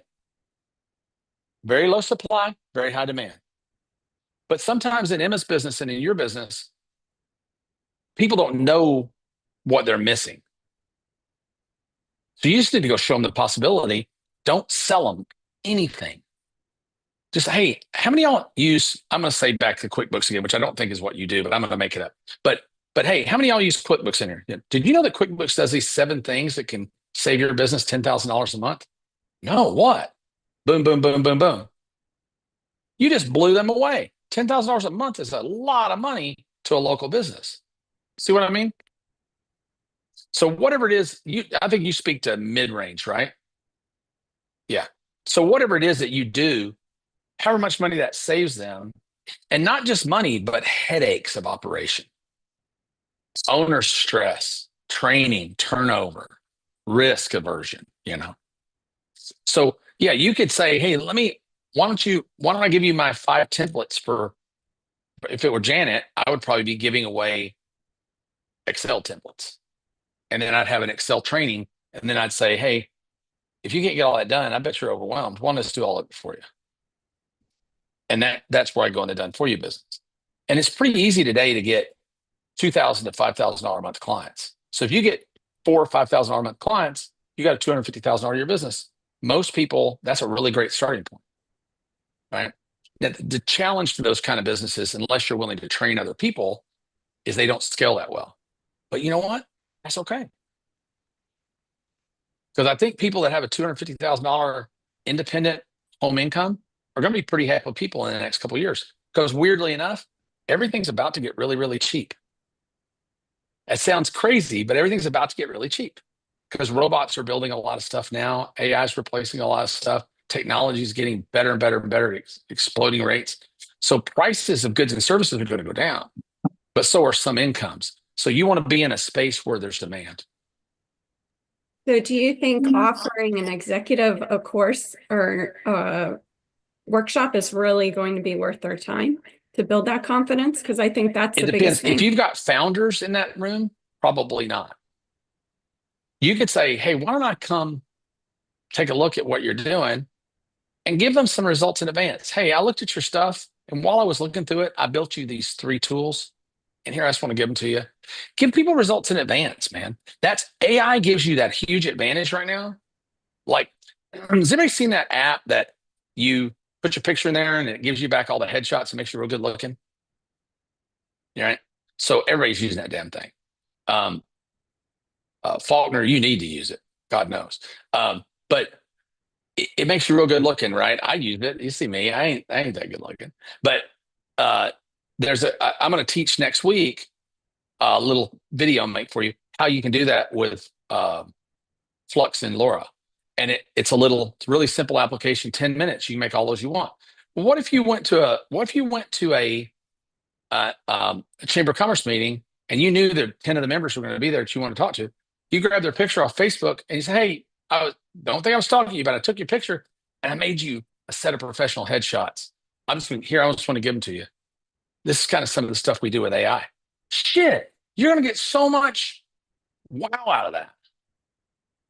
Did Angie show you guys how she's doing it with the LLM, the Google LLM? Notebook the LM. I'll show it on the break. Oh my God, it's crazy. Watch what she does. I got to move on though, Michelle, to next one. Thank you so much, honey. Christina? You can be long-winded. Chop, chop. Okay. Hey. So I did a workshop. I love building bots. I think they're amazing. I've been building my own bots and I really was fascinated at the AI Bot Summit, how you were humanizing the bots. So I built my own and I was teaching people how to humanize their bots and they were just like eating it up for breakfast. And I sold my bots to them at the end and like I sold like almost 100% of the room.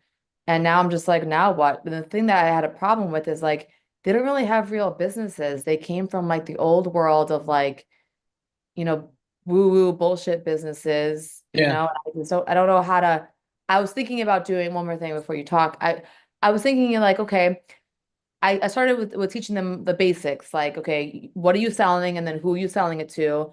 And then now we're going to go into the organic with the faceless videos and to build that out. Ugh. I'm like in the marketing business. I'm like, what's going on? What am I doing here? Well, I tell you, you're not in the marketing business. You're not in the marketing business. You're in the dreaming business at that point. So you could go out knowing what you know about to do right now.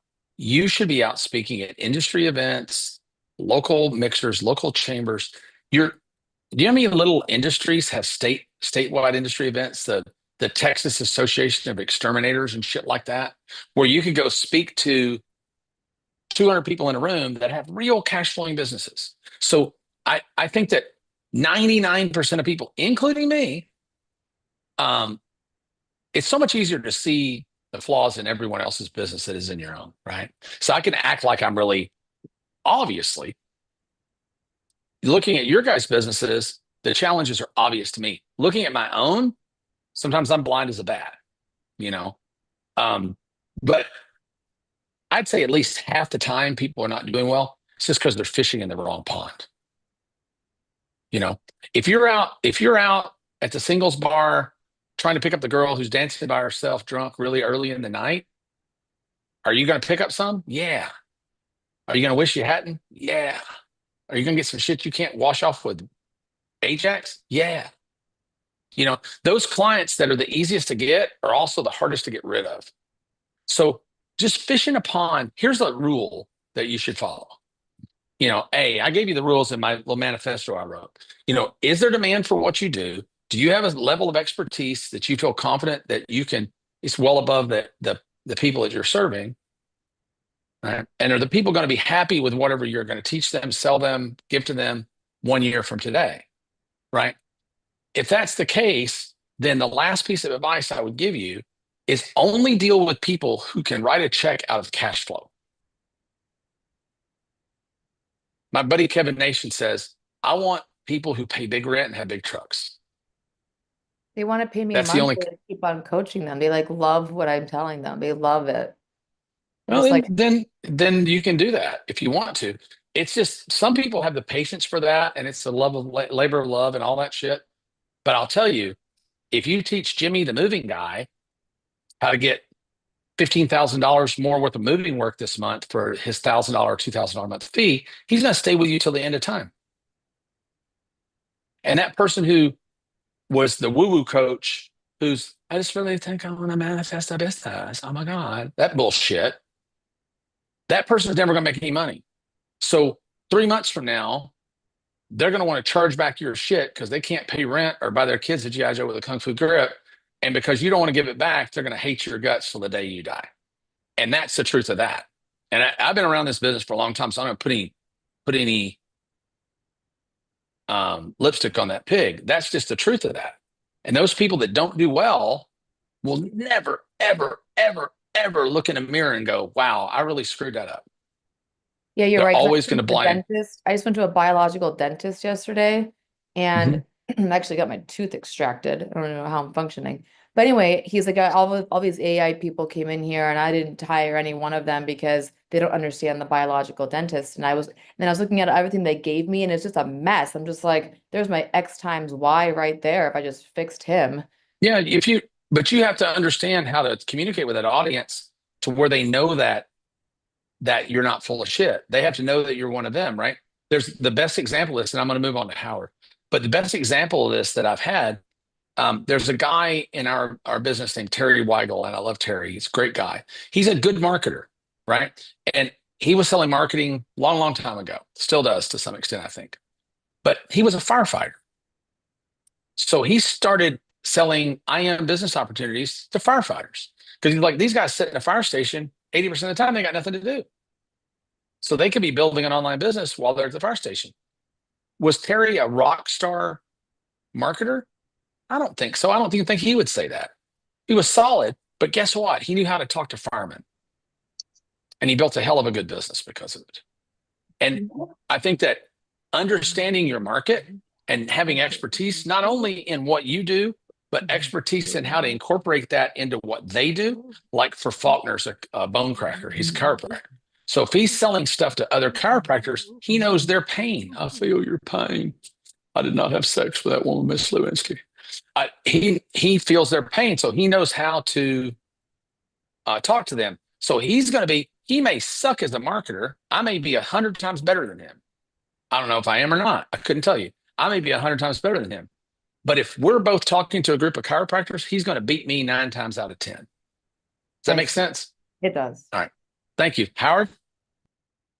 Howie. Back for more abuse. How are you doing? Huh? Back for more abuse. Yeah, good. All right. So I'm working Get a haircut. on doing done-for-you services for local businesses and home service businesses and also restaurants, doing AI chatbots and voice assistants as sort of a starter plan. Eventually going into more of the implementation like you just described earlier that you're doing with So I'm laying out my roadmap for the 4 boxes, starting with the box 1, doing a quiz assessment quizzes, things like ebooks, custom GPTs, like prompts, things like that they can use to get quick wins. And going into box 2, I'm a little, I could do a course, for the people that I didn't want to take on as clients. I can send them to how to implement AI for you in your business. Just don't waste a lot of time on it. You don't want to waste a lot of time on that right now. You got something that's super, super, super hot in AI voice assistants. I think that's probably the biggest entry point opportunity in local right now. Yeah, I think so. Restaurants are okay. Home services are way better. There's a reason for that. Restaurants get beat to death.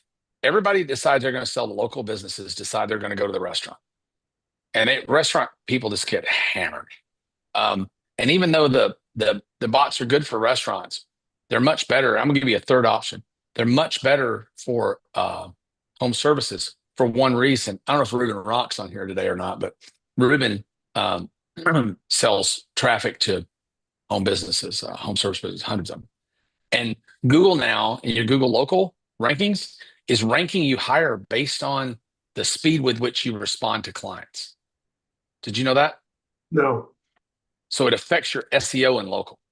So if you've got voice bots that can respond to people right away, that are getting their calls answered, and they're getting answers and they're staying on calls, Google's going to move you up in the search rankings.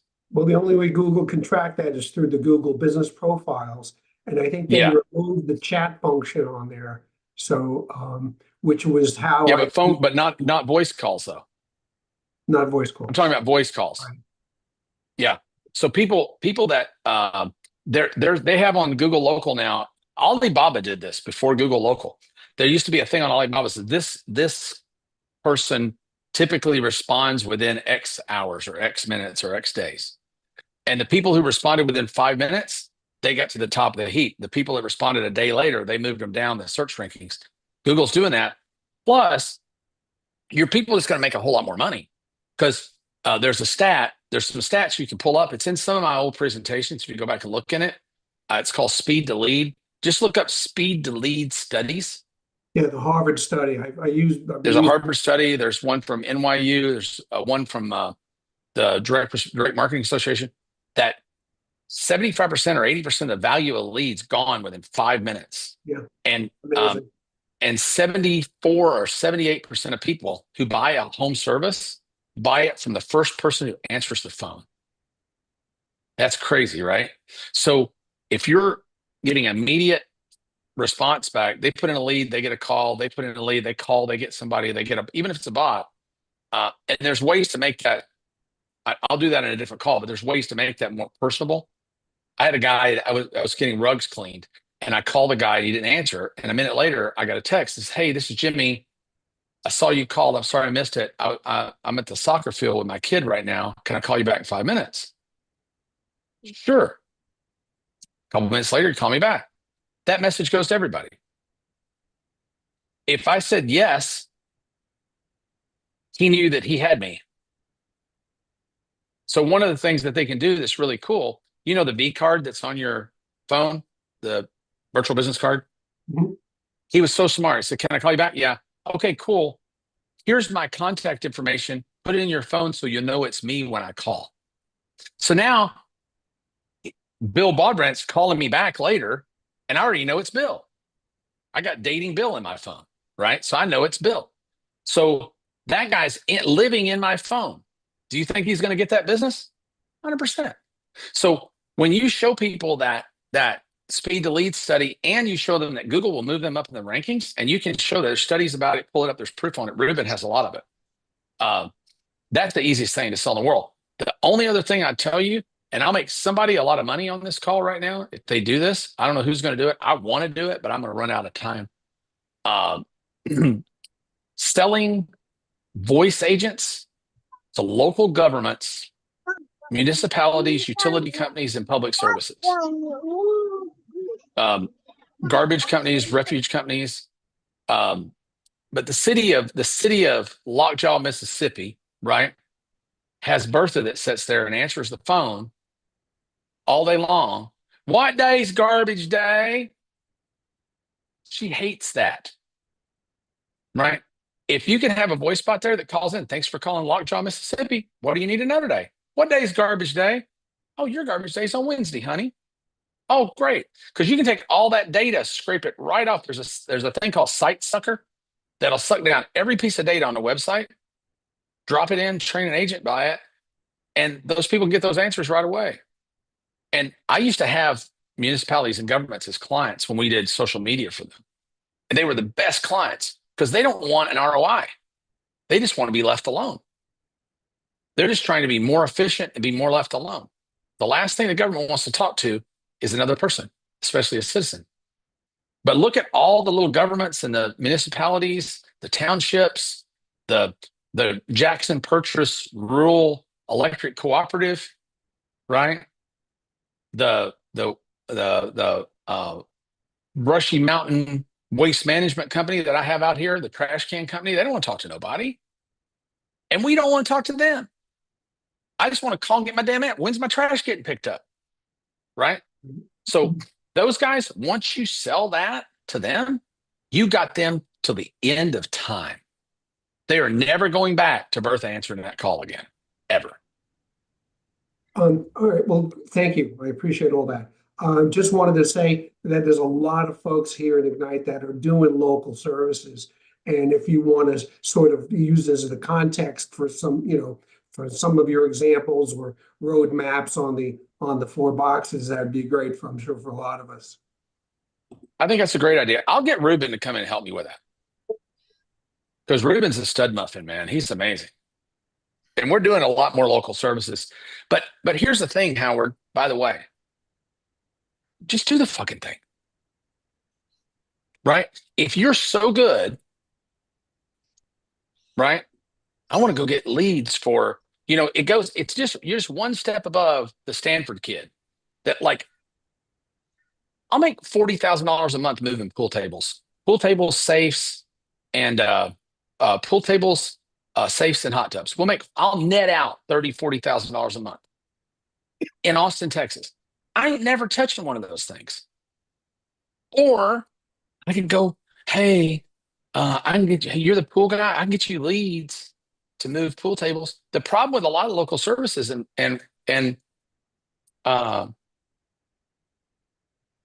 Ruben's reached this conclusion. You know how he loses clients? They get too busy. He goes in and fixes their traffic. Man, hey, Ruben, yeah, you've done a great job. I need to fire you and turn you off, or just turn me off for 6 months. We're so backed up right now, we can't take any more calls. So that's going to be one of your local service challenges. You can make so much money just doing the damn thing. And just be the marketing partner. Find somebody, you're shaking, oh, that's a lot of work. Yeah, it is a lot of work. Grow a pair, man. Just go do it. You'll be so much happier. And you know what you're going to do? You're going to build a business that's exitable someday. And instead of trying to skim off the top. The Stanford kid wants to build the pool table moving app, right? 1 out of 10,000 apps ever make money. You want to build the lead gen business for the pool table moving guy. And as soon as he gets his business established, he's not going to want or need you anymore. It's a good business. Don't get me wrong. But I would say you're better off to pick a niche nationwide than you are to sell. I do local business building for all these local businesses. Because the challenge with that is every time you get a new, different kind of business, you got to start from scratch and rebuild all over again. You don't know exactly how to approach that market. Where if you learn to do moving companies nationwide, the reason Ruben's business is so good, he builds a marketing campaign for a garage floor painter in Tupelo, and he sells that same campaign over and over and over again. He sold it to the guy in Toledo and the guy in Tampa and the guy in Tucson. So you get economies of scale. He can have 1,000 clients at a couple $1,000s a month, right? I don't think he's got 1,000 clients, but he's got hundreds of clients, right? At $1,000, $2,000 a month, where you can't have. In a local market, if you are reinventing the wheel every time you get a new client, you're only going to have a handful. And maybe that's all you want. Maybe you want to be famous around your hometown and that's what you want to do. And you're going to meet people and shake hands with them. And that's socially what you want to do. But Ruben's come to the conclusion, Ruben makes a lot of money. And Ruben came here and stayed at my house a couple of weeks ago. And he's like, man, I finally get you. Let's just do some of these services. Let's just build some companies. Because I'm making other people rich. Why would I do that? The only reason that you're not doing that, or any of you guys here aren't doing that, you're like, it sounds like a lot of work. It is, but there's somebody out there in the pest control business in your neck of the woods that's not doing very well. But they're great at killing bugs. But they're not good at selling bug killing. Let's go partner up. Go partner up. And you'll put more focus and energy in that. I promise you'll make more money. I promise you will. But in the interim, it's great training to do services for local businesses. It's great training. And that's what Ruben's done. He's learned how to, Ruben right now, you know where Ruben's at right now? He's in Las Vegas he paid multi-thousands of dollars to go learn the rug cleaning business, not the carpet cleaning business, but the Oriental rug cleaning business. And he's just going to plant these rug cleaning businesses all over America and franchise them. And he'll make millions and millions of dollars from that. And he'll never make that much money servicing rug cleaning businesses with leads. Because if anybody's here has got an agency knows, it's a joke in the agency business. There's not, clients all suck and there's not enough of them, right? Clients are a pain in the ass. They blame you for everything, and you're churning them over. They keep you for 3, 4, 5, 6 months. If you do great, they think it was all them. If you do poorly, they blame everything on you. If their offer sucked, if they had terrible service, it's your fault because the lead sucked. I sound like I'm shitting all over the lead gen business. I know a lot of people make a lot of money in the lead gen business, but you've got to be willing in that business to be turning over clients all the time. You got to be turning over clients all the time. They don't stay around a long, long time for the most part. And that's not any fault of your own, even if you're great at what you do. Does that make sense? But I'll get Ruben to come in and talk about local because I think local is awesome, you know. But I think the way Ruben does local, where you pick a niche and you just duplicate it, is a way better model than saying I'm just going to be local marketing to everybody. Because you're going to have so much of a learning curve of understanding the different services. That makes sense? Thanks, Howard. Faulkner.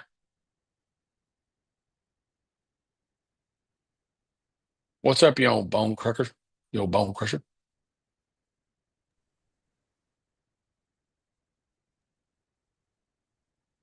What's We gonna up, talk or just look at each everybody?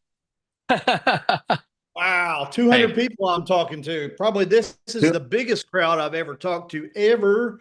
So hello, everybody, coming at you from Kentucky. I'm on the eastern side. Perry was on the western side.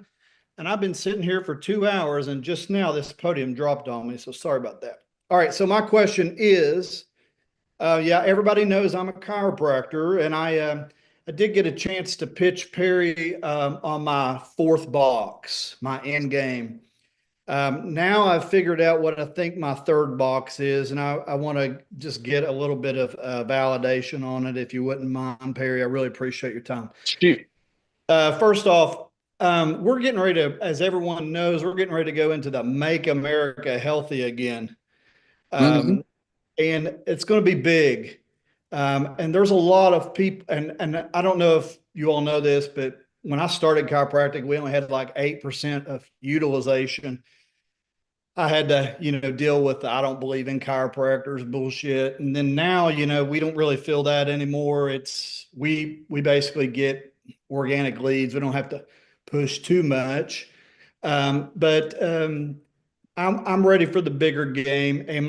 So what I'm thinking here is on my third box, Perry, before I get into training chiropractors and putting them into practice, I need to have a little bit of clout here. So what I want to do is on my third box is I want to put together a public health workshop summit that'd be designed for people who want to feel better in their life, not just the people who have pain, but I would sort of position it as a total wellness expo for the active lifestyle enthusiast. And what we would do is we would position it. Are you want to hold these? all Are you want to hold these local? Local, start Yeah. local, like in Lexington and Louisville and Cincinnati, and offer tools to help them. So I'd like to position it for people not just in pain, but programs for people who want to live a full and functional life, and then show them all the tools and solutions that are out there for pain and to get well. So I'm uniquely positioned in this because I know all the best tools out there to help people who want to have a better quality of life. So I could have multiple vendors, and the vendors could sponsor and help pay for the events. The vendors could be people like Porter Vision glasses to help people with their meditation. That ain't bullshit. That's real stuff. Not to cut you off, but what's the end game? The What's end the game. end? Okay, the end Because game. so far, to be honest with you, I hate it. And I'll tell you why in a minute. But what's the end game? What do you hope to accomplish at the end?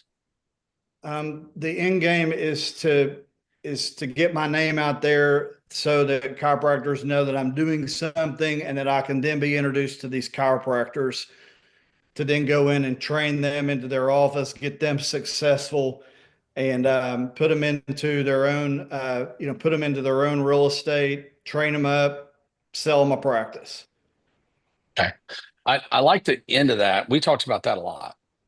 I think you're going to have a tough time, and I'll tell you why. If I were, and I don't, like I say, I don't polish things very well. So forgive me if that sounded crass. I'll pay you for the advice. Thank you. People buy very, very specifically. Nobody ever wakes up on Google one morning and Googles, how can I have a healthier lifestyle? They woke up in the morning and say, fuck, my back hurts. How can I make this back pain go away? Or I've got this tinge in it and it don't fucking work. Yeah.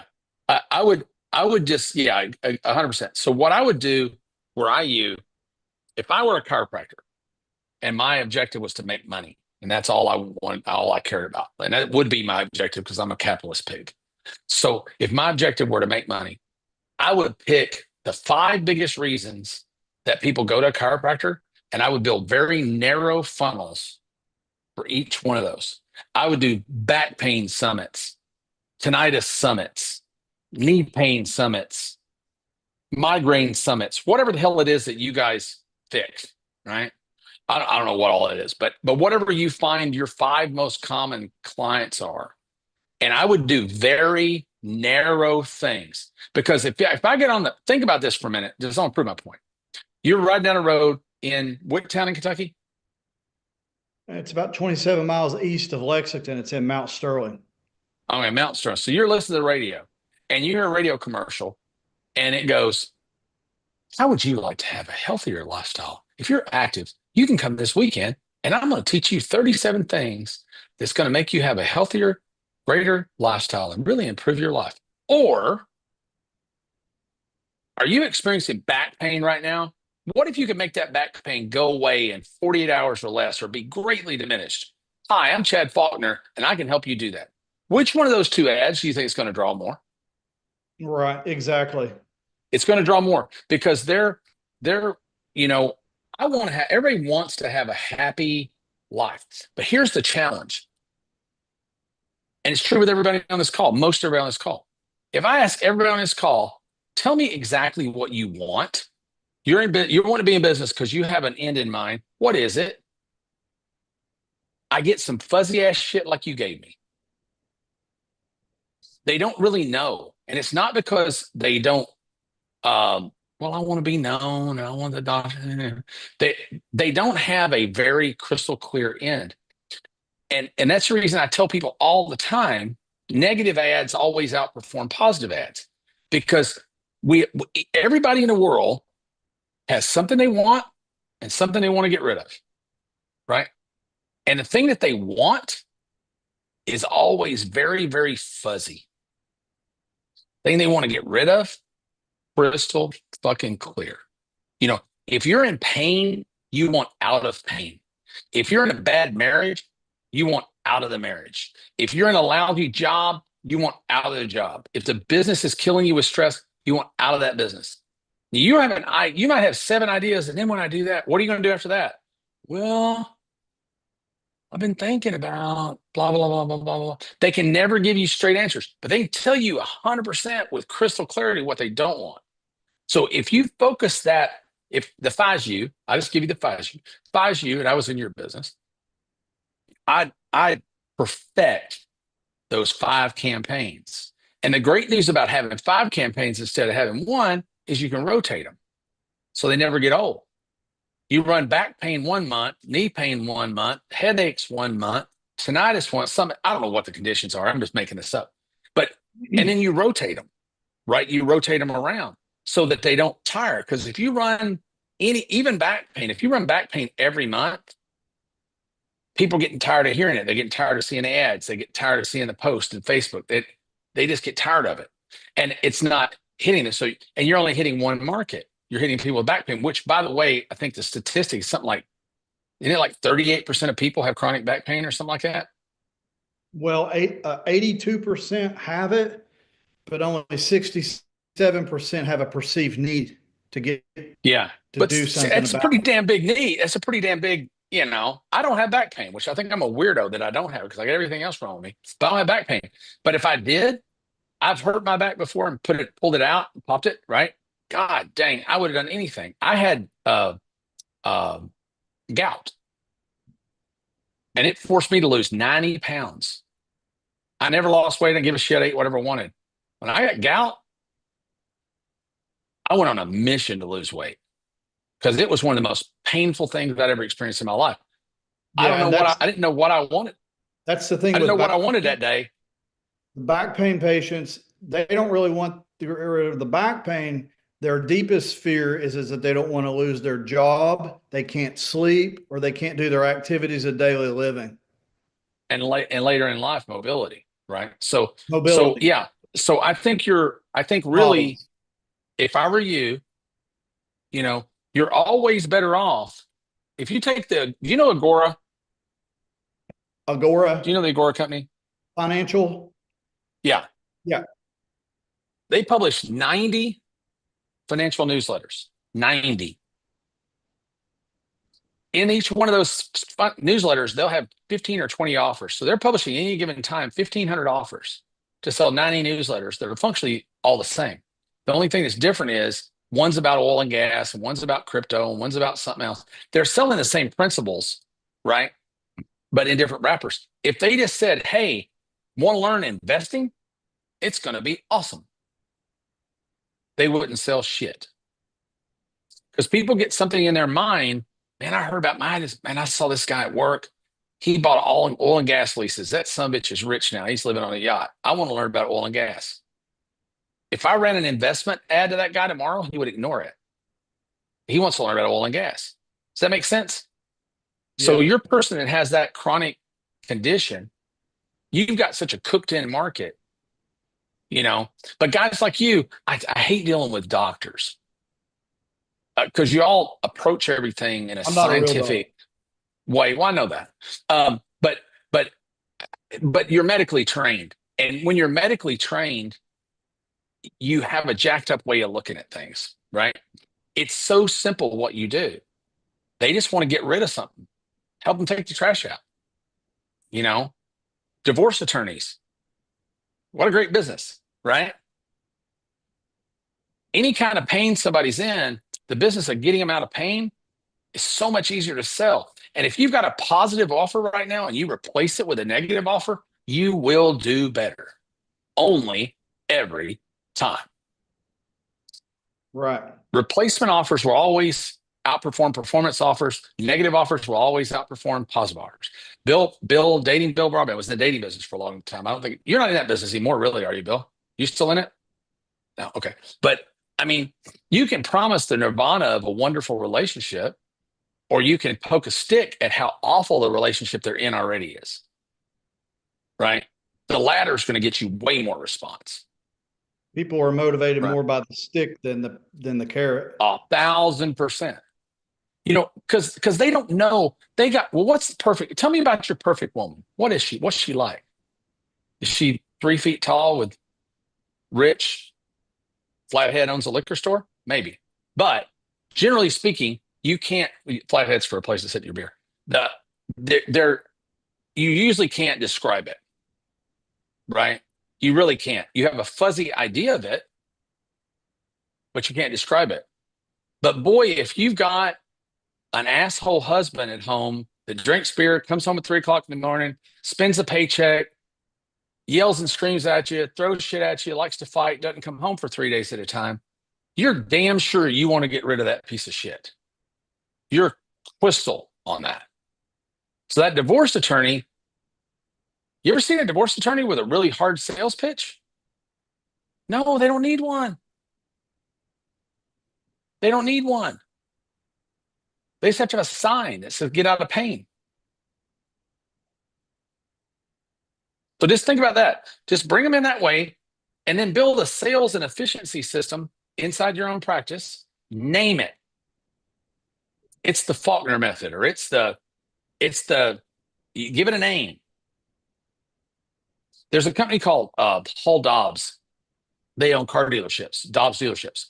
They made maybe billions of dollars because they built a system of selling cars and they applied it to car dealerships. And half the car dealerships in America bought their system of selling cars, and they ended up getting equity in a lot of those dealerships and buying and selling dealerships and made billions. But you got to name that methodology you're going to apply. But if you teach them that here are the 5 big funnels, we're going to give you our 5 big funnels. We're going to show you the advertising for them. We're going to get the people in the door. And then when they come in the door, here's what you're going to do with those people to extract the most amount of money out of them and get them the most out of pain and send them on down the road. That'll sell. We talked about it in depth at AI. That'll sell. But generalities don't sell. They just don't. They don't. Thank you. You're welcome. Sorry to bust your bubble. Jason? Hey, what's up, Perry? Awesome to be here. Hey. Hey. You want to build a fucking app, don't you? I can tell. I'm just kidding. I do. So my partner, Moses, and I, we are planning on cracking the private equity space. Specifically, we want to help with the top 3 pain points, which is deal sourcing, due diligence, and improving efficiencies in the portfolio companies. My question is in the 4 box.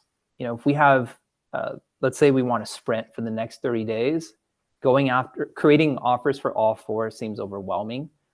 My assumption is that we should go directly and try to get our first 2 or 3 clients before getting distracted by the newsletter or the community. I just wanted to see if you agree with that approach. Well, the newsletter is not a bad thing for you, by the way. Mm-hmm. If you're because constant contact with PE people is a good thing. However, I call myself a private equity bottom feeder. I'm buying $2 million deals, $5 million, shit they don't want, right? So I don't really know exactly how they think. I do know they're incredibly lazy. I know that for a fact. The only person more lazy than a PE person is a commercial real estate agent. Those are the 2 laziest professions I've ever met in my life. That being said, I would try my best to talk to as many of them as I can to find out what's the thing they absolutely hate the most. What do they hate doing? What's the thing that not only is it an efficiency issue or a profit issue or whatever, what's the thing they just hate? And if you can automate away as much of that as is humanly possible, then you're in the door, right? So, and find a thing that they hate there's not really already a good established vendor for. Because I'll give you an example. I had a girl work for me for a while who built a hell of a big business in the marketing space. And she was trying to be a general marketing agency to people. And she was brilliant, right? But she didn't do well doing that. She tried, beat her head against the wall. But she got really good at SMS marketing. So she went out to businesses and said, hey, look, you're not even doing SMS marketing. So she didn't have to displace another vendor. Does that make sense? So they already had a funnel builder. They already had an email person. They already had something else. She didn't have to displace somebody. She went in and did a thing they weren't doing already. And within 30 days, she could show them a 4 or 5x return on their investment in her. Frank Kern does the same thing. He's been doing it for 100 years. He'll take your existing customer base and he'll say, look, I'm going to charge you $50,000 for an engagement, but we're going to go out in your list and we're going to make $50,000 this month. And if we don't, you don't owe me nothing. Fair enough? Right?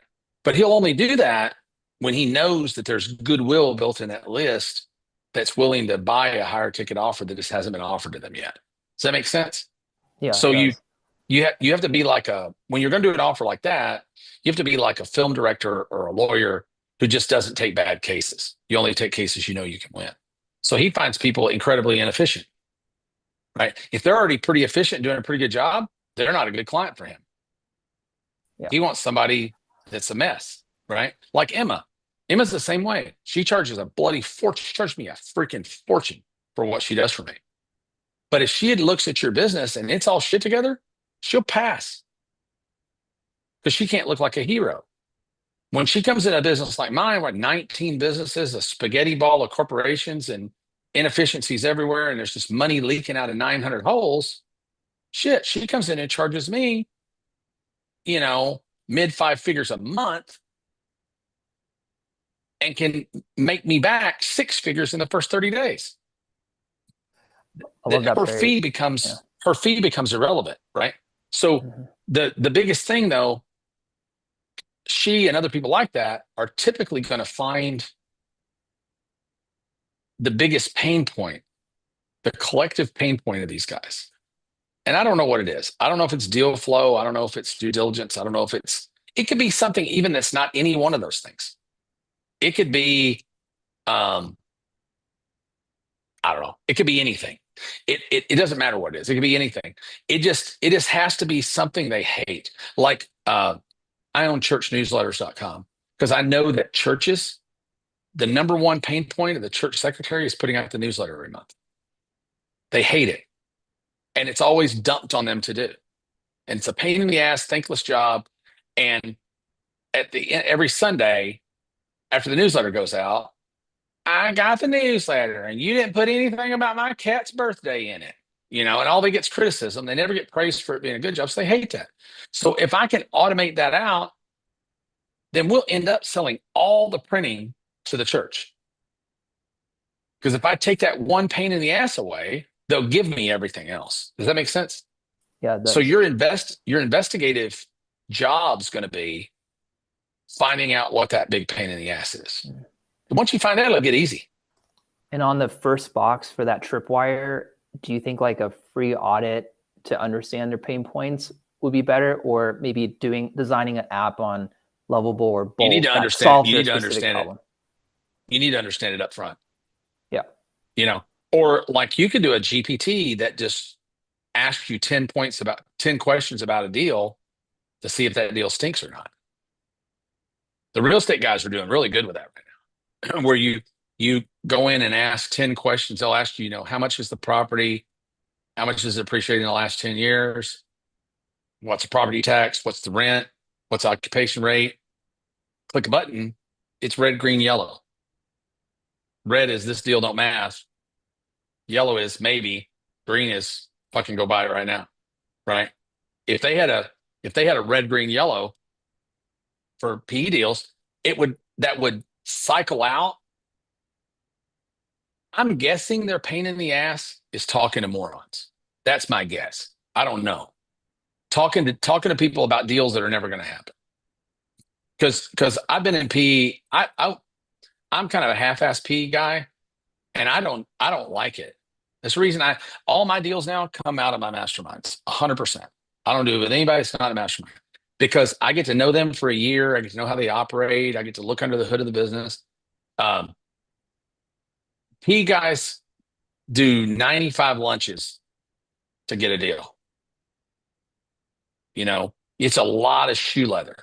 So I ended up just building my little black book of affiliate offers and saying, hey, you guys, you're not a good fit for me, but you need somebody to help with your email. Here's somebody. And I'd at least make a few $100 referral fee for having to waste an hour of my time. Right.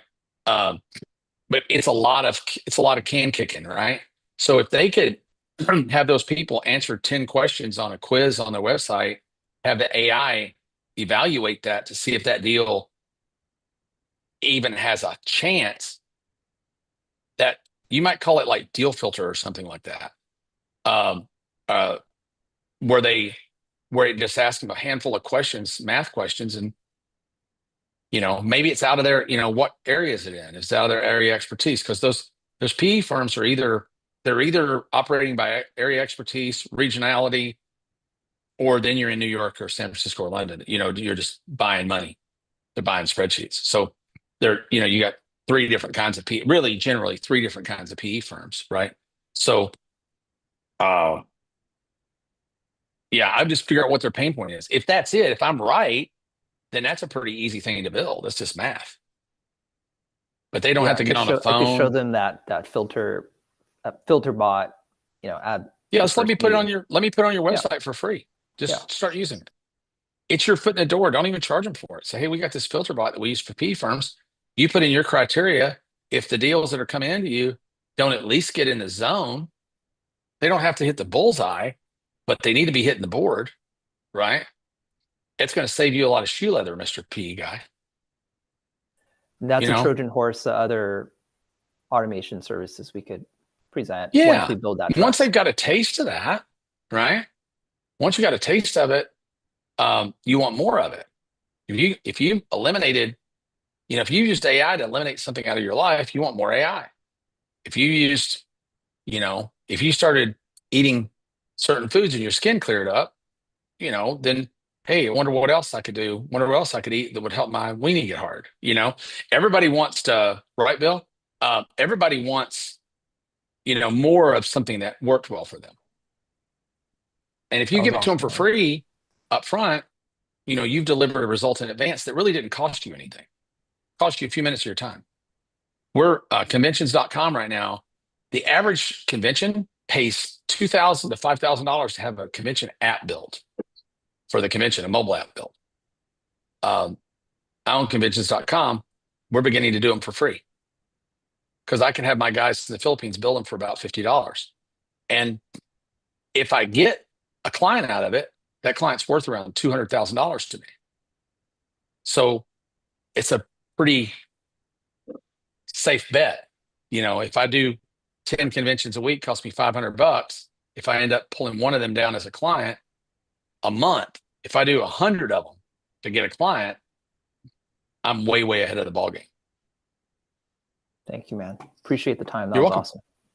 Absolutely. Thank you. Shamori? We're going to stop at Darcy, and then we'll take a break, and I'll come back if y'all want to, depending on how much more victimization you guys want. I got all you can eat. Sounds good. How you feeling, man? Good? I'm good, man. Awesome. I'm going to fall over when all this is done. I haven't sat down in, I don't know how many hours now. 3 hours and 16 minutes. I've been standing. You're young and strong. You can handle it. So here's the situation. What I'm looking at is a version of Ignite with a focus on entrepreneurial Gen Xers leveraging AI, robotics, and data collection, right? And somewhere around the third or fourth box, the real focus is going to be on destination events, because what I really want to do at the end of all of this is be able to spend time with cool people who I like, make some money, talk about things that help their business grow, and enjoy ourselves, and do that all over the world. And really, I like it. Okay. I don't like that you're not specializing in a craft. If you were doing that I like that a whole lot better if you were specializing in, you know what there's a lot of right now, dude? Event centers. There's event centers opening everywhere. And I don't think they make a lot of money. I think they can. Some of them do really well, a lot of them don't. If you picked a thing like, I don't know what you know about in your past. I know you did some music stuff for something, didn't you, in the past? Yeah, did a lot. Yeah. So, and maybe you don't want to be around that world anymore. Some people are tired of the world they know, but and that's not necessarily a incredibly lucrative field unless you're at the very top of it. But I think if you can, I like all that stuff, but if you do that, we automate businesses, we automate blank businesses so they can make more money, have more time, get more done, using AI and robotics. I think the blank in there is probably the most important part, weirdly enough, because just like I was talking to Howard earlier, the more generic you go, the less serious you're taken, and the more difficult the job, frankly. Because how you're going to automate a funeral home is going to be very different to how you're going to automate a nightclub. Right. So if you're concentrating in a vertical, you can go to industry events for that vertical. You can get on webinars for that vertical. You can get in Facebook groups for that vertical. You can make JV deals for that vertical. When you're doing blanket stuff, it's much harder to find. It's really hard to look. One of the problems with like real estate investing and stock investing, one of the reasons they have such a hard time and have to pay so much for leads, is because nobody wears around a t-shirt that says I'm a stock investor or I'm a real estate investor. They don't identify. Where if you're going to sell services, automation services to roofing companies, it's very easy. It's very easy to find your targets. Does that make sense? And if you can use the vocabulary and you have industry expertise, or someone who does have industry expertise, right? And everybody thinks, well, I don't want to give up half my business. You don't have to. You never have to. There's a great book, by the way. I'll give you guys a tip on a book that's just awesome. It's called Slicing Pie. It's a terrific book. And it's on partnerships. How the money is supposed to be, how equity and money is sliced up. And the first page of the book is awesome because it says the number one rule is 50-50 is never the answer. When you're slicing pie, it's all based on who's bringing what to the equation. If I'm bringing the money and the idea and expertise, and you're bringing sweat equity of, do it all, then maybe we're in a 75-25 my way, right? If I'm bringing the money to the deal, but I'm not doing anything and I don't have any expertise, then maybe we're at a 33 my way and 66 your guys' way, right? And it's better to do it that way because you bring more people in that have expertise in a particular level. The more people you get in a partnership, the harder it is to hold the partnership together. But I like this example with Qasim that I've got. Qasim, I don't talk about our equity split, but we both have plenty of financial means, so we both got money. We both have limited time, so we're having to give equity to an operating partner and a small piece of equity, less than single digits. I won't say the number, but single digits equity to a 44-year expert in the field. Because that 44-year expert's already retired. They got plenty of money. They just want something to do, and they want to be involved. If you've been in business for 44 years, it's hard to go sit on the rocking chair. They don't want to be so involved that they have to go to work every day, but they don't want to be so uninvolved that they don't have anything to do. Does that make sense? So sometimes finding a retiree to be your minority partner is a really good idea. Somebody has a lot of experience, but they don't know. He's a great guy, but he doesn't know anything about voice AI bots and automated marketing follow-up and online advertising, none of that shit. He just knows how to pump septic tanks and run crews and what to look for. You know what I got him for? He's box 4. Because I was ready to stroke a $400,000 check for a septic tank truck, and I would have miserably failed. Because there was so much that I thought I knew that I didn't know. Still a great business, but I would have failed because I didn't know what I didn't know. That's that last box, by the way. We didn't talk about this in the Mount Everest example. You ever notice when people climb Mount Everest, at the end of the thing, you see the guy standing at the top and he's got the frozen snot hanging out of his nose. Look, Mom, I did it. And he's got 7 layers of parkas on and 15 hats and a space heater strapped to his back. And there's this little Nepalese guy in a t-shirt and shorts standing behind him, hauling 300 pounds of gear, right? That's his Sherpa. That's the guy that's been up and down the mountain 100 times. It's the biggest goal in this guy's life. For the Sherpa, it's just Tuesday. But you know what? Nobody climbs Everest without a Sherpa. Because the Sherpa knows where the slippery rocks are. And if you don't know where the slippery rocks are, you can fucking die. You will probably die.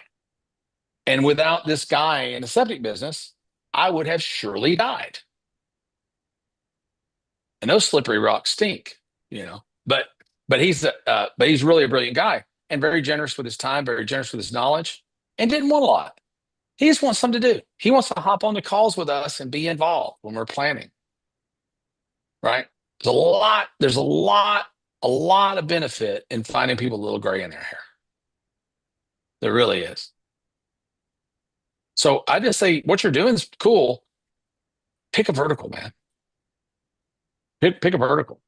Outside of Gen Xers, right?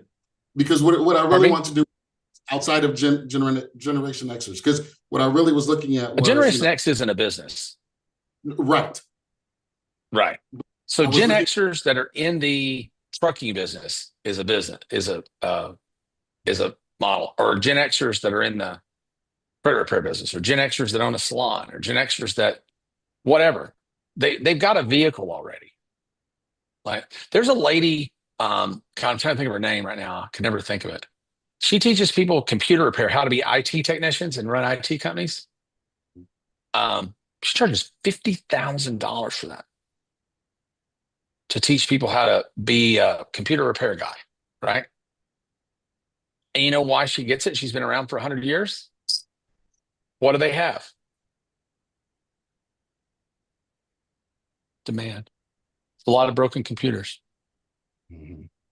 right? But you got to pick something where people are already delivering value and have cash flow to pay you. When you say, I'm going to pick Gen Xers, it's like, I can't stand it when I hear people come on.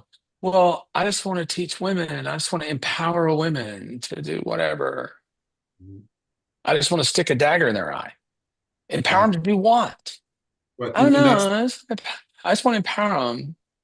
So well, that's the dumbest shit I ever heard in my life. The issue I'm having with that right now is because I'm looking at Gen Xers I'm looking at entrepreneurs who are also Gen Xers, right? So people who are either one, starting a business, or people who have been in a situation I'm in where they've done very well. They realize that what they were doing is what they want to do anymore. They probably are like at a point in their 50s now where they're saying, hey, you know what? I got to do something else. I got tons of skills. I got all the rest of the stuff. But what do I do and how do I do that? And I feel like these young kids might be blowing past me and all this. I need somebody who speaks my language, who can talk to me, who can help me, guide me through, especially those first steps to get traction in my new business, wherever that is for them. Here's going to be your biggest challenge, dude. And now I'm going to move on to Terry. I guess it's Terry. If that's Terry or Terry, somebody's using Terry's thing. You're thinking like you. And they don't think like you. They don't get no ideas, dude. You have to give them an idea. I always joke about it. I say, look, come here, let me tell you about this great idea you're about to have. If you give them all the motivation and tools in the world, but you don't give them a vehicle to apply those tools and that knowledge to, you're fucking them. You're ripping them off. You're doing them a disservice. The best, this is the craziest thing in the world, but it makes no sense, right? But it happened with Ignite. When I started Ignite, everybody that came in Ignite initially was print on demand person. They came in on the back of a print on demand thing. So they want to do print on demand. That's what they're going to do. And I've jacked people's minds up a little bit because then I'll say, hey, look, this newsletter thing's really hot. Oh, I want to do newsletters now. So whatever I suggest they do, everybody jumps onto that thing because they haven't thought out this part. Right. And they're looking for a vehicle. Most people don't have a vehicle. They don't know where to start. We're doing a thing, by the way, I didn't talk about it, but Em and I have been doing Make It Real. But Make It Real, people have to travel to it. It costs a lot of money, yada, yada, yada. But the people coming out of Make It Real are killing it because they're birthing their business. They're getting incorporated. They're getting their logos. They're getting their branding. We're about to do something called Starting Point that's free to Ignite members. And we're going to basically do Make It Real online. It doesn't cost you anything. But I got to get you guys over that hump of starting because you guys are stuck. So many of you guys are stuck that you got to give them a vehicle. What's the big rule here? Demand. I want to teach Gen Xers to automate their whatever fuzziness. There's no demand for that, man. Let me take that back. There is demand for it. There's no targetable demand for it. You understand what I'm saying? You don't know me walking down the street if I'm in a good relationship or a bad one. You don't know if I'm going to go dancing tonight or I'm going to blow my fucking brains out. You don't know externally. But you can know if I own a hair salon. You follow? You can identify a market and you can then generally know the pain points of someone who owns a hair salon, who happens to be a Gen Xer, who happens to be an entrepreneur. And if you don't, what you're going to have to do, and this will come back to bite you in the ass. If you're going to be successful, you're going to say, I want Gen Xer entrepreneurs. And if they don't know what they want to do, I'm going to tell them what they want to do. I'm going to tell them they all need to go start a hair salon. They all need to go start a trucking company. They all need to go do this. The problem is they're going to all go do that. And then they're going to hate it because it wasn't their dream. It wasn't their vehicle. The most successful launch in internet marketing history was something called StomperNet. This was a long time ago. A guy named Brad Fallon and Angie Jenkins did it. and they taught e-commerce when e-commerce was really, really hot. They're both good friends of mine. Both were friends of mine. Andy passed away, unfortunately. He's a great guy. But they taught everybody. They had the most successful e-commerce launch in history. You know why? They charged $10,000 to teach people e-commerce, and they told them all to go start a wedding favors store. And 384 people started a wedding favors e-commerce business selling exactly the same products, because they were too stupid to know that if 384 people go do that, 383 of them ain't going to make it. But not one of those people said, I love the training, but I think I'm going to go sell dog collars instead.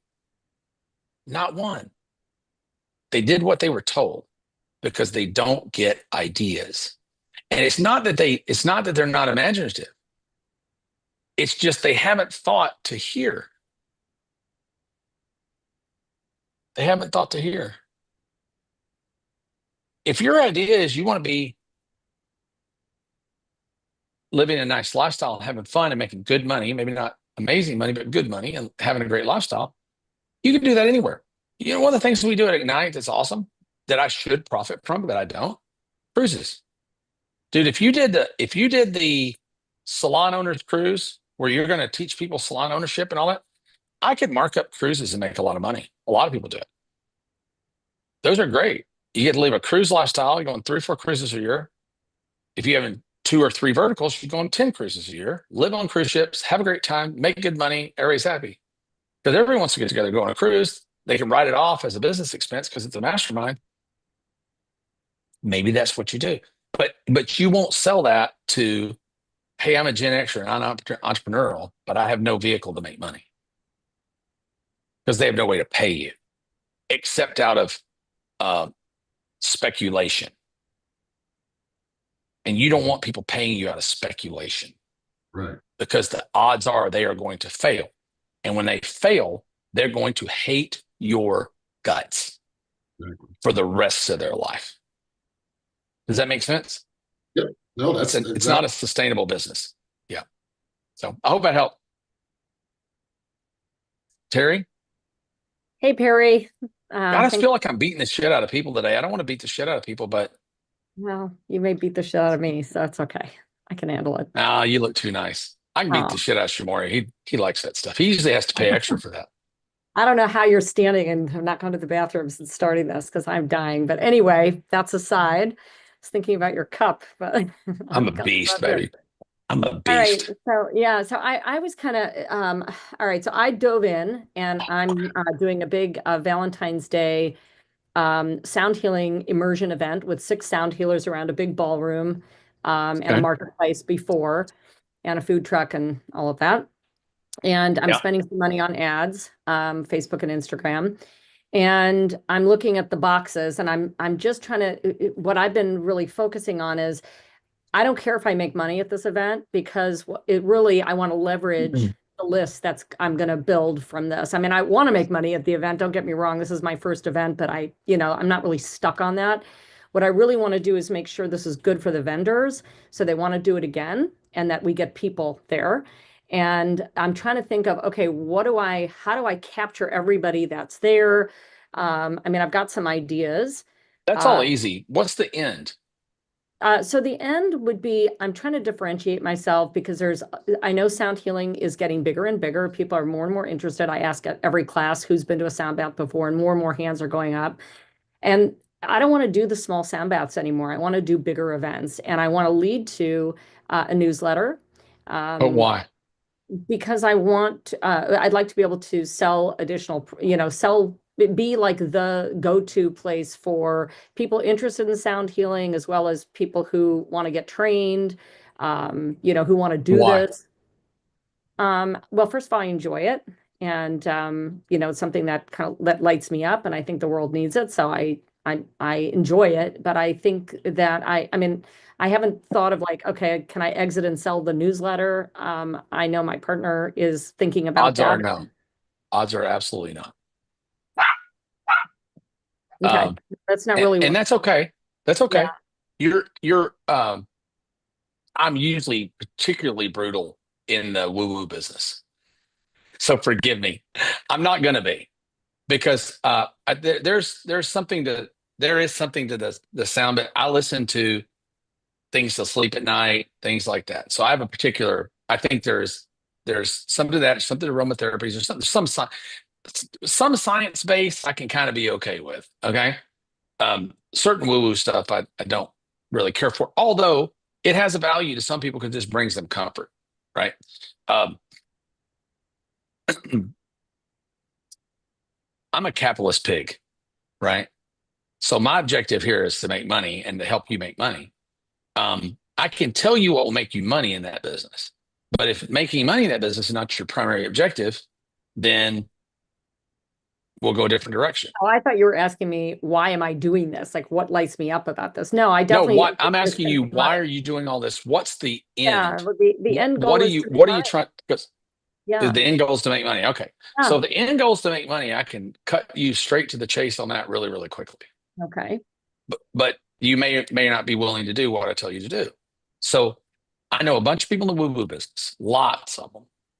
You know who Cosmic is? Do you know who the group Cosmic is? No. They have about 50 different personal development brands under one roof. They own numerologist.com and Astrology Answers and a bunch of these others. Can I stop you Not just that for one? that's Can I stop not you that for that's one the same second? thing. Yeah. Just to say one thing. I have a Western medical background. I am not, yes, it's woo-woo, but I'm more interested in the science of sound healing and getting regular people It's to the reason I'm not beating you up. It's the reason I'm not beating you up nearly as bad. So, but I'll tell you how the money's working in that business now. Okay. That has been, that business has been, let me make sure they're still working.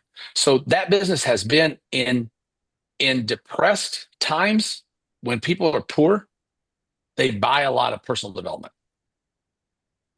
We are in a very robust economy right now. We've been in a robust economy for some time. We continue to be in a robust economy. I think we will be for a while longer. They tend to not buy that stuff as much, right? The end user tends not to buy it. The end users that do buy it are willing to pay a lot of money for a very personal touch. Does that make sense? Uh-huh. Selling sound healing to the masses. Like I knew the guy that owned HoloSync. He passed away. But the HoloSync guy that did the hypnosis CD things, he was very, very popular. And they killed it during a period of time. They're pretty much out of business now, if they're not completely out. People just are not buying in-use personal development very well right now for low ticket amounts. They are going to practitioners, right? Where they may go to a sound bath thing in your own little office, like a clinical kind of thing. Yeah. And pay you $200 to do that, right? So the money today is in coming up with your own system for that, naming it, and selling certification and training to practitioners. Those people are doing extraordinarily well financially. The people who are still trying to sell the low end in-use market are dying on a stick. They just are. That's just the market trend right now. And there's nothing you can do about that. When and if we crash economically again, the low end personal development market will probably take off. It's when the economy's great, churches suck. Church attendance always down. When depression hits, church attendance goes through the roof. Same thing. So, because a lot of personal development is church for people that don't do religion, right? So, and I'm not saying you're in a personal development business, but you're in a version of it, right? So you're kind of stuck between the health world and the personal development. Yeah. The people that subscribe to what you do tend to be woo-woo-y, right? So if I was you, I would use this opportunity if you're going to bring a number of people into these events. And I've seen these events before in a different holistic stuff. They have them here in Austin, up in Wimberley and places, and they get a lot of people. If you can ask those people, have you ever considered being a sound practitioner? Just have it on your registration form when they sign up. Probably a lot of them would say, yeah. You've got to be willing, though, to sell them a 12 to 16 week curriculum for probably somewhere between $5,000 and $15,000. You got to be willing to ask for a lot of money. And a lot of people in the personal development business are too chicken to do that, because you're not going to sell a lot of them. You're going to sell a very small percentage of them, a lot of money. And I don't know your business, right? I wouldn't do it because I don't know that they could go ROI that investment. It's tough, because a person being able to ROI an investment, it's not on you or how good you are or how well you teach. I could teach you you can come into Ignite, and if you don't go to the classes, or if you come to the classes, or you go to the events, and you go back home and you don't do anything, at the end of the year, are you going to be happy you spent the money? Probably not, because you didn't get a return on your investment, right? So I'm so hard on people because I want you to get a return, right? Because I do want these people to come back that paid me $3,000 and Ignite, pay me $30,000 next year in Driven. But I'm not going to do that. I don't have to worry about them doing that if I'm not good to them, because they ain't gonna do it no way. But if they pay me $3,000 and they make back $30,000, then it's going to make a lot of sense for them to pay $30,000 to hopefully make $300,000. Right? So you got to say to yourself, be honest with yourself. If you teach these people to be practitioners, teaching them how to do the thing is 10% of what you need to teach them. You got to teach them 10% of it's how to do the thing. 90% of it's how to get a client. Because that's the problem with all these woo-woo things. Like, you know who Marissa Peer is? No, I don't. I promise you, somebody in here knows who Marissa Peer is. If y'all can put the thing in there that she does, it's some trauma healing thing. Oh, I know exactly who you're talking about. Yeah. Yeah, a lot for her training. It's like HRT or something like that, maybe. I don't know. Yeah, RTT. They were clients of mine for years. $60 million a year. Yeah. They moved in a neighborhood in Dubai where, in order to live in that neighborhood, you have to buy 2 houses. You can't just buy one. That was the entrance fee to move into the neighborhood. You had to buy 2 houses, and they're all multi-million-dollar houses. Those people got more money than God. The people that are teaching RTT or something trauma healing for $49.95 in a workshop can't give it away. But they're selling to practitioners. Now, I wouldn't be in their business, frankly. I like them. They're friends of mine, and I like them. I wouldn't do it because I don't think their customers can ROI it in most cases. But that's a matter of preference. Right. That's a matter of what you're willing to do, and what I'm willing to do may be different. But I can tell you, if you want to actually make that be economically viable long term, you're probably going to have to get into the business of training practitioners. Yeah, I kind of figured that, that Yeah. would, and to buy an instrument set and all of that. And I think you can make good side money. I don't think it can be How much is an instrument set? Oh gosh, you don't want to ask. I mean, to get everything, really probably 5,000, to really get. That's cool. How much did you make selling that? Well, I haven't sold it, but I mean, I could. Let's say you could. I'd probably make 2,000 on that. Yeah. So maybe that's what you do. Maybe you sell them a $49.95 package, and sell them a $5,000 package, and then include $5,000 is probably not going to hurt them. Right. That's kind of my cap. If somebody doesn't have an existing business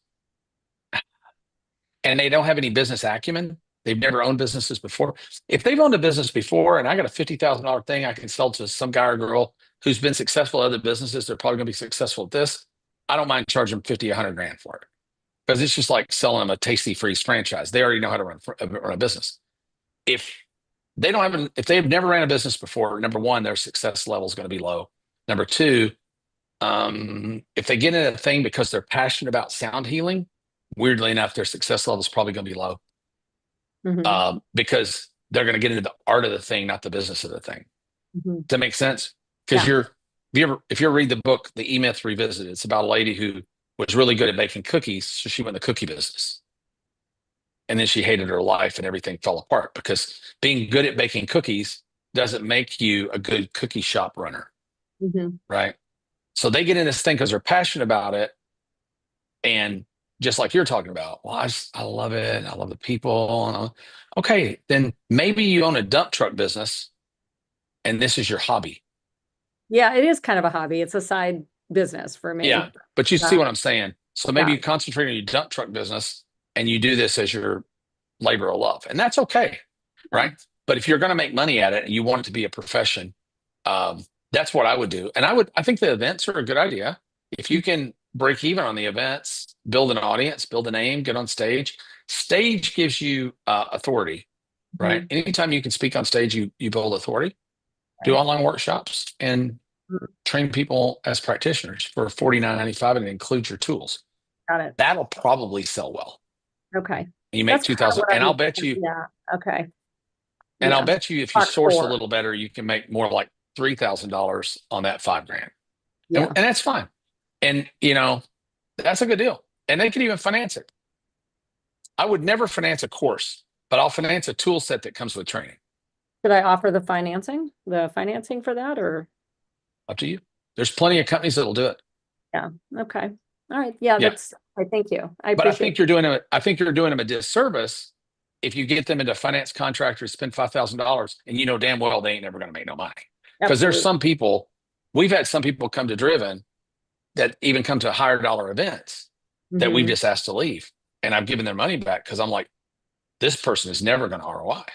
Right. So even though I had the money, I had $5,000, $10,000 out of some of these people. I just give it back because I promise you that $5,000 or $10,000 is not going to be. That's a $50,000 pain in my ass down the road.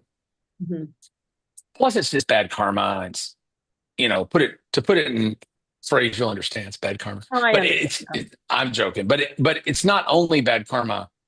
It's bad business. Because if you know that the vast majority of people that buy something for you are not going to be able to recoup that investment, how sustainable is that business? How would you feel if somebody sold you on that? Yeah. You know what I mean?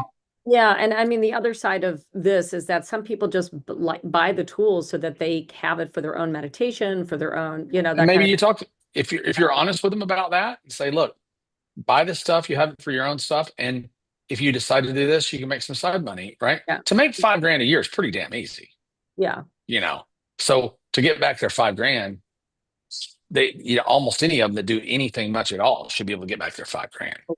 100%. And now they get to, and I'll tell you the thing, I'll go to Bill next. Don't sleep on this. They desperately want an identity.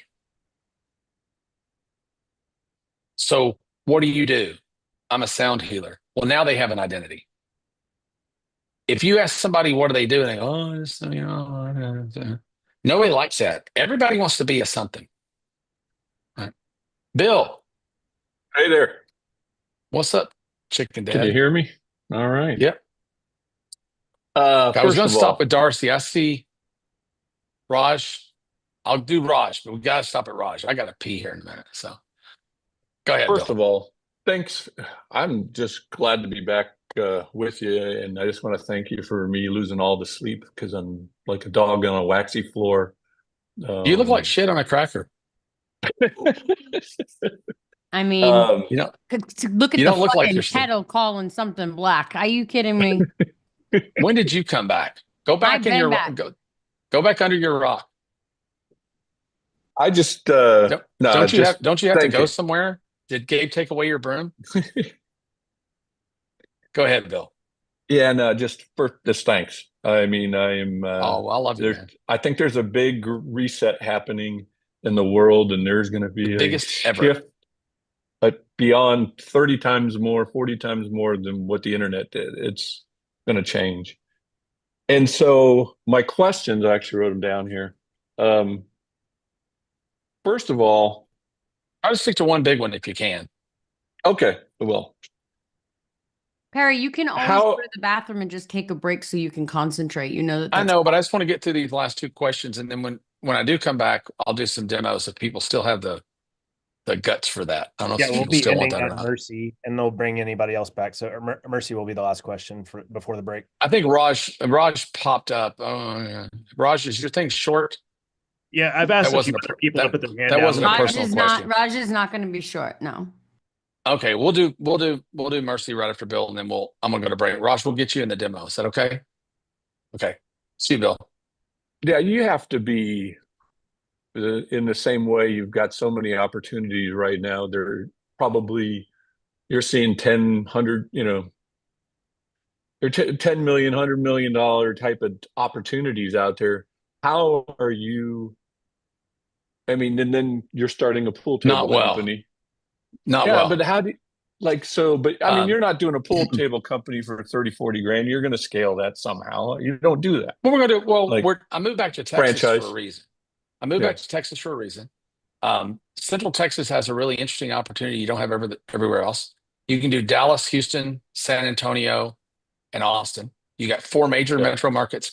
Fort Worth really is another. You got 5 metro markets. So if something works in Austin and makes 40 grand in Austin, I can duplicate that within driving distance of my house 4 more times, and you got 200 grand a month net money. That's serious money. You could do I love kickboxing model, and I could franchise it out. Yeah. And the 2 things that we'll really time today. Brad Sugars, my buddy, does 450 million a year. His whole deal is X times Y.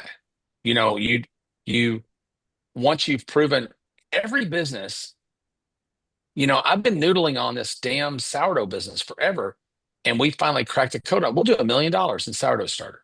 That's ridiculous. Not even baking bread, just the starter, But every business can scale. And it can either scale in a big bucket or it can scale in little dribbles. And I think the little dribbles actually are better. X times Y is better. Look at the good example is Jimmy John's, right? Make a fucking ham sandwich, right?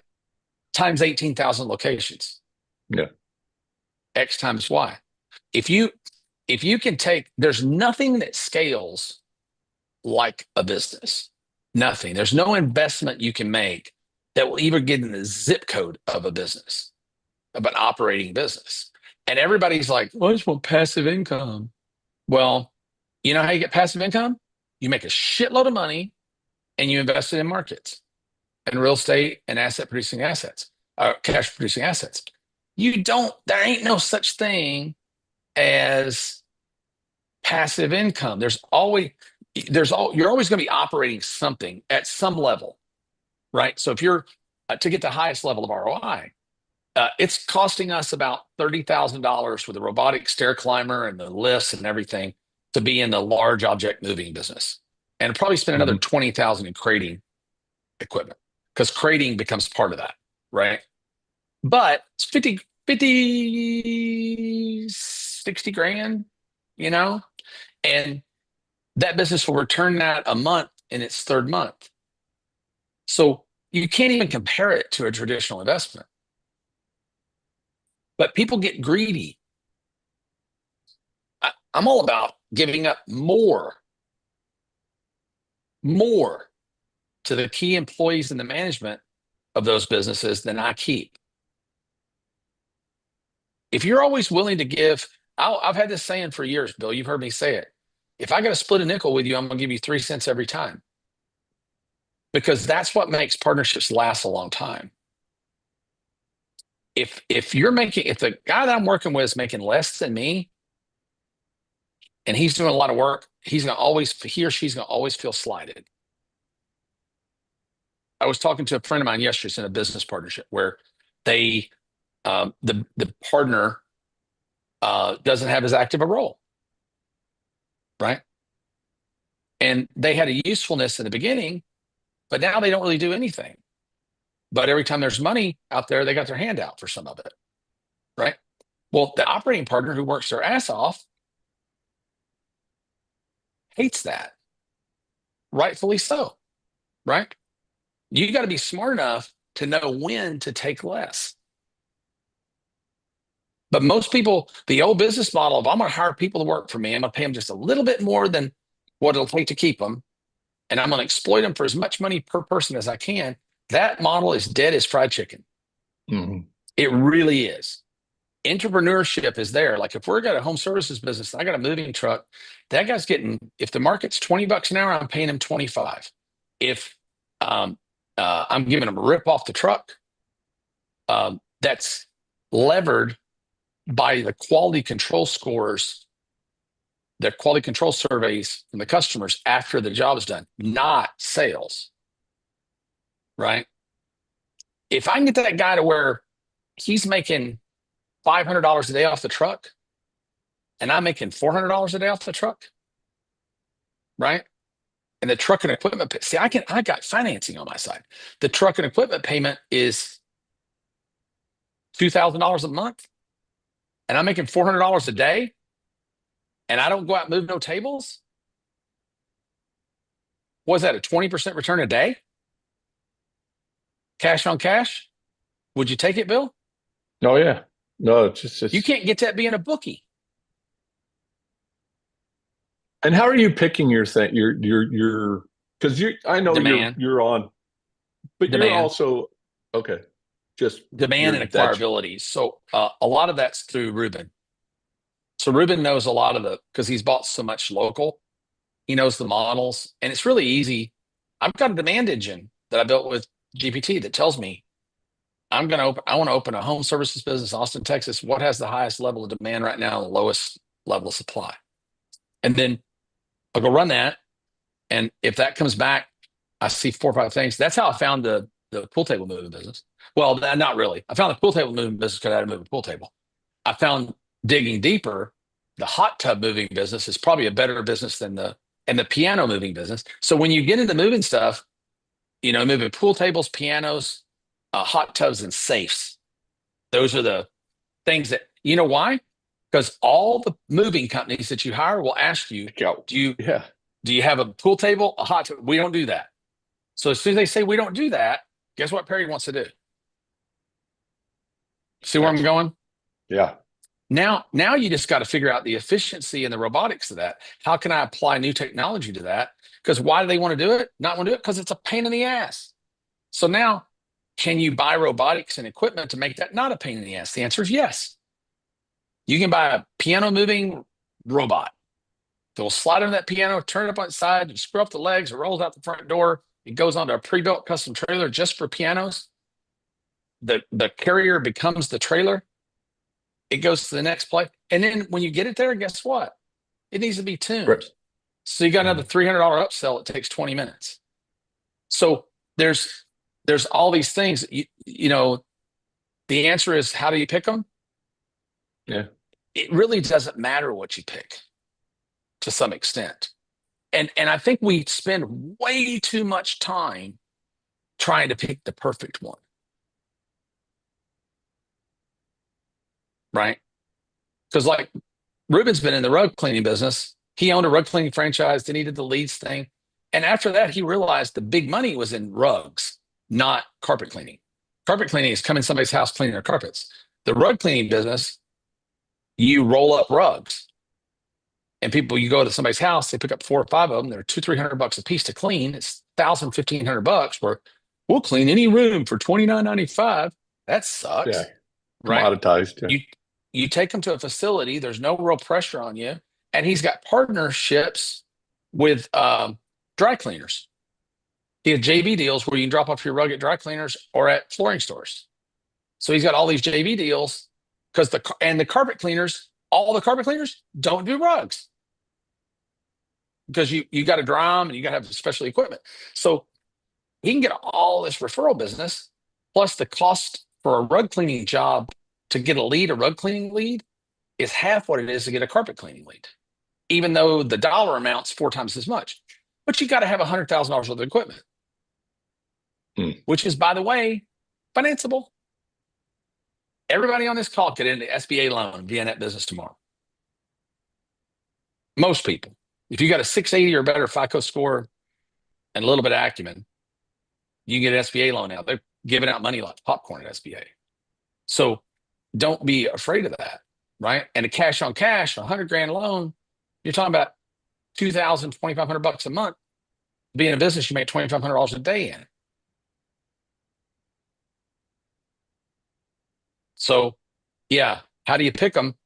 The secret is, Bill, and I know you pretty well, you fucking pick one. Yeah. Because you're sitting around not shaving, masturbating, looking at your computer at 3 o'clock in the morning, and you haven't picked a pony. No, I have. I have, but I got other ones that are still there. It's you like, can't win a race till you get on the back of the horse. Yeah. Any horse. Right? So. Yeah. All right. Thanks, Perry. All right, buddy. Thanks. Darcy, last up. Thanks, Perry. Two pieces. One is how to decide.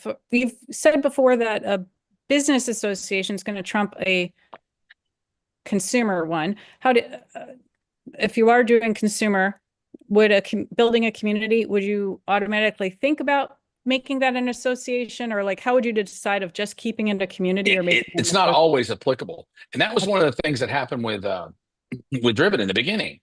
Well, I want an association of people with bad credit. Well, that's stupid. Nobody wants to associate it with more people with bad credit. So not every model applies to every vertical. Does that make sense? Mm-hmm. If you, it's like a continuity program.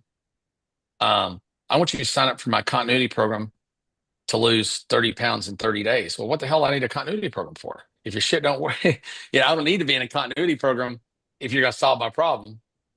So you got to, not all models are applicable. Associations are cool though. They're applicable to most things. And while I don't like the consumer association business as much as I like they're two completely different businesses. The biggest associations in America are consumer-based associations, right? They're the AARP, the NRA, and you know what the biggest membership in America is? Costco.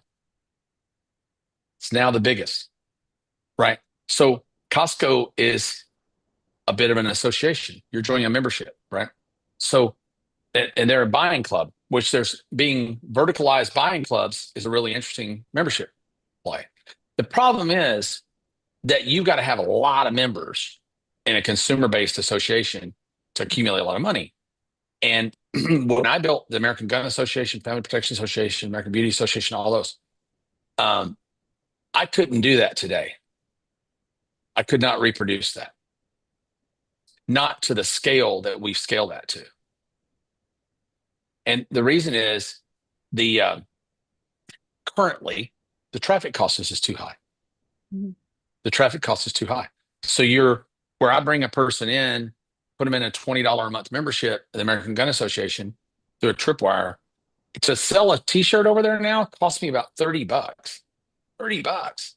And I still got to give them the t-shirt. Just the traffic's $30. No, that's not true. I'm lying. It's not.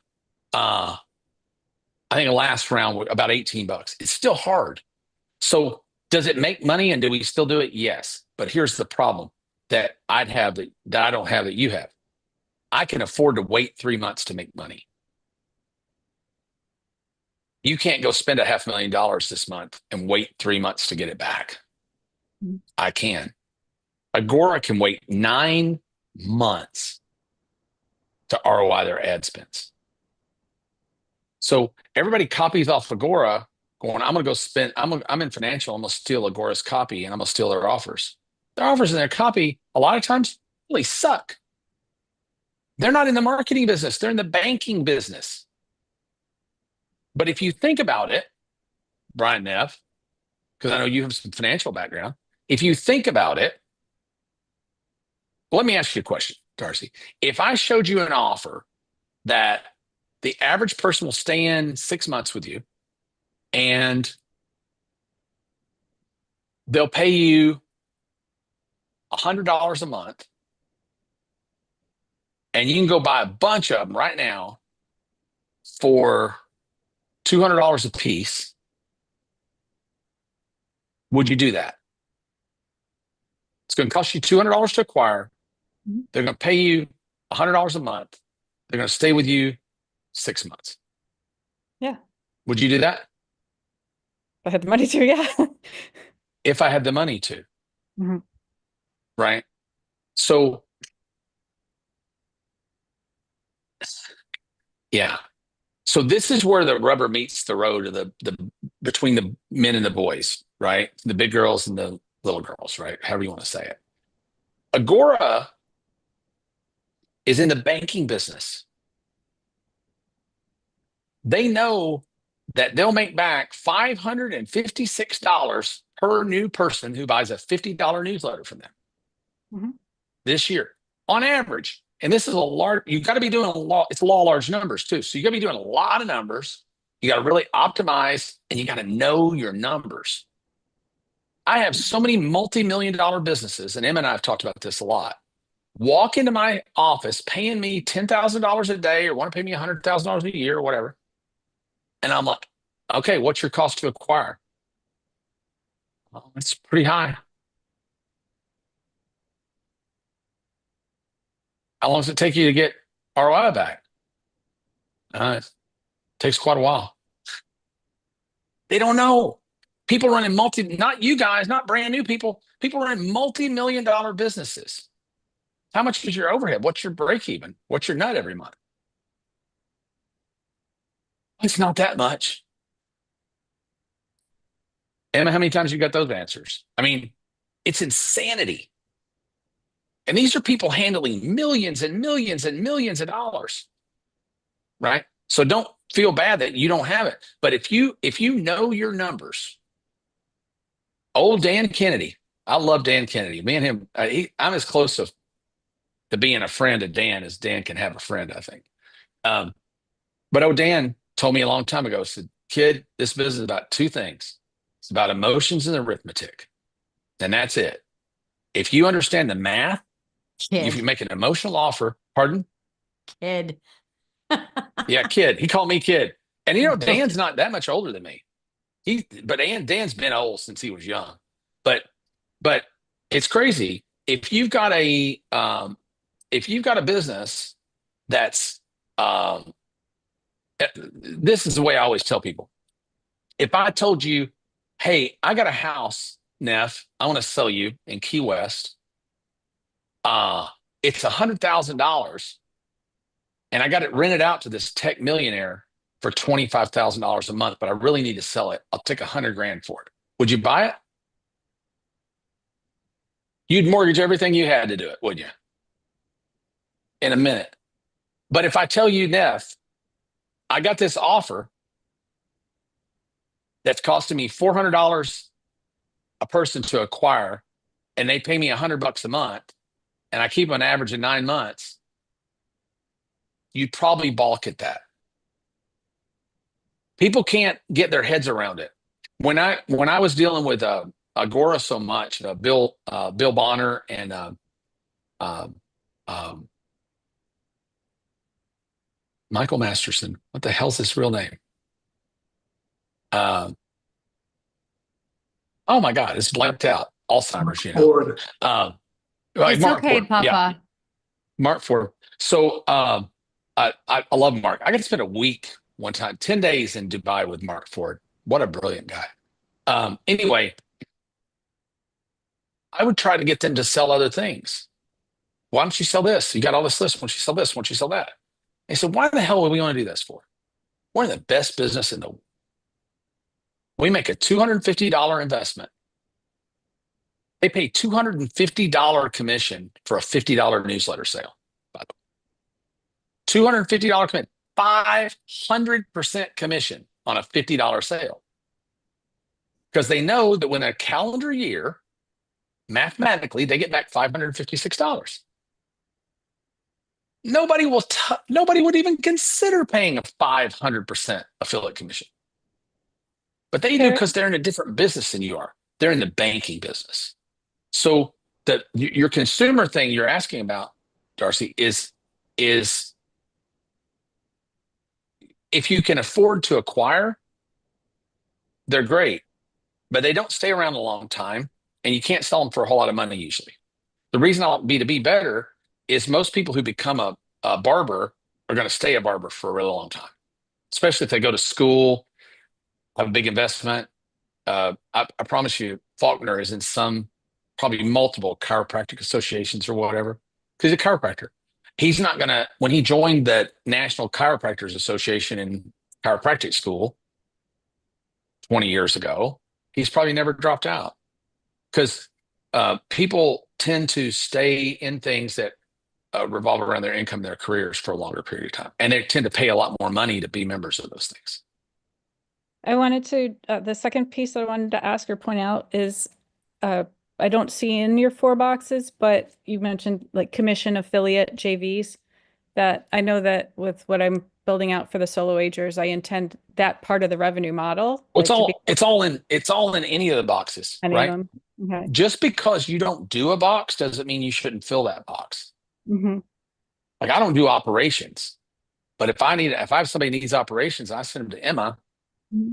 You know, Emma still won't pay me a commission, but fuck her, somebody would.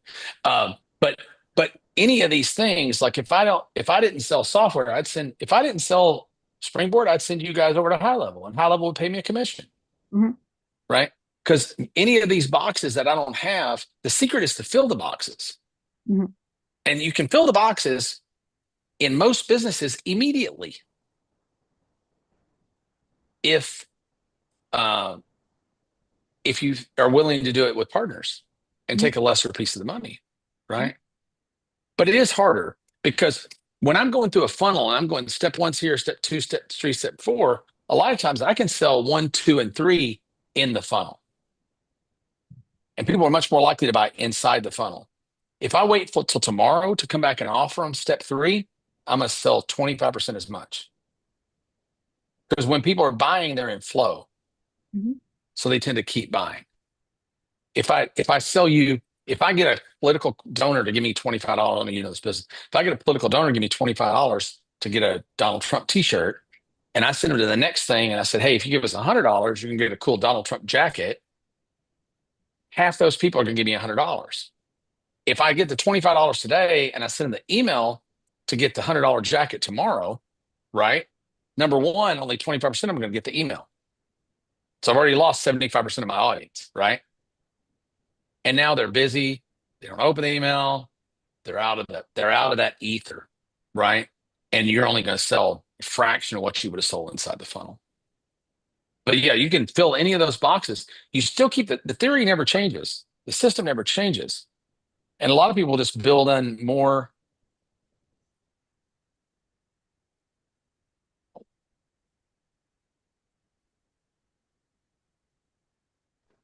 Yeah, there we go. These things are going dead. A lot of the people will just, a lot of people will run an affiliate offer until they can say, hey, I'm selling a shitload of these events. Perry, So Perry, just so you know, you are on the computer now. It's not picking up from there. So, I'm going to take a break. So, you should. So, did I answer your question? I hope. All right, cool. I'm going to put these things up, and we'll. Let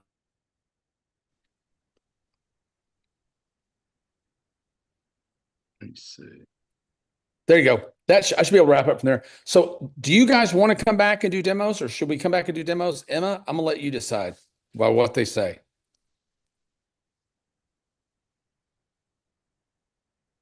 All right.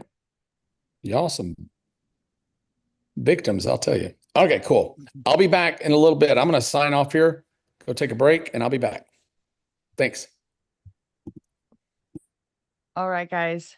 I know that Perry offered me to do any kind of Q&A if you guys want, or if you guys want me to show you more about what I've done with the Fenton Chamber of Commerce, which is in my city. So let me know what you guys are looking to hear about. Chamber. Okay. Let me go ahead. And so we're on a break right now for those that are streaming live out on YouTube and Facebook and here on Zoom. But here in this break, we'll take about a 10 or 15-minute break. Let Perry refresh. He's gone for 4 hours and 15 minutes. Can you guys drop like what you guys are feeling about this session. Like, do you like this PERRYPALOOZA? This is the first ever one. If you are, please drop comments so that we can show Perry some love and maybe encourage him to do more of these, because I don't know about you guys, but every time he speaks, I feel like I learned something new, something that's, inspiring me to move the ball forward. So pretty cool. All right. So you're overwhelmed. Yeah, I totally get that. It can be overwhelming, but as he says, you don't have to conquer the whole thing. You don't have to eat the whole elephant. Just take one bite at a time, take one actual item away, which is what I want to talk about right now. Is I know that we are all excited about AI and we've learned a lot about AI. We're AI evangelists, but the 99% of people out there, namely business owners, local, small business owners, medium, they're all afraid of it. So one of the things that I've been doing when I go to these Chamber of Commerce meetings or a networking meeting or even family events or sitting next to someone on the airplane when you're talking to them about, where did you go? Oh, I went to AI Bot Summit. What's that? And then you start to talk about AI, their faces get this glow of fear, right? They're like, oh, I'm old school. I'm scared of that. Or they say things like, that's cheating or that's fake. There's a lot of things that you're going to hear, right? So I never approach someone and just start talking about AI. I really meet them where they are. And I use these, what I call AI party tricks. And what I do is depending on the person, depending on the audience, I pick one little simple result that that they can go and replicate.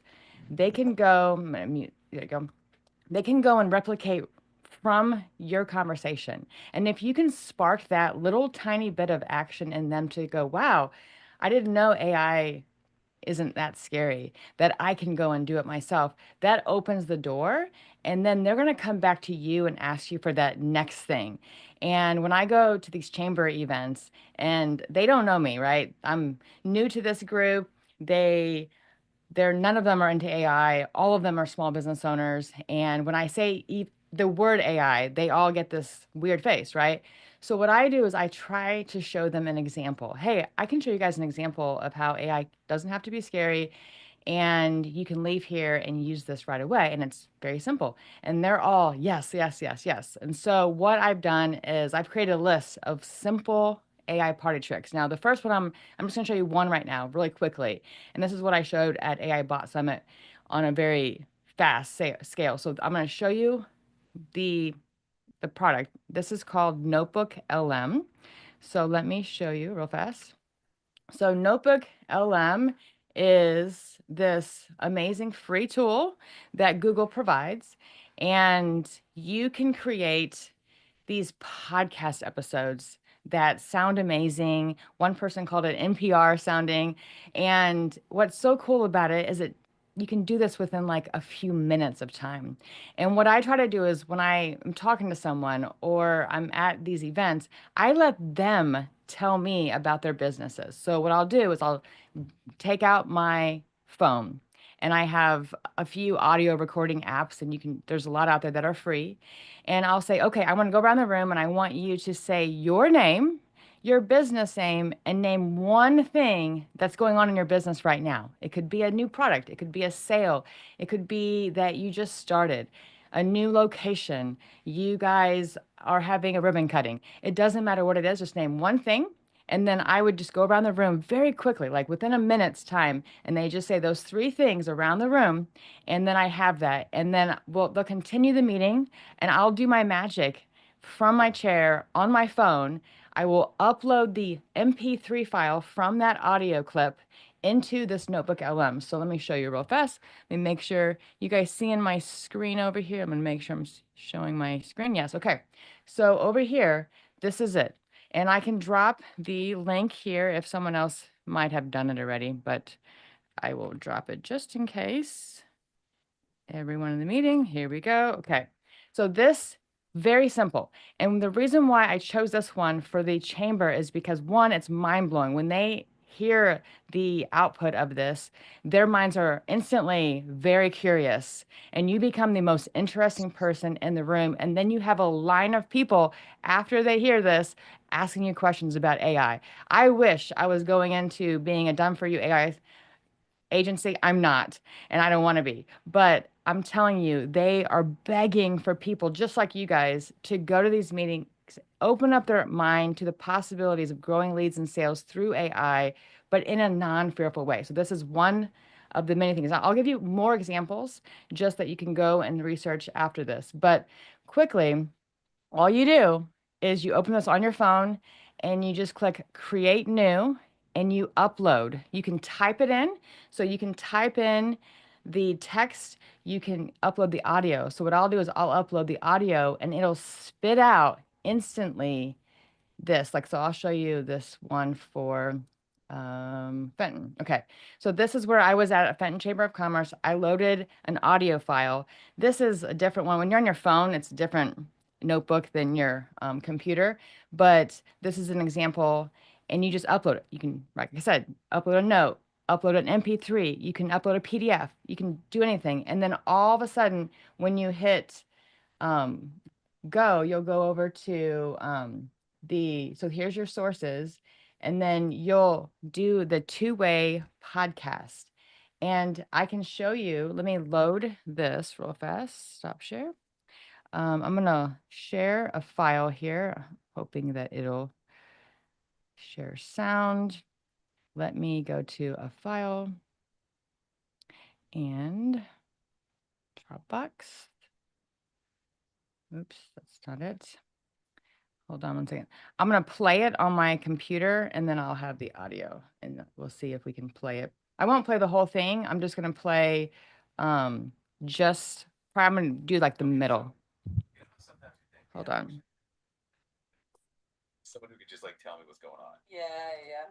Well, good news, because people keep sending us all this Fenton Chamber of Commerce news. Cool. And we're going to break it all down. Sweet. So we've got all sorts of things this time. Okay. Upcoming events, of course, Mhm. things that have already happened, Oh. new businesses, and even like a little behind the scenes look at something that could be really interesting. Okay. I'm intrigued. Lay it on me. Okay, so first up, something that caught my eye. Yeah. Greater St. Louis Inc. Yeah. paid Fenton a little visit. Oh, really? Yeah, their director of engagement, Okay. Brooke LaPlaca, got like the full tour. Wow.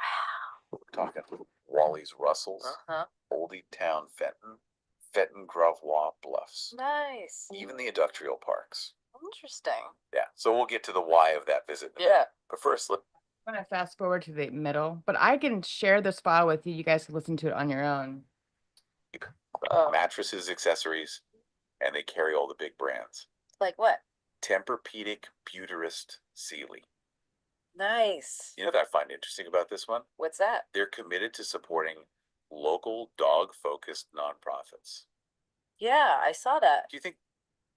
So the point is that I am able to wow them with this trick. And I have another video that I created that gives you the steps, so it's a little easier. This was just to show you kind of what we're doing.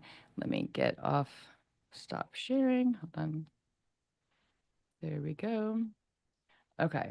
And so I'm telling you guys, I have wowed every single group with this, even my brother-in-law. And I see some questions, so I'll get to those questions. But my point in showing you this is to pick one simple result that they can do themselves. And if you can teach them just one simple thing, and examples would be like Brian F. and I were talking about the ChatGPT task feature and how he sets alerts for nonstop flights to Miami, right? And how you can, let me know when it's under $100, and he gets these alerts every single day. Hey, this flight to Miami is only $97, right? And he gets these alerts through ChatGPT. Anyone can do that. You can do everything. I put a bunch of stuff here. So like auto-generating a weekly meal plan. If you know this person's into fitness, if this person's someone who, loves to cook, you can create these auto-generated meal plans in GPT, right? And you can show them how to do that from their phone. That's the beauty of this, is you show them right there how easy it is. And so I did that for this chamber. I showed all the ladies that were at this luncheon. I said, okay, this is all I did. And I showed them how to do it. And I watched one person do it right there. And her mind, I could not tell you that I had a line of people because her mind was so blown that the chamber director wanted that file to post to their page because she just was so just she thought that it was so cool because it called out all the people in the room, and that just gave them that, wow, like that was about my business. How cool is that, right? So there's lots of stuff that we can do. Motivational text, you can write a personalized book. I'm not talking about AI specific stuff, really. I'm talking about them. So you find that person, what they're interested in, and you use ChatGPT, which is the easiest thing to show them, something, a small result that they can go and do again and again and again. I showed the gym owner that was sitting next to me how to create 365 posts for her fitness students, right? And she said that she'd been tirelessly trying to find the content, and she just gave up because it just wasn't easy. And I showed her how to make photos and graphics inside of ChatGPT on her phone. She literally went home, she just went down a rabbit hole, and she told me she created her whole curriculum for her students and all the posts to go along with it. So it was really cool. And then she wanted to hire me. She's like, can I hire you as a consultant to come in? So you guys too can intern do this stuff. You can do more advanced stuff too, like the custom GPTs and assistants. Perry and I were talking about creating profile photos for people, right? You can use Aragon or Flux or Try It On AI, Headshot Pro, Remini, Canva even has these AI headshots now. So like you can do all these different things and create them. Mark Shalinsky made a whole bunch of these that look amazing. I could not even tell that they were AI, honestly. And so you could do this and wow them. And then they can leave that meeting or leave that sitting and they can go and do this. They will be calling you the next day saying, you blew my mind.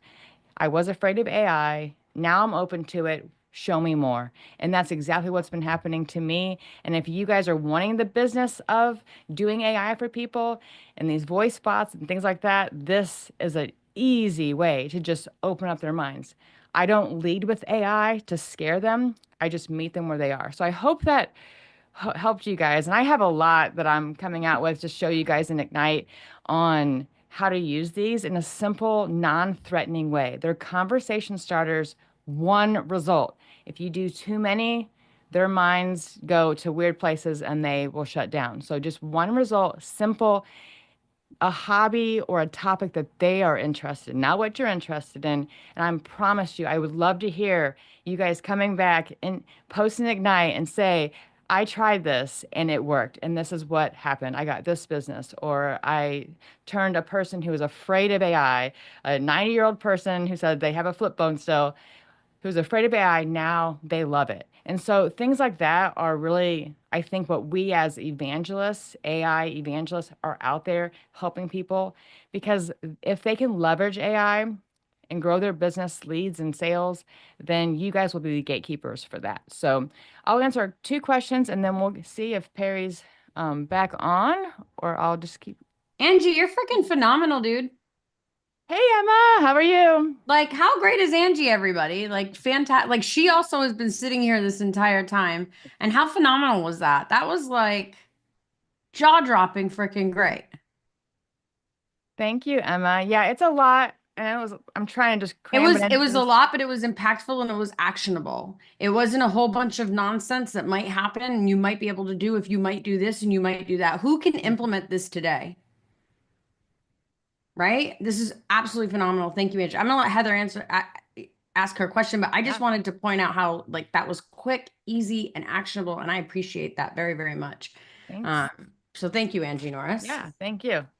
I just got a super quick question. On the photo one, can you repeat those really fast? Because I'm right now in the middle of redoing a bunch of photos and I really want to do some AI ones. Can you just say them again, please? I'll just put them in the chat for you. But so some of the ones that I've tried, I did Remini like in the early days. I think it's there's a lot better ones now. There's Flux. I think Laura has a model called Laura, I think. Try It On AI, Headshots Pro, and then Canva now has an AI headshots app inside of it that is getting better and better and better. So you're going to have to test out which ones. I think some of them make me look cartoony and some of them make me look amazing. So you just have to try them out. What about just to create? I know Midjourney's one, but do you have any suggestions for just good old fashioned? Hey, I want to have an image of two women doing weights. You know, like from text to image AI. I honestly, I use ChatGPT more and more and more because it pulls from Dolly and it pulls from other places and it's getting better and better. So I use that first. And then like I created a logo recently for a new project that I'm working on. And then I took that image and I went to Fiverr and I hired someone to make it a vector and with layers and give me different shapes and stuff. And But you did it in Dolly then. Oh, yeah. Okay. So you did it in Dolly first at the logo? Well, I did it in ChatGPT, but it pulls from Dolly. Got it. Okay. That's great. No, great. Thank you so much. I know like Perry talks about like ideogram is really good and you can do Midjourney as well, but you can even have ChatGPT write the prompt for you to create it in those other platforms. Yeah, because I'm looking for a logo too that has words and I thought that maybe, you know what I mean? Like does that make sense? Yeah. So, okay, cool. They're getting better. I think Perry's almost back. We'll give him a couple minutes, but yeah, so there's lots of things out there. And I asked ChatGPT a lot on their opinion of what are the best apps. You know, Angie's tired when she says Chat GPT. Either that or she's already been in the wine. One of those two. No, she ain't been in the wine, dude. No. Come on. That's not till 5. I have no wine in this house, so it's gonna be. I'm sending you some immediately. Oh, thank you. I love it. Huge thank you to Angie Norris, guys. Thank you, thank you. And also to Alyssa. Alyssa, I know you're not on camera, but thank you so much for all your hard work today, too. Having to deal with Perry's old ass staring at him all day. My old ass is awesome. What are you talking about? How y'all doing? How'd you enjoy the break? Yeah, not much of a break. Okay. So Angie, thank you so much. That was wonderful. And I know Russell Smith's here with us. Emma, the whip, is here. Chances are Richard's lurking around somewhere, being all weird and Richardy. Sokka's probably around here somewhere. These guys are the people that make everything here work. Russell Smith is our tech guy. Nuno is our Springboard expert. So these guys, I don't know if anybody's used this or not, but did they get the 8-hour day support thing fully working now? Emma?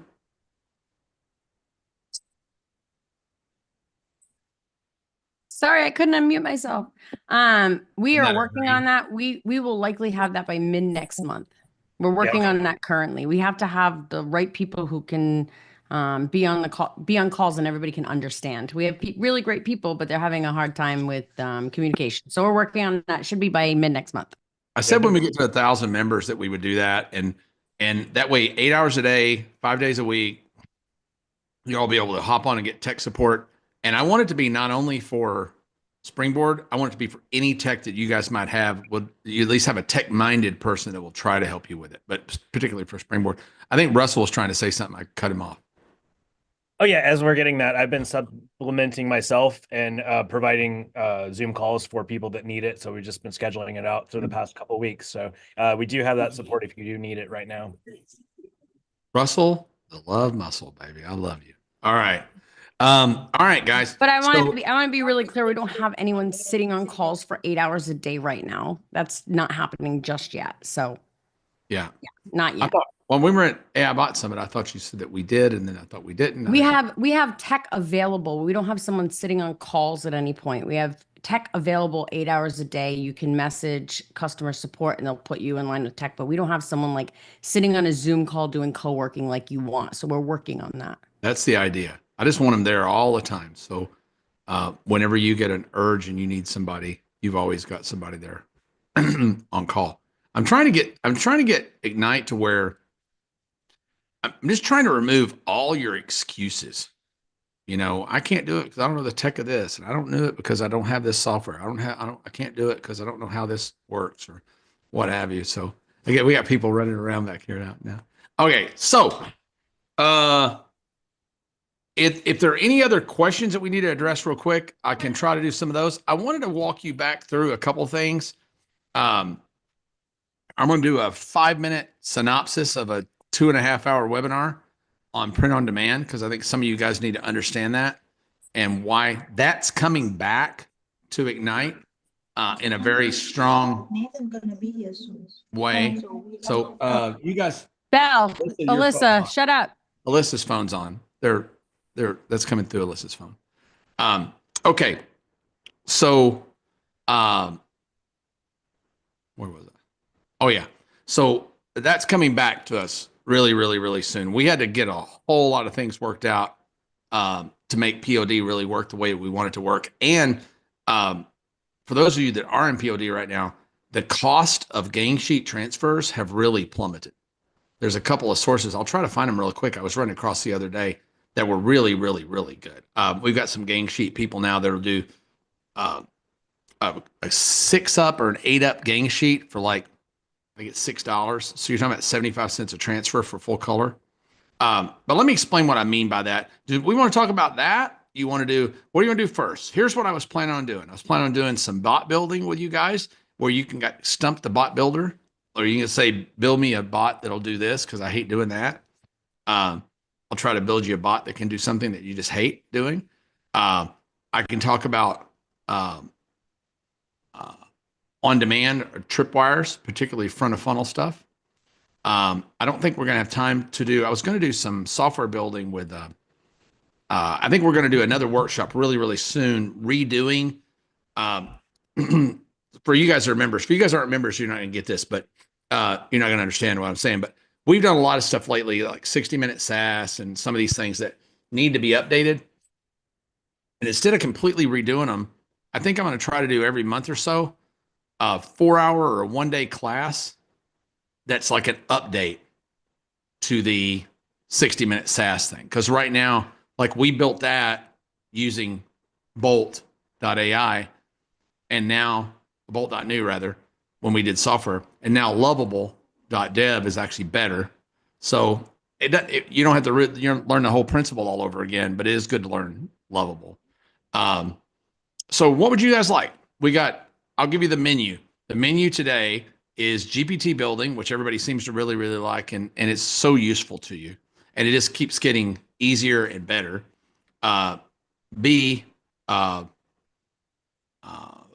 Tripwires, understanding tripwires and POD better to front end your funnel. Or about anything else you guys want to talk about. I don't care. Or I'll just answer more questions, or, we can talk about I'm a Leo. I like long walks on the beach. Whatever you want to talk about. Don't anybody go at once. Do we have a vote? Angie? There's a lot of people talking about GPTs, bot building. They're talking about how they're a Leo as well. Tripwire. See, Leos and Leos would never get along. That wouldn't work. We'd kill each other. GPT bot. Okay, seems like everybody wants to talk about bots. Okay, that's cool. And if you learn to build, here's the reason I like getting people into bot building. And I can walk you guys over and show you some image AI stuff and some things like that. So I do a few things in image. I'm not going to do MindPal today because honestly, I'm not that great at MindPal. That's a Reed Florin thing.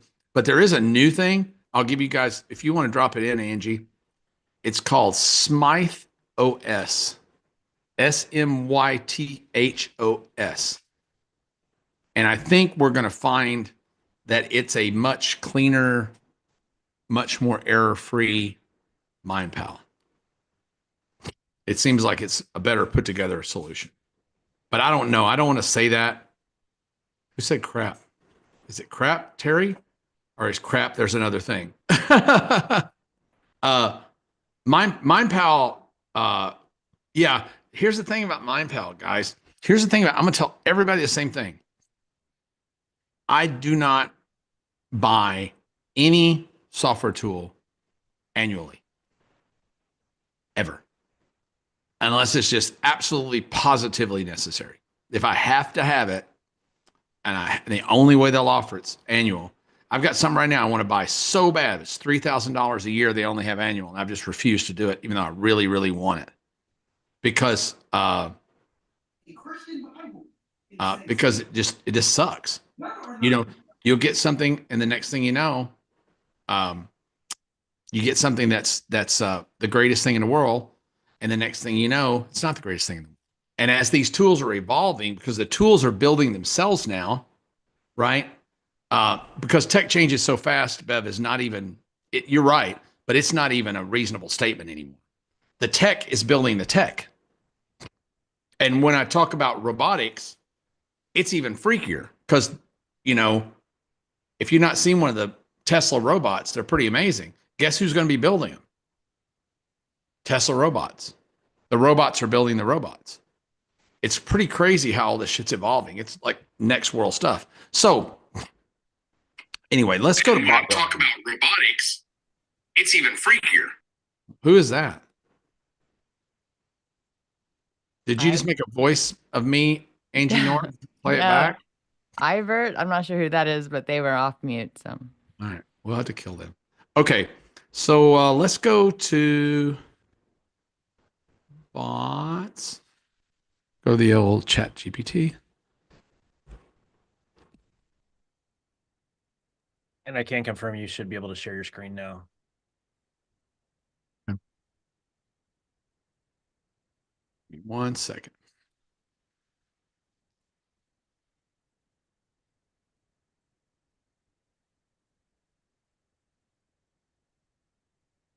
Okay, I think I'm logging it everywhere. Let me share.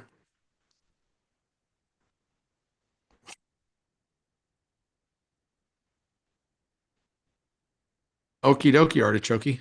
Can you see stuff now? Yes, we can. Okay. I'm going to go ahead and give you guys a couple of things real quick. I'm going to try to hit a few things.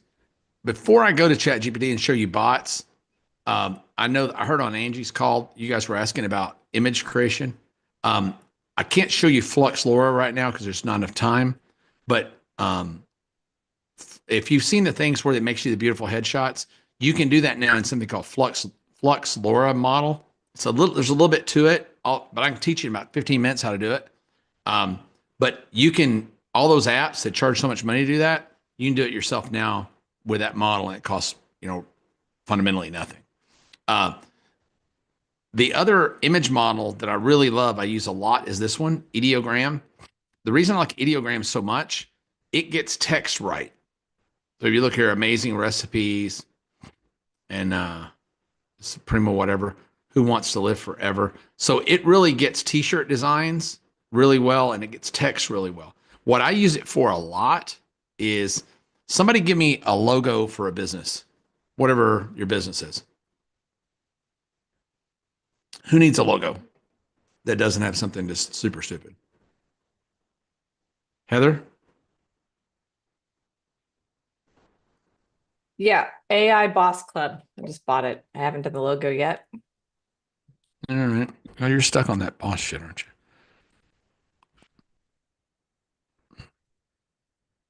Well, AIBoss.club is going for 469,000. I couldn't get that one right now, so I got .club. How come?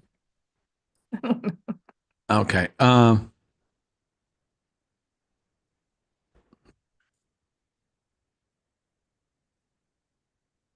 And what do you want it? What do you want it to emote?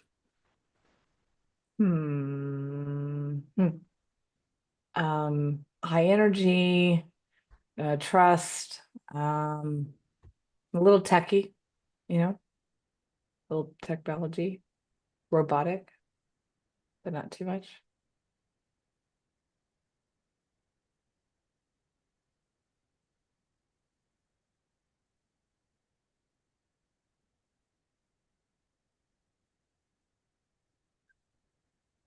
And I always leave the auto on here. So Magic Prompt is going to basically rewrite this prompt, right? And I've also got an image prompt builder, a logo builder GPT that I use to build bots for Ideogram. And y'all are probably right now going, what the hell is he talking about? You'll understand in a minute. I'll show you. So I go to generate here. Will it create the text too, Barry? Yeah. Yeah. Well, what I really normally do is put the text in parentheses just to make sure that it gets it. And Okay. I normally, this is going to be a 2-3, so it's going to come out really funky. So most logos you want in 3-2. So I'm going to recreate it in 3-2. Okay. But there's some, right? Looks a little weird. It's a little too cartoony, right? Yeah. Yeah. So but you just gotta you just keep messing with it and it'll give you more of what you're looking for. Can you select one and kind of like do more like that kind of thing? Like go down You the can, it's not as good to iterate in. It's pretty weird because sometimes it just gets it right and sometimes it'll just get it totally wrong.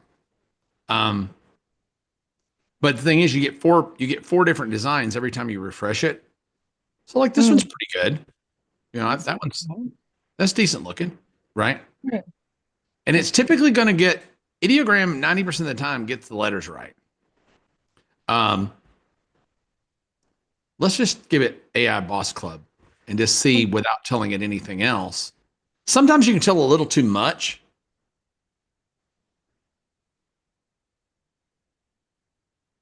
Are you giving it colors? No, right? You're just letting. I'm not. I'm letting it pick, but you can give it colors. I'll show you how that works. Okay. And then we'll get out of here because this is just. But I'll tell you, this really works well because, like, if you want to impress somebody, if you can create them a brand new logo that looks a lot better than the logo they already had, let me show you one thing that'll help you a lot. You really want to go to a 16:9 ratio. Will typically give you the best logo result. And see down here, I can pick a color palette or I can let it auto pick it. Okay. So let's use blues, right? Do you change the model there? The 2.0, does that matter? I don't know. It probably does, but 2.0 is the newest model. So you usually use the newest one. And you can choose to display it publicly or not. I'll leave them private. And then you can actually turn this off or turn it on rather. Sometimes it uses, sometimes if you turn it off, you're usually going to get less imaginative, but sometimes more useful. Does that make sense? Mm-hmm. This is really good. Thank you. Oh, we did some of these for some of our Make It Real people that have just been freaking fantastic. So what we're going to do when we do starting point, we're going to have you guys create these. See, this is probably more what you're looking for. That's boss right there. That's an expensive logo if you had that created. That's pretty hot. I like that. That's pretty good, right? Yeah. Yeah. Now, this is just stupid, right? So you just never know what you're going to get. It's really good.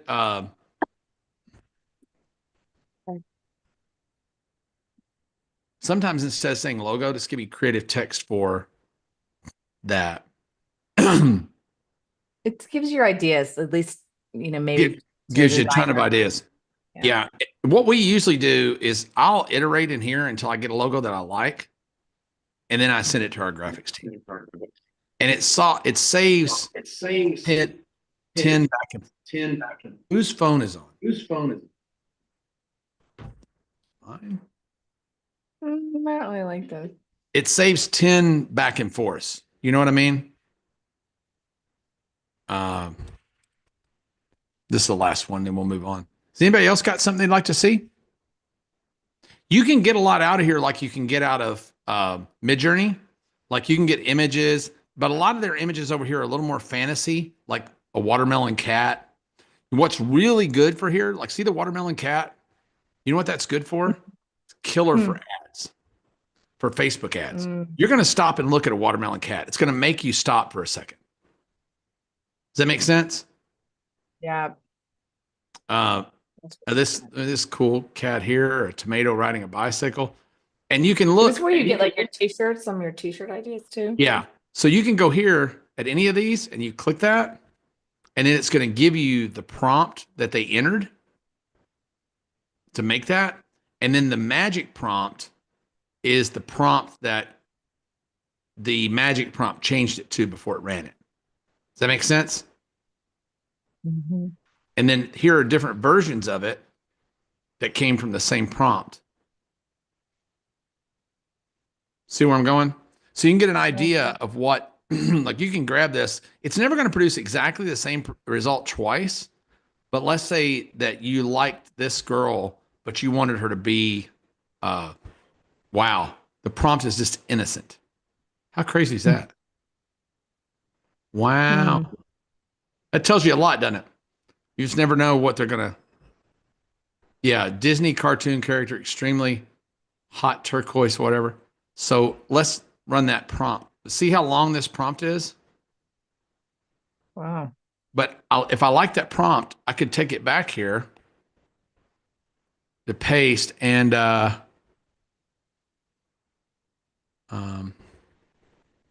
And why is 16 by 9 the better for like a logo? because most logos are 16 by 9. The vast majority of logos, vast majority of logos are actually 1 by 3. Like if you look at Coca-Cola or Federal Express, most logos are rectangular, especially for web use. It's very hard to make a logo work well for web use if it's not rectangular, because it typically goes to the top left corner of the website. Does that make sense? Yep. Yeah. So I use this a lot. I still use I hate Discord, but I got used to using Midjourney in Discord, and I don't even think I have it.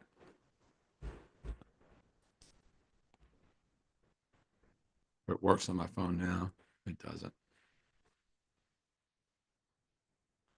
I use Discord more for photorealistic stuff.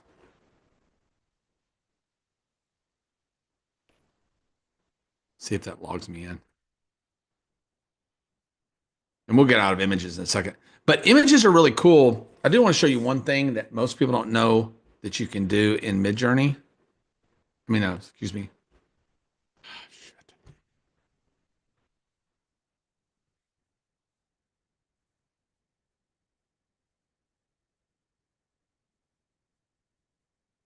See if this lets me in. If it doesn't, we may have to. Yeah. We're going to have to come back to that bad boy.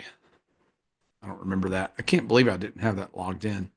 But I've been using lately in Midjourney the describe feature. If you guys have used Midjourney a lot, I'm going to go off camera here for 1 second and see if I can log into this, because I got to put my password and everything in. And then we'll go to bot building. I really want to show you this. I just had Discord open right before I got on this call.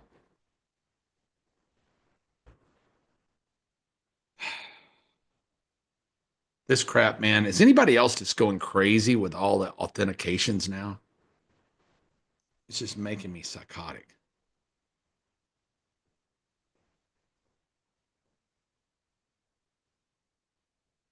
Okay, it's going to log me in. So like you'll see here, when I'm in here, I'm usually doing something like, guess what I was working on today? Right? So I don't have to have beautiful photos of sourdough starters. I can create really photorealistic stuff in Midjourney. But you can do almost anything over here. It's not as good with logos. Midjourney still doesn't do words well, but it does images really, really well. Who wants an image of something? Anybody? Nope. Going once, going twice. No takers. Okay, Michelle. Can you do an image of a tech Sherpa? Like an actual tech Sherpa, not logo. Oh, I don't know. We'll see. Oh, I'll show you that other thing too. Let's just see what it says when I put in Tech Sherpa.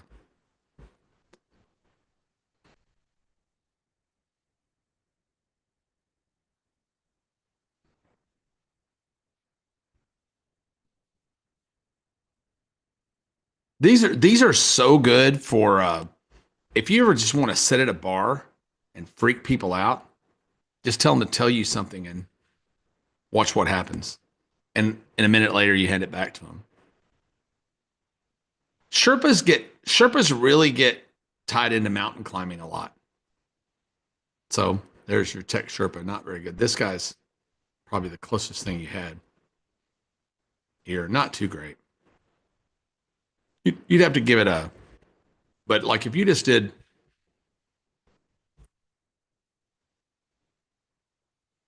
image of a 25-year-old tech consultant showing an older worker how to do something on their computer. That's probably going to give a really good result. But let me show you this one little thing, and then I'll go to the Suzanne. I see your question there. If I want to go here, who's got an artist they really like? Who's got a famous artist they really like? Anybody? Like a visual artist, like a painter? Or, I like Leroy Neiman, if anybody knows who Leroy Neiman is. Anybody? See, there's the tech advisor thing. So if I was doing like a business where I was showing, consulting seniors on technology, that might be it. It gives me 4 of these, and then I can pick one. If I like the bottom one, I can upscale number 4. These mean upscale, U1, U2, U3, U4. That's image number 1, number 2, number 3, and number 4. So if I want to upscale number 4, I hit that. And now it gives me a bigger version of that.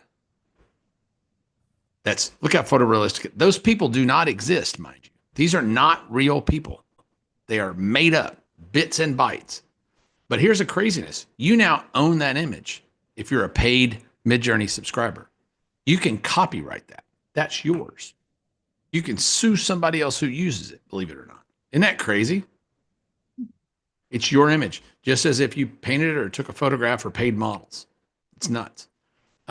We've been using this for 25-year-old female model in blank white t-shirt for mock-up.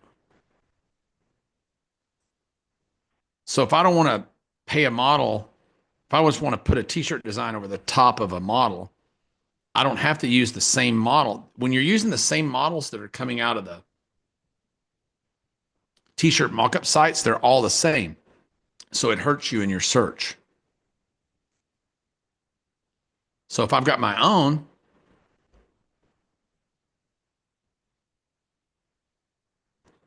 I can now put a design over the top of that image.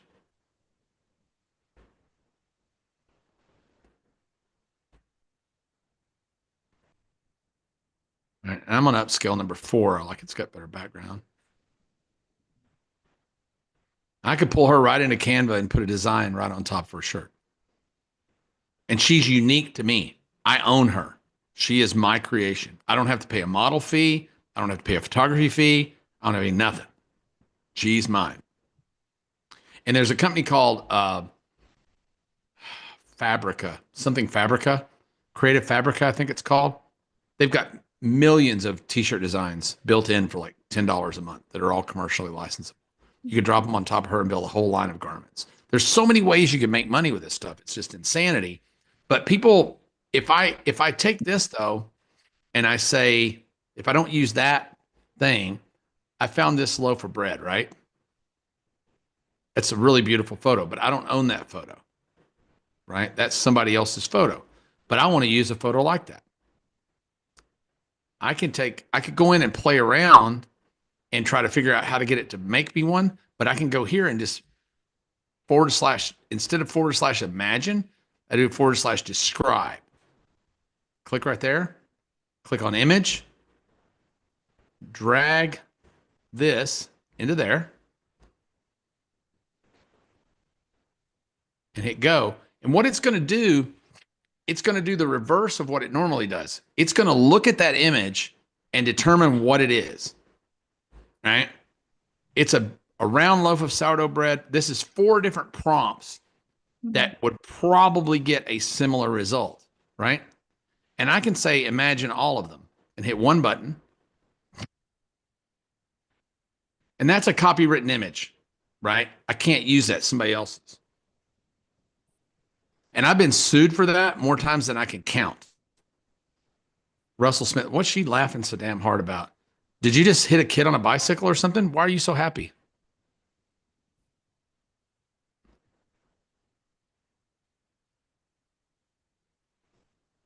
Do you now own these if these come out? This is now yours, right? These are mine.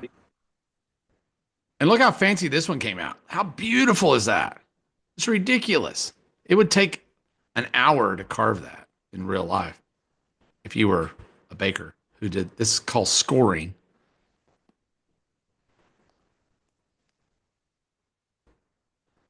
But yeah, I love this one, number one here. So if I upscale number one, I'll show you something to really freak you out. So that's going to upscale. And now I got this big, beautiful image of number one, right? Now I could, underneath the ones that say V1, V2, V3, V4, that means give me a variation. I like that one, but give me another variation of that one. So I'm going to go back here to one. I kind of like this one, but not really. So let's get a variation of number two. And it's going to give me a variation of that one. And it's working on that right now. So there's 4 different variations on that design in different shapes and stuff. So I could choose, maybe I'd like one of those better. If I don't like them, I could just hit this recycle button and it'll give me 4 different ones. Right? But watch this. This trips me out.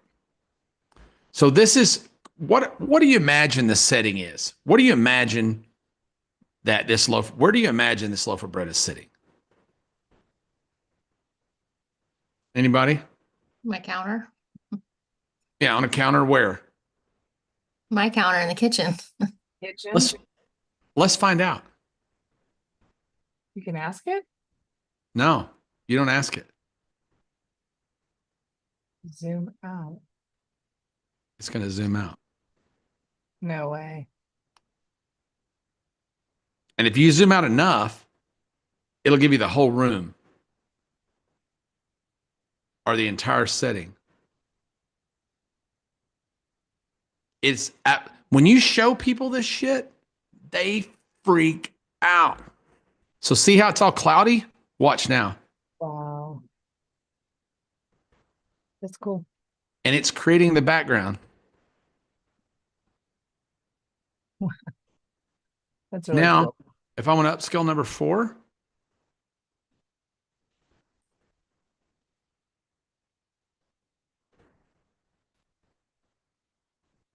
I can zoom out again.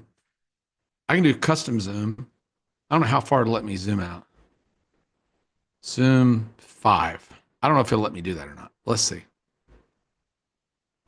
No, it won't let me do that. It'll let me zoom out 2 more.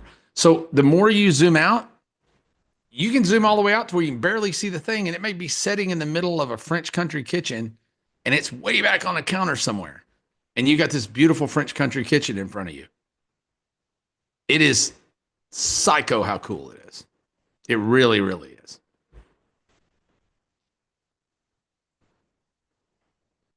And you can make it different shapes. You can move it around now, and you can vary by region. I'm not going to get into that, but you can literally now draw a circle around a certain area. Like if I don't like that blanket, let's say I don't like the blanket. But see how far out you've gotten? Isn't that crazy? So we're going to upscale number 2. Yeah. And then can you ask it to be in a certain place? Let's say you want to put this into a certain kind of kitchen, or can you? You have to do it in the initial. Who's got their phone on? I don't know who that is.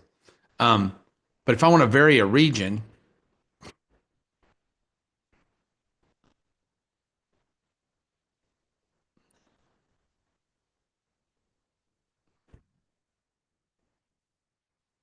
I'm going to make that region what I vary, and then I can tell it to do something else there. So I'm going to ask, I don't know if this will work or not exactly this way, but I'm going to ask it to be a square loaf.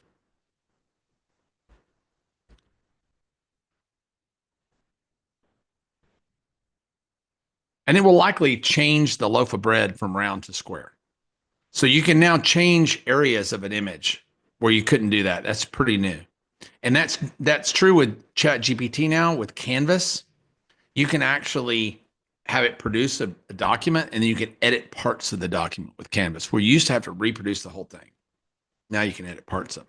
It's really, really cool. But we'll hop out of here. Is there anything else in images that people don't understand or have a challenge with? I mean, I could spend the next 4 hours. Yeah, there you go. So how crazy is that? But now it made it red and green and ugly. So there's something weird, right? But it did give me a, oh no, I didn't. So look at that. I changed the whole thing to square now instead of round.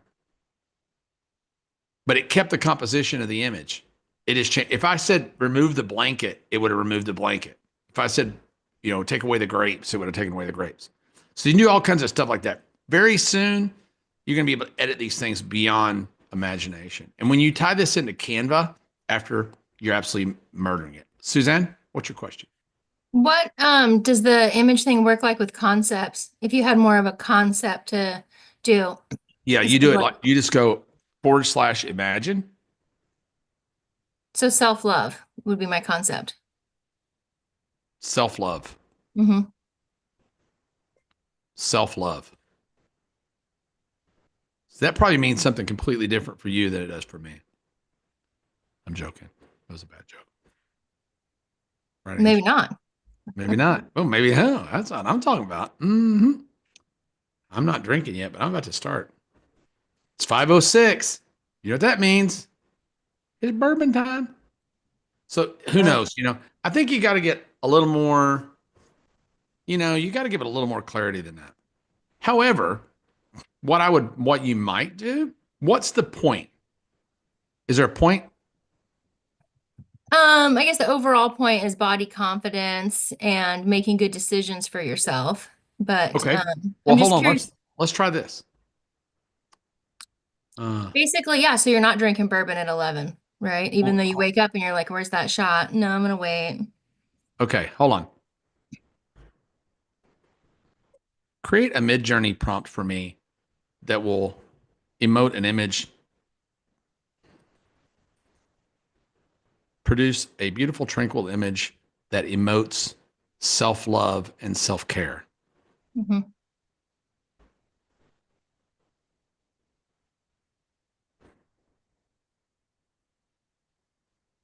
Okay.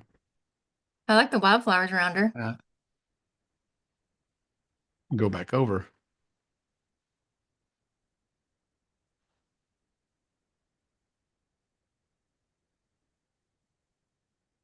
Sorry, I'm moving things around.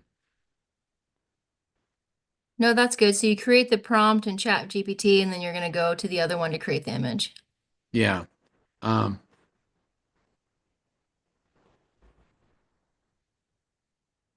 I can't find Discord again now. I got too many things open on my screen.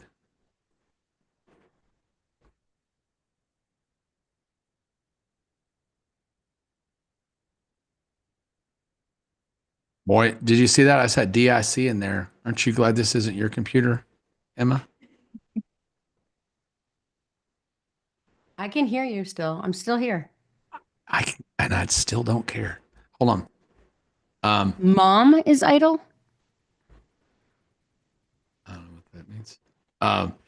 So you just go here to imagine. Now you're going to drop that prompt. It'll likely give you something much closer to what you had in mind. Although it's really hard to figure out what's in your mind, right? Yeah, I was curious if you could use it for concepts at all, because you definitely can. I use it for concepts all the time. The thing that it really does that's pretty crazy. I'll show you one more thing in Midjourney, and then we'll get out of here. Because this could be, I could stay in here for 2 weeks. I love screwing around with imagery.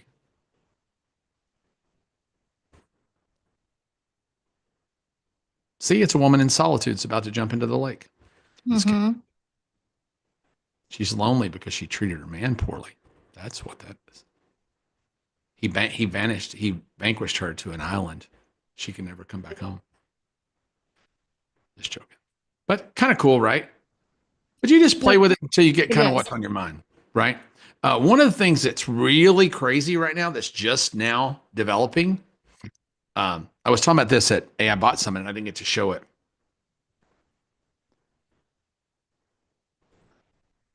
Sterling silver men's ring nautical theme. Now, this is going to go produce me a piece of jewelry. And what's crazy, I've been able to do this, and I've been able to send some of these. One of my daughters, Rachel, is creating jewelry in Midjourney, and she sends it over to China and has it crafted and cast.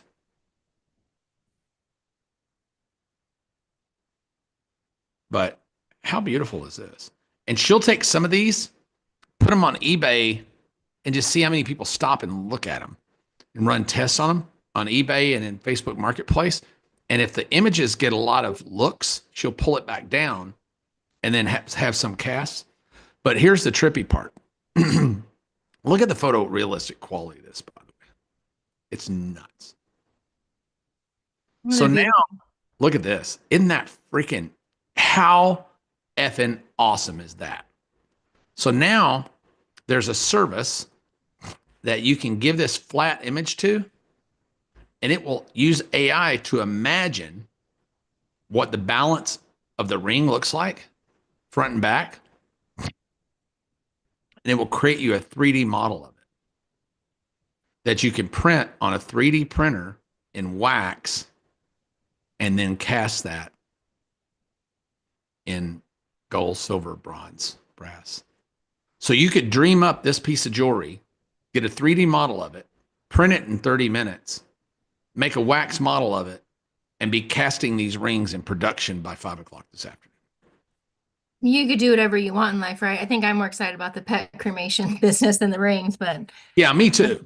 I don't give a shit about this. Too hard to sell. I like the jewelry business though. yeah. But if you do certain jewelry, you know what is exciting about that?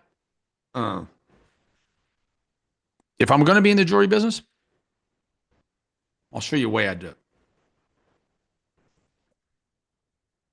Small women's bracelet for women who play tennis. Pickle. And I'll show you why I like this.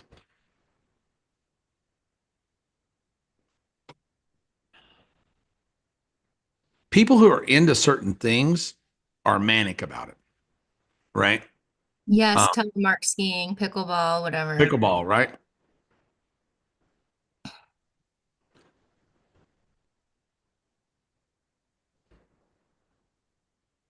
I don't see anything I really like. I think it gets mixed up with tennis bracelet too much.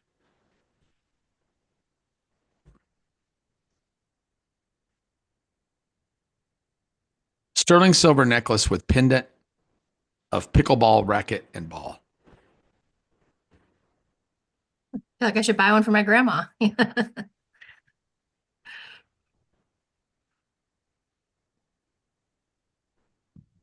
was taking a minute, but it's worth it. Because here's the thing. If it's a fairly small piece of jewelry and I'm willing to buy 500 of these, I can probably get them made for $1 in China and get them back here in 2 weeks, right? So if you wanted a tripwire that looks like it's worth a lot of money, that looks like it's worth a lot of money. You follow? So if I wanted a tripwire to give away to women who play pickleball, if I say, hey, get this free sterling silver plated pickleball necklace right now, just pay $7.95 shipping and handling, that would draw me a lot of people. So with my self-love And thing, I should think it's of a an great image. way to have a front end that costs $1. Why is this such a good tripwire? It's only going to be good for pickleball fanatics. The only people going to wear this. It's got a high perceived value, and it ships flat in an envelope for $1.40. So it has no way to break.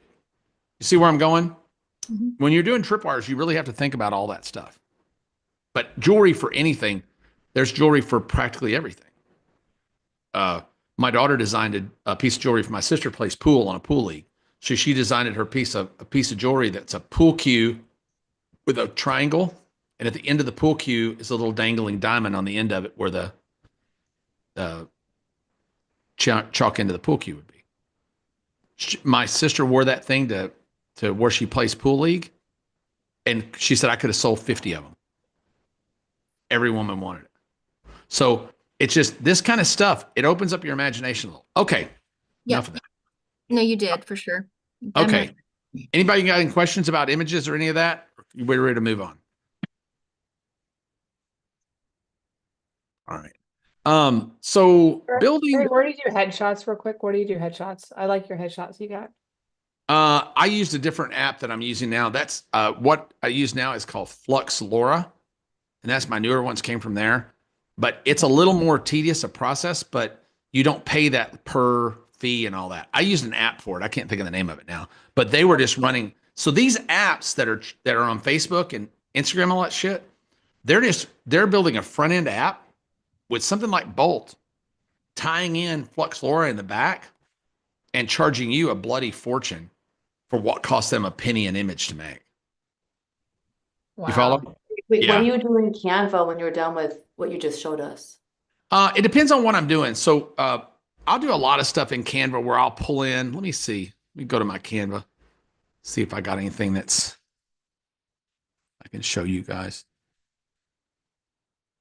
I almost always start.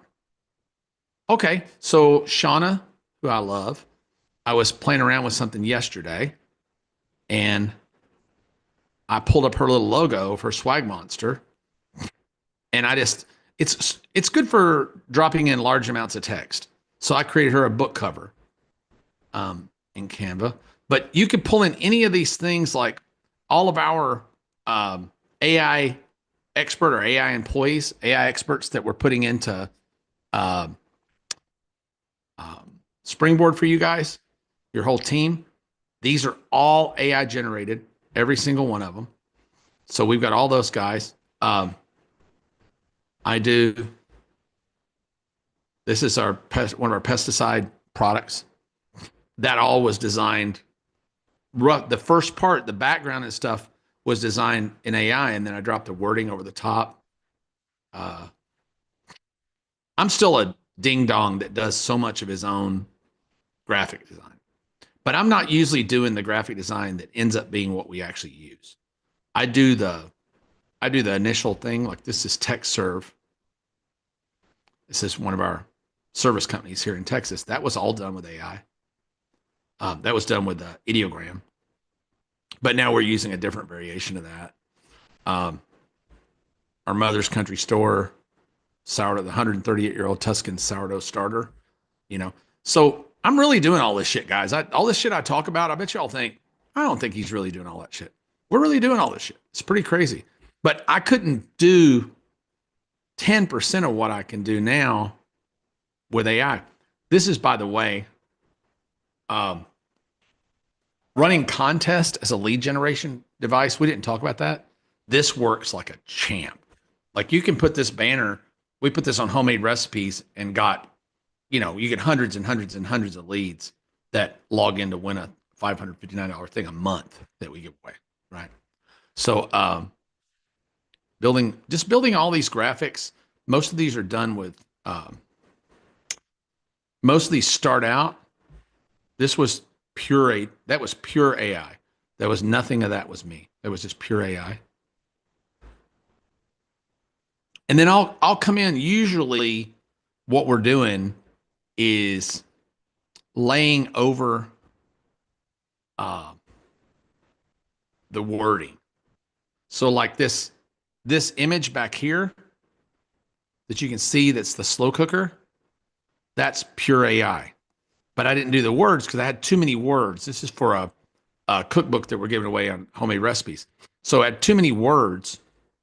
So I just dropped all the words in. One thing that I'll show you that is really cool. Welcome. I'll pull this one up and then, so let's say that you want to change this to mother's city store. You wouldn't do that, but let's say you would. You can go here now in Midjourney. You take this image that you did in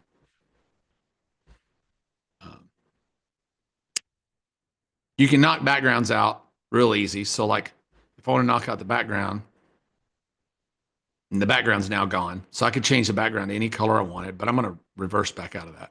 But I'm going to go to edit. And this is something most people don't know how to do. It's so friggin' easy. Watch this. So grab text.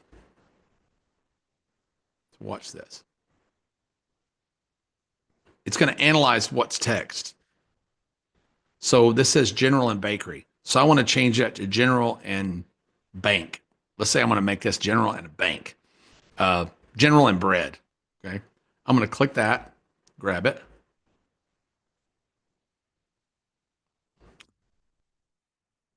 And now that's editable.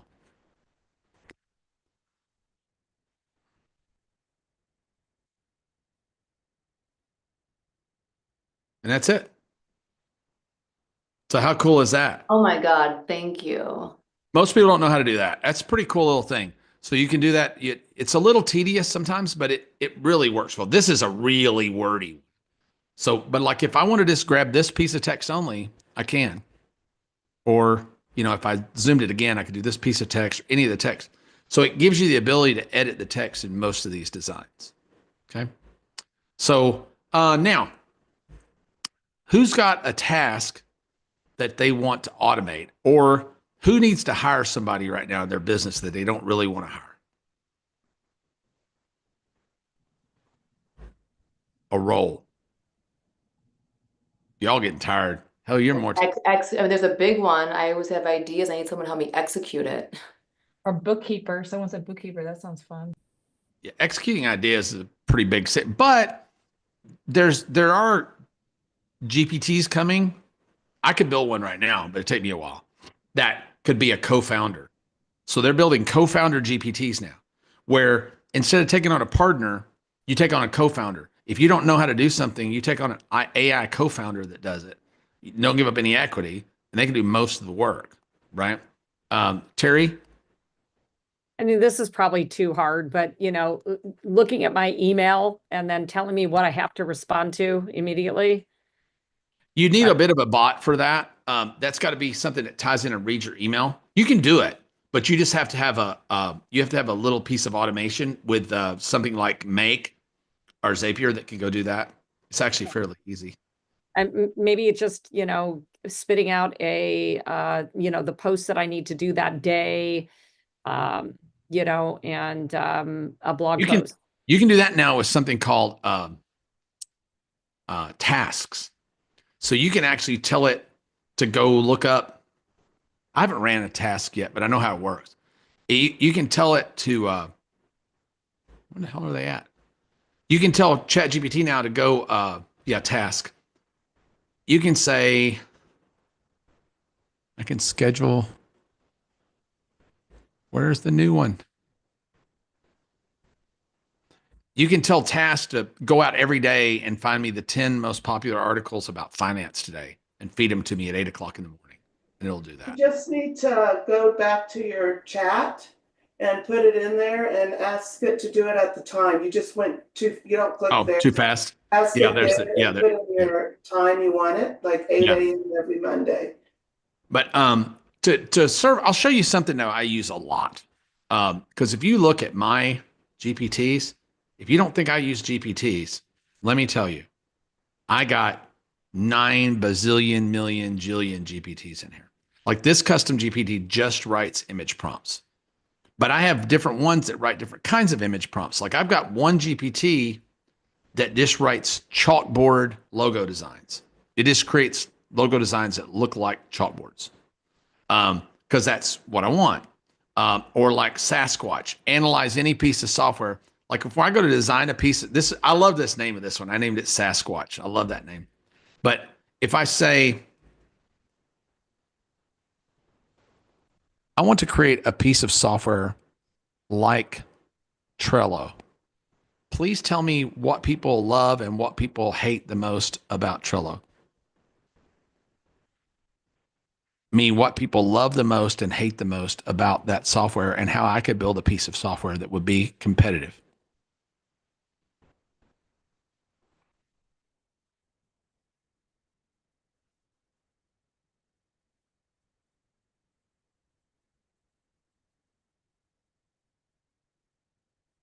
So it's going to give me a whole competitive analysis plan. And I can ask it to continue to elaborate. Can you continue to elaborate on this? This is pretty interesting.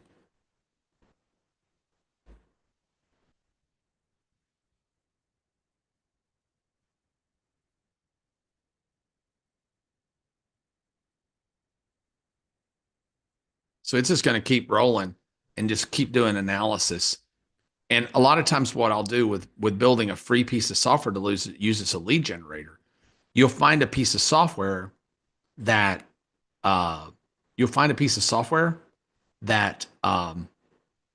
does 50 things and people only use one thing, and the software is $50 a month. I'll just make a piece of software that does the one thing and give it away for free. So it's so much easier. Like I wrote, I did this one live at AI Bot Summit, where we created a grant writer, and I went back in and recreated this again. So it's much more advanced now, but I want to write a grant for a Montessori school in rural town in Georgia.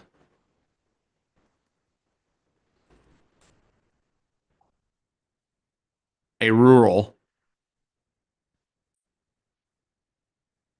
that serves the community as a nonprofit for gifted, underprivileged children. Now, it's going to come back now and ask me all the questions that I need. That really, the one I did on site in site was not very good, because it didn't ask me, so what's the legal name of the organization? Could you share the official mission? And if somebody answers these 5 or 10 questions, it's going to go write an incredibly in-depth grant for them. And it's going to ask in here, who's the organization you're trying to get the money from? You can upload their requirements and things like that. It really does a really good job and will produce a really great grant. Can you share that one, Perry? Do you mind dropping in the chat? Not at all.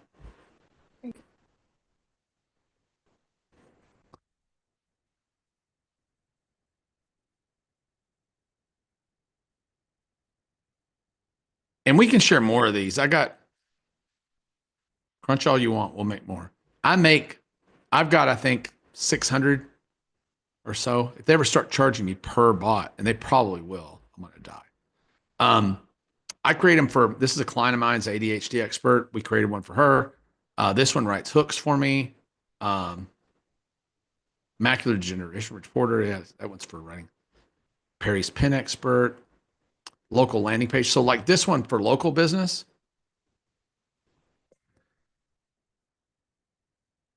Pool table moving service in Austin, Texas.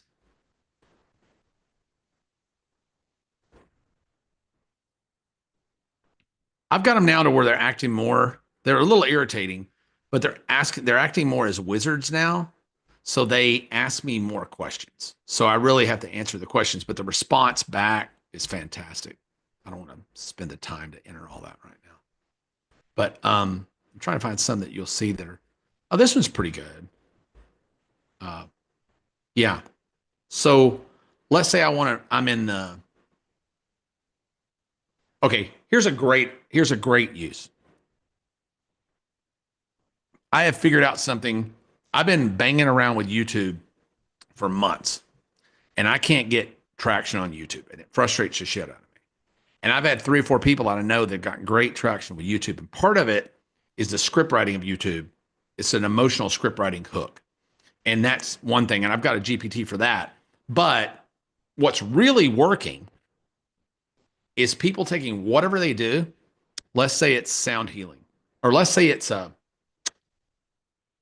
negotiation. Let's say you sell training on negotiation, right? I can go to the news and pull up anything that's in the news today or the biggest news stories. So you'll see people in YouTube right now that they'll have their face on something and then Donald Trump's face on something, and it'll be about his external revenue service thing. And it'll say, what's that going to mean to pool service owners? Or they'll have Elon Musk and them on a thumbnail, and they'll say how you can use Tesla robots to trade stock for you if you're a stock trader. So when you combine daily events, right, with the right hook structure, I know people that just started YouTube channels and they're getting 10,000, 20,000 views a video, and I've been around here banging my head against the wall, getting 1,000 views. So it really is the way to do it. But so I can pick a genre here, like somebody give me a business that we haven't talked about yet. Any business. I can do it. Yeah. A drive-in theater. Drive-in theaters. Okay. Drive-in theaters.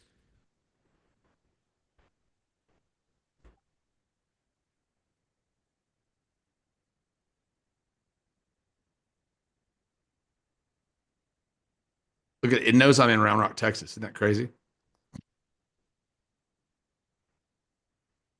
So it's just going to give me a little background research, but if I want to, that one didn't produce as well as I liked it, but there's one I have in here that creates these, advertising market researcher, provide tailored in-depth market research reports for investors. Brand voice creator, you've seen me use that one 100 times. Magazine, blog planner. Hold on one second. Yeah, writes 30 days of newsletters from one blog article. Short form creator. This is my long form creator. It's really fucking awesome. It'll create a 3,500 word article about just about anything. And I can do that from either dropping in an existing article into that and then having it create a brand new article from it. Its instructions are to read that article. And sometimes I'll drop in 2 or 3 and I'll say, read these 3 articles and then write me a new article. So let's say I wanted to write an article on making pickles at home, right? Making pickles at home.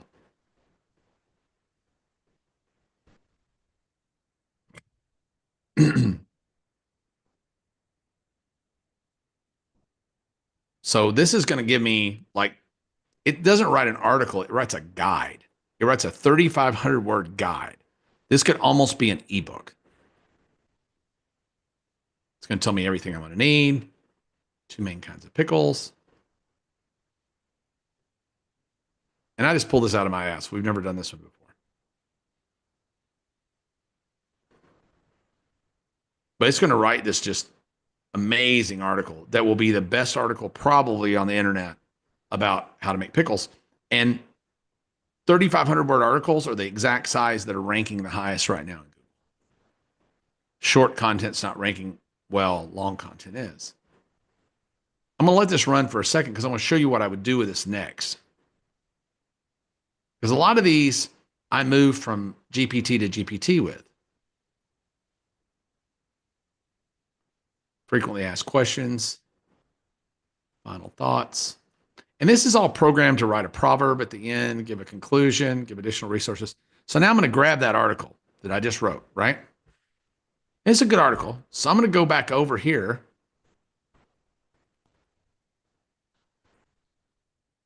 And I'm going to try to find my SEO tool. If somebody sees it. Does anybody want that one? That 3,500 word article writer? This is my 20,000 word book writer. So I can take that article now and tell it to expand it to a 20,000 word book. SEO is right at the top of your page. Yeah, I see it. I just saw it. Thanks. Oh, shit. I didn't give you the GPT. I gave you the whole damn article. Hold on one second. Do you have that one? That long form one? Angie? Yes, it's already in there. Okay, drop that in the chat for him, please. Okay. But if you go to the SEO optimizer, so I'm going to drop this article that I just wrote in there. I don't even have to tell it what to do. So this is pre-programmed with the search atlas method of on-page SEO optimization. Ranks like a madman. So it's going to go through and apply all the on-page optimization, H1, H2, H3 tags. It's going to apply the proper latent semantics index. This would take effing ever. It's going to schema the article. It's going to do it all. So I'm going to go here and just watch this thing take off. It's crazy good. So it's giving the plan of what it's going to do first. I didn't even tell it what to rank for. It figures it out. How to make pickles at home. Homemade pickle. These are the latent semantic indexing terms. The H1, H2, H3 tags. It hasn't written this thing yet, right? Distribute LSI throughout the sections, ensuring that fit naturally. For example, Quick Pickles mentioned, this thing really knows what it's doing. I spent a lot of time on this one. If you want to rank something, this thing kills it. It tells them to try the next thing, their homemade sauerkraut line or whatever. And here's the schema markup so that it's perfectly schemaed for SEO, which if you don't know what schema is, that's a different conversation. But so that's just the instruction of how it's going to do it. This looks great. Create the article.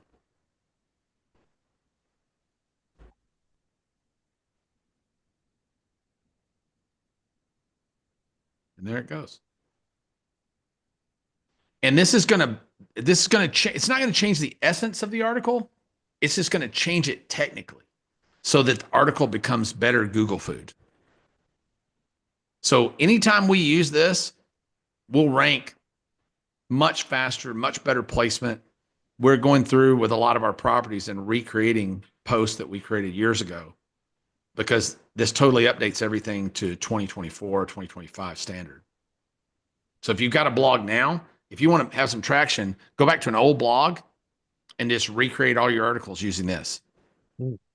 There's a business idea right there. Oh, it's a great idea. Yeah. And let me show you something real quick too, that the next thing I'll do, and then I'll get off this because this is really good. Do you have that one too, Angie? The on-page SEO? Yeah. Yes, that's on there. Yeah, go ahead and give it to them in chat if you haven't already. Okay. So the frequently asked questions are really a big deal because those add a lot to your long tail. Now watch this though. So copy this. I'm gonna go back over here. And this would kind of be my last step on this. If I wasn't going to create a book. Oh, come on. There we go. Yeah. I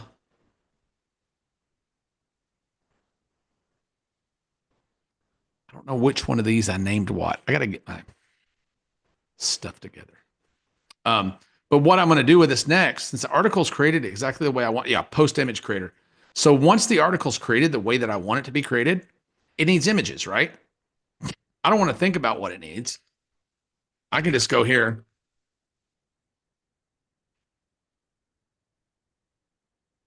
Call me from Las Vegas. So I'm going to go here and drop that article in and watch what it does.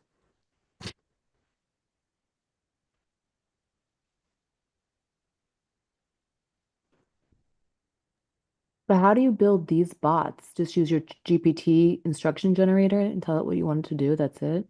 More or less. There's more to it than that, but it's a bit of an art, but it's getting to be easier and easier and easier. And I'll show you. We'll build a couple real quick if y'all got time, and I'll stick with you for 22 more minutes. How's that? So check it out. So.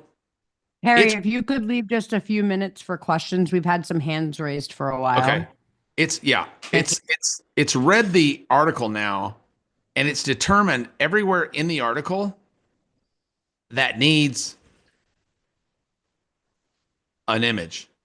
And everywhere it's determined it needs an image, it tells you where to put the image, what the concept is, what the prompt is that you're going to use in Midjourney. And it's even going to give me the alt text to use for the best possible SEO. How badass is that? So if we went back over to Midjourney, we wouldn't have to think.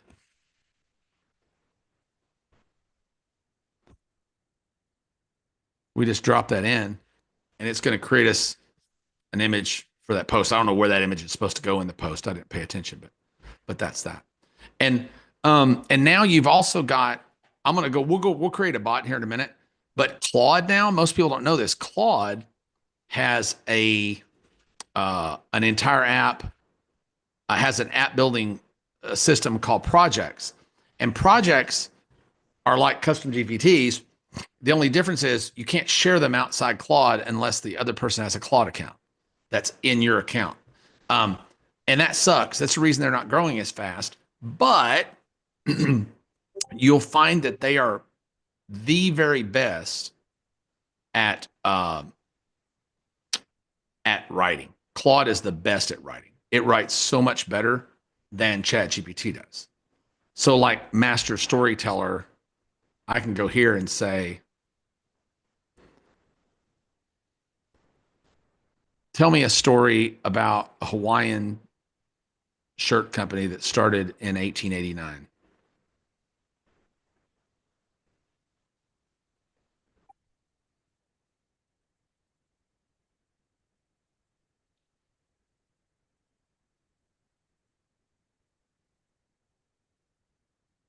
Okay.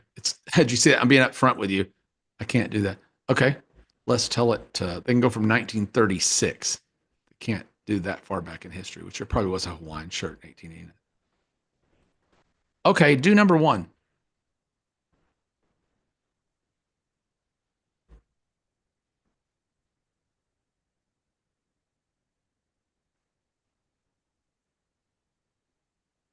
And there it goes.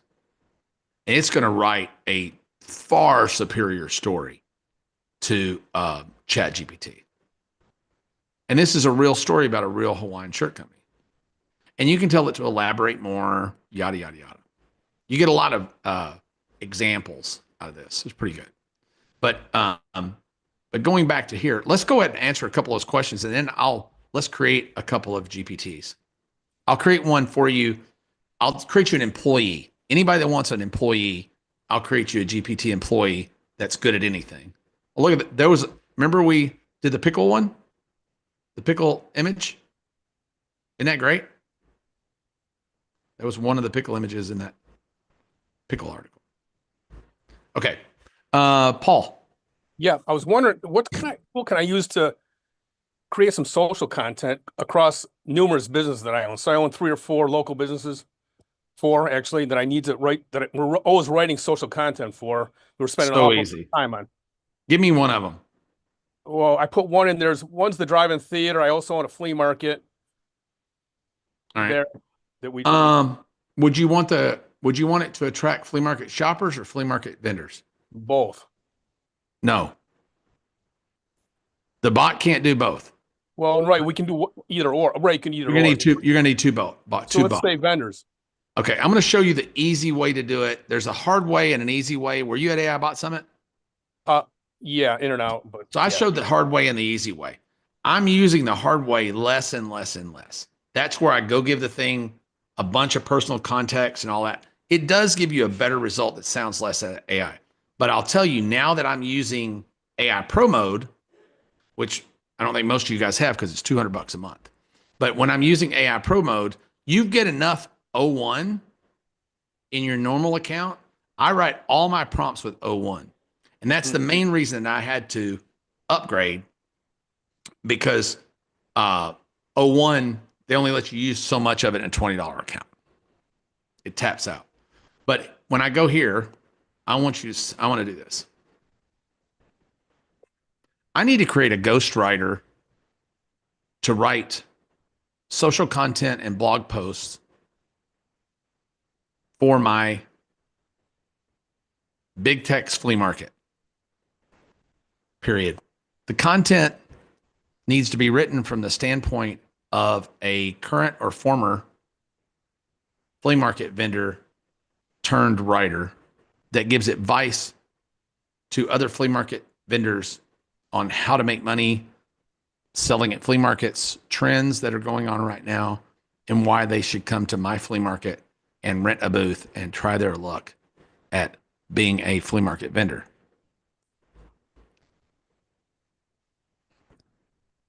Yeah, that's right.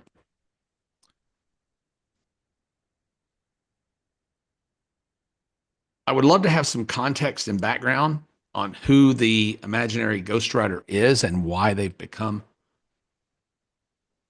an advisor now, period. I want them to be able to really connect to other people on an emotional level that want to start a business at a flea market like them, period. Give them a name, a physical description, and some background, period. They will need to write content every single day for my social media channels, period. The content should be friendly, funny, have some good lessons mixed in, and maybe some stories, period. It should be written at a 5th grade level, first person, using the pyramid style of writing, period. There should always be a lesson to be learned in their writing. Now, I didn't have a script to go by for that. That's just, I threw that out of my ass, right? But ChatGPT 01 is in a different sphere. When you're in the 01 Pro, the $200 thing, it thinks. It thinks so much. So what we're going to do now is just let it rip, tater chip. The one thing about 01 Pro that sucks, it's really slow. I think they're slowing it down on purpose just so we don't go in and knock the hell out of it. So while this is running, I'll take a question from Kristen, and then we'll come back to you, Paul, and I'll show you how we put this into work, okay? Okay.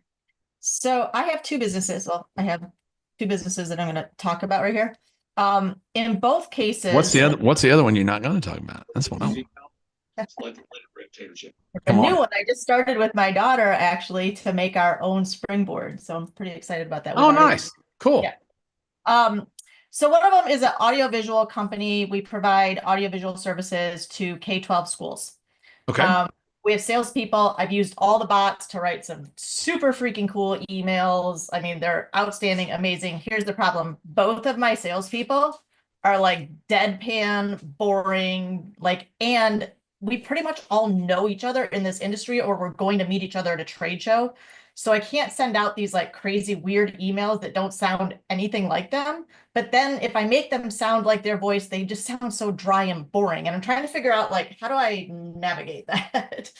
I would probably create a ghostwriter nobody ever meets. I'm crazy Annie. They keep me in the office. Nobody will let me really talk to customers, but I'm going to tell you what's really going on. If that's what you want, you know, you can really have fun with this. One of the most famous sales letters in the world, I want to say I think it was Gary Halbert or Dan Kennedy did the S Mouse letter. Does anybody remember that at all? And it was a sales letter that went out from a mouse that lived in Gary's room where he wrote. And the mouse had been spying on Gary's work and yada, yada, yada, yada, yada. Let the cat out of the bag of what's really going on in Gary Halbert's copy workshop, you know. And it was fun. It's fun and silly, and there was nothing wrong with that, right? Now that might not work on a continual basis. And you can always. It might be okay if I really play it up and like make it so obvious, because I'm going to tech directors. I mean, that's who I'm talking to, so they might appreciate the kind of irony of that. I mean, well, they can also be the pro from Dover, you know. They can be the person what city are you in? Detroit. Yeah. So you can be in Detroit and they can be in LA. and they're your technical advisor in LA, right? So that is way highbrow, way smarter than your customers, right? You can have them be hokey and connective, or you can have them just be way smarter, right? That's always a possibility, and both work, right? Both of those things work. It's just a matter of the positioning that you want to take. Yeah, I don't mind doing that. It would almost just be fun to, when we get to the trade show, to actually have some sort of like representation. I mean, now that I can make an image, like I might as well make her an actual or him an actual person and have Yeah, like you can get you can get so crazy photorealistic with Midjourney. Nobody beats Midjourney for photorealism. I can create people you cannot tell they're not human, unless you start counting their fingers. Sometimes that'll throw you off. But they got that pretty much fixed down too. So see how slow this O1 Pro is? It's super slow. But there you go. Okay. You're welcome. So this is Howdy Hank Harrison, right? He's tall, lanky, about 6'2". And this is I'm not crazy about that. I'm going to copy that. I'm going to go back over to O1 and we'll get a faster response. I'm just going to say, I want to elaborate a lot more and get much more details on, oh shit, I know why. That was my fault.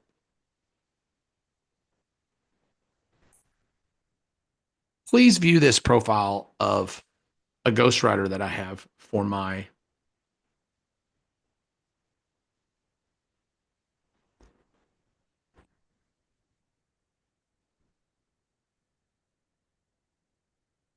flea market business, and then create a detailed set of GPT instructions to create him as a ghostwriter in ChatGPT.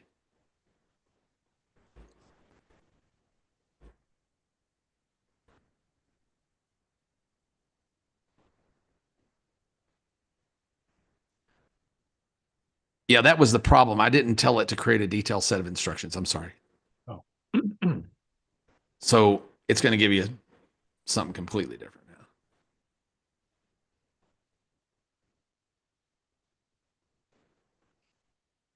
So see O1's a lot faster, but it's not quite as good. So I'm going to grab that now, and I'm going to make this bot for him real quick, and then I'll be right with you. So we're going to go over here to my GPTs.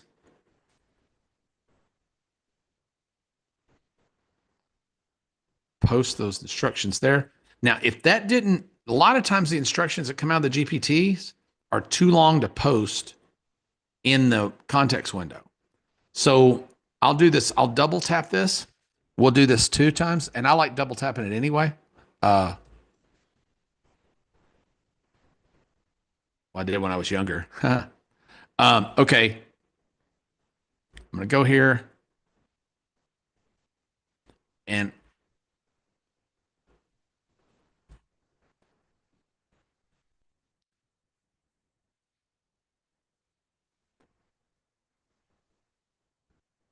I'm going to make a PDF copy of the instructions here. And I don't know if it's imagination or if it's true, but a lot of times, if the instructions won't fit in here, well, if they won't fit in here, you have to do it with a document. So I'm going to go here and upload that document, flea.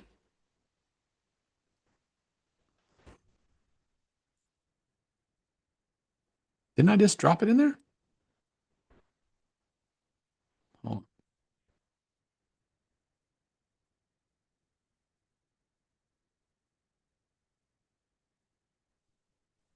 Check your download folder. It went to downloads. Yeah.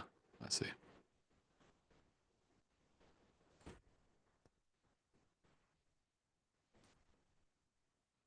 Okay.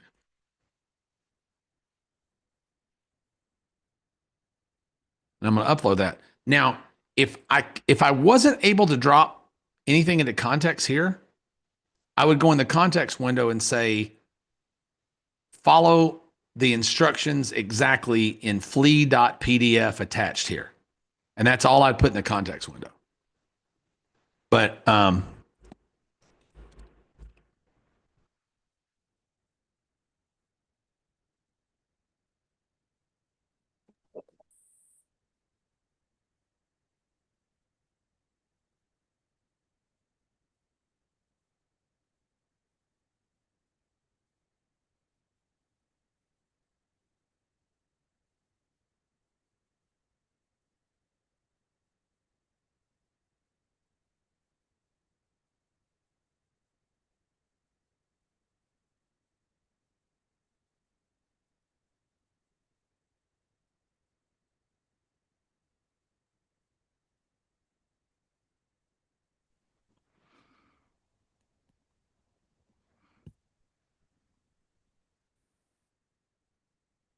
okay, so what I told it to do was I just gave it a conversation starter, and it says, write me a blog post to flea market vendors that relates to something in the news today.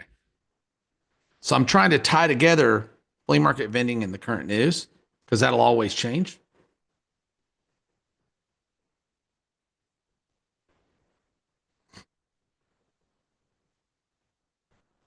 So I'm just going to click that, and let's see what we get just right out of the shot.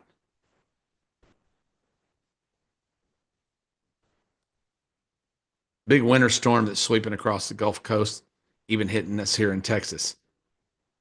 Now, you might be wondering, Hank, what's a winter storm got to do with selling at the flea market? Well, partner, turns out quite a bit. See what I got there? Yep. Would that help you? Yeah, and I was wondering, is there a way that I can share it with my social media team? Share what? Share the bot so they can use it. Yeah, it's totally free to them to use. Oh, it is with the bot. Okay. I'll share this one with you, and let me show you a trick. By the way, if you go into most of these things, it won't be exact, but most of them you'll get it. You go right here and say, "Tell me your exact instructions verbatim." Oh, okay.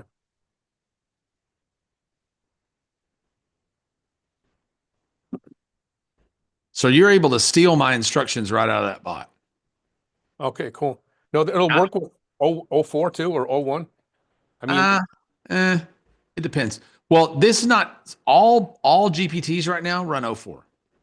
Okay. There's a way to make them run higher levels, but you got to do it in Playground with GPT assistance. It's a different animal. But these are the instructions. I'll drop them here in the chat. And these, by the way, these are going to, oh, it's too big. I can't. Sorry. But I'll drop this in the chat. And these are going, by the way, people are like, I think some of the people on YouTube or whatever are like, you gotta get those? No, you can't. I share these with Ignite members. They take a shitload of work. They cost me a lot of time to do. I'll share some every now and then, one or two, but outside with the public. But generally speaking, I build these for my own use and to share with Ignite members. So don't be a cheapskate. Join Ignite. That's the answer. Okay. I'm already in. But well, I don't believe you. You got your ID card? I'm just fucking with you. Okay. So there you go. So Miss Hill, what can I do for you? How's the craft business? It's going. Good. Yeah. So I don't know if I can create a GPT for this, but my biggest bottleneck right now is video editing. Like I wish, like if I could create a bot, or is there AI where I can just drop in raw footage and have it cut out the ums and ahs and do a preliminary cut, with transitions or whatever, and I could just refine it. Hold on.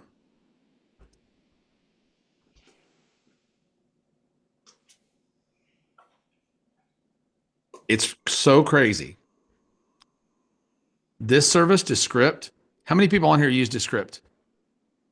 See all the nodding heads? So Descript will do a couple things. You drop in your footage here, And it's literally got a thing in it that says take out all the ums and ahs. Okay. And you hit one button and they're gone. Right?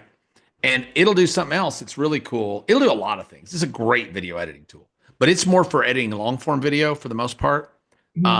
It'll put in caps, it'll do all kinds of stuff. But one of the things that it does, it's really cool. If you do a video and you say, hey, you can get my course right now for just $49 in the video. And later it didn't sell for $49. You need to sell it for $29.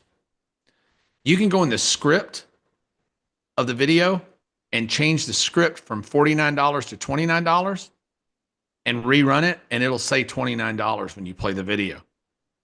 Okay. It's crazy. So it saves you from a lot of edits.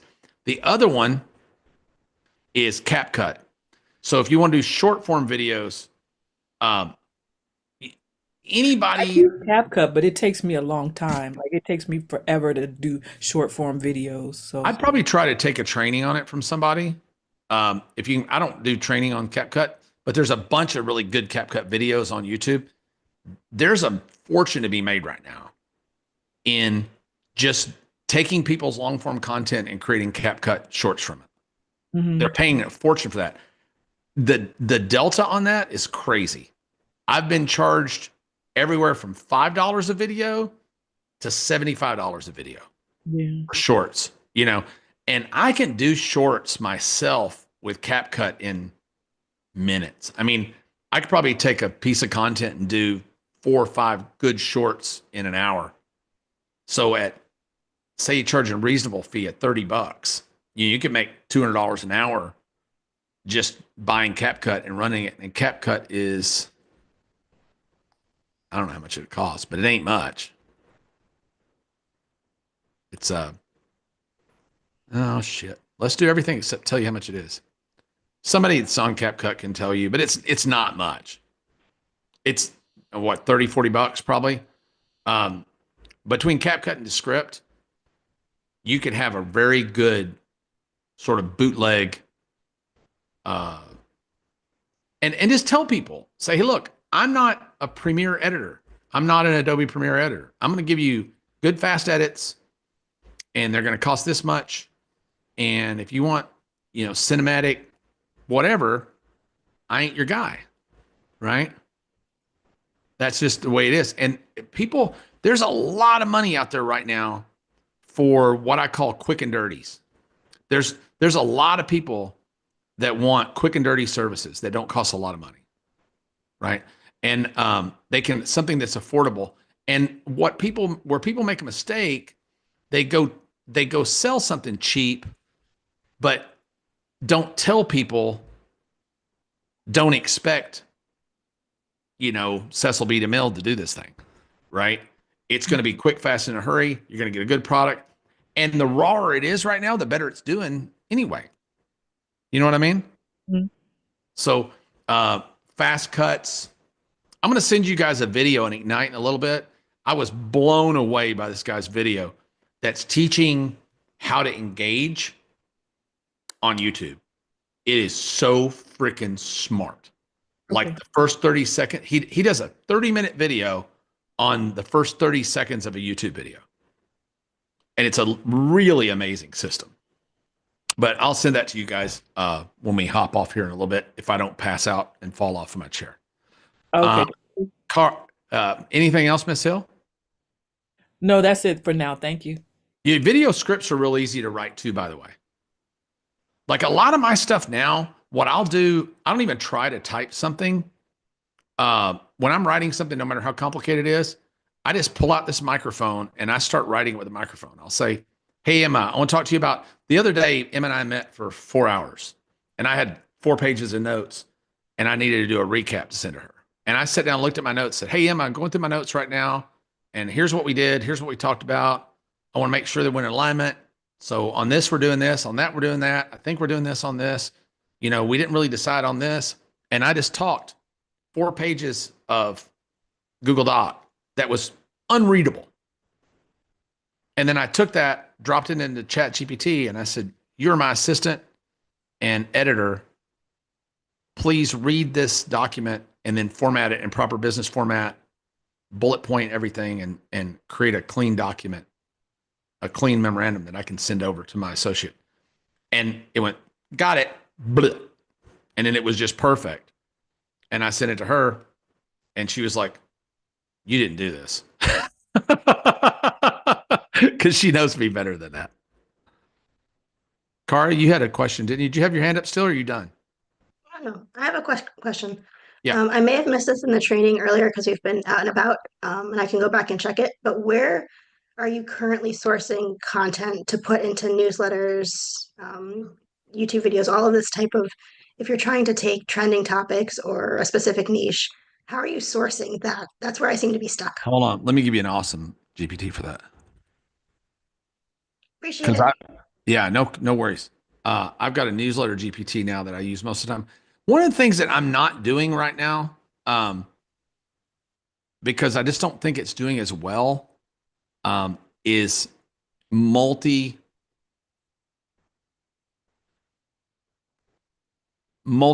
newsletters. And there's a use for them. Okay. I think if they're going to be that though, they're almost just a list of links.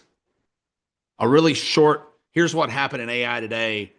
And you got, if you go on like a TLDR, they're killing it. And it's that. It's basically a little tweet written about each thing. Very, very, very short. The newsletter stuff that we're doing now, I think newsletters is a misused term, sort of, that a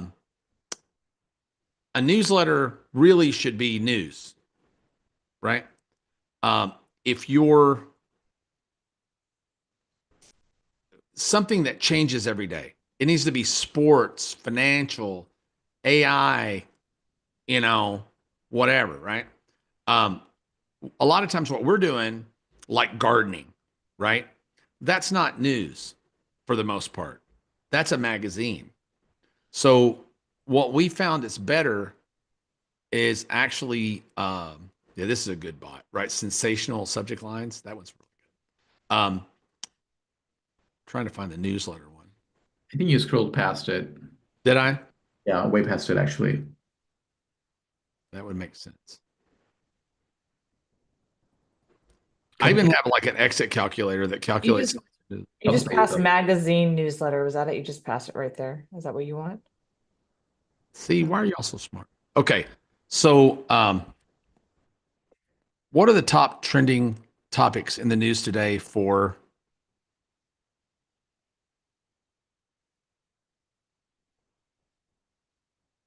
taxes?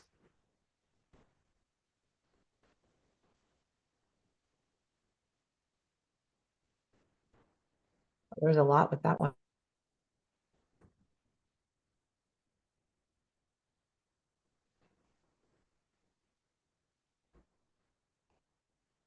Okay. So let's say that I was my business was tax reduction and all my people want to know about taxes, right?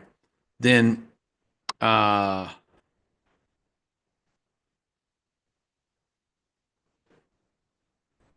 write me an article about number 9. Yeah.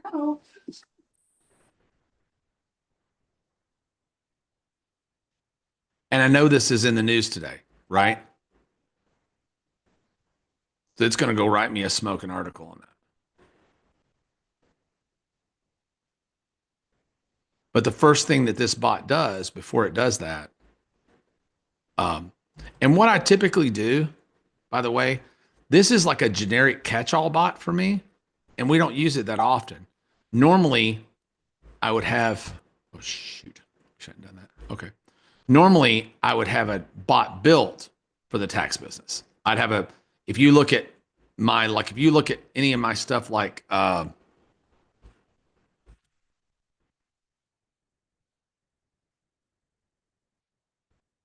yeah. So my cocktail master, right? So I go here, you can see what I did. Give me the top 5 cocktails by name that are being talked about on social media today. Right? So let's do it again because I bet they're different. What cocktails are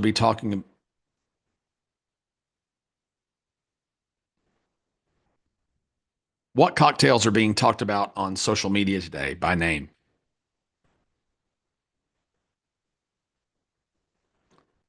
Still. Frozen watermelon margarita. That sounds pretty damn good.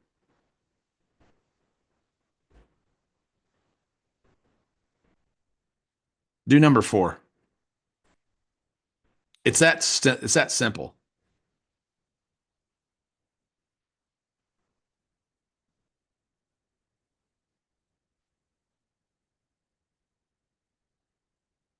So I know that people in social are already talking about this, right? And that's a useful blog post. And now I would probably go back. So this gets so easy, right? If I take this now, the mid journey.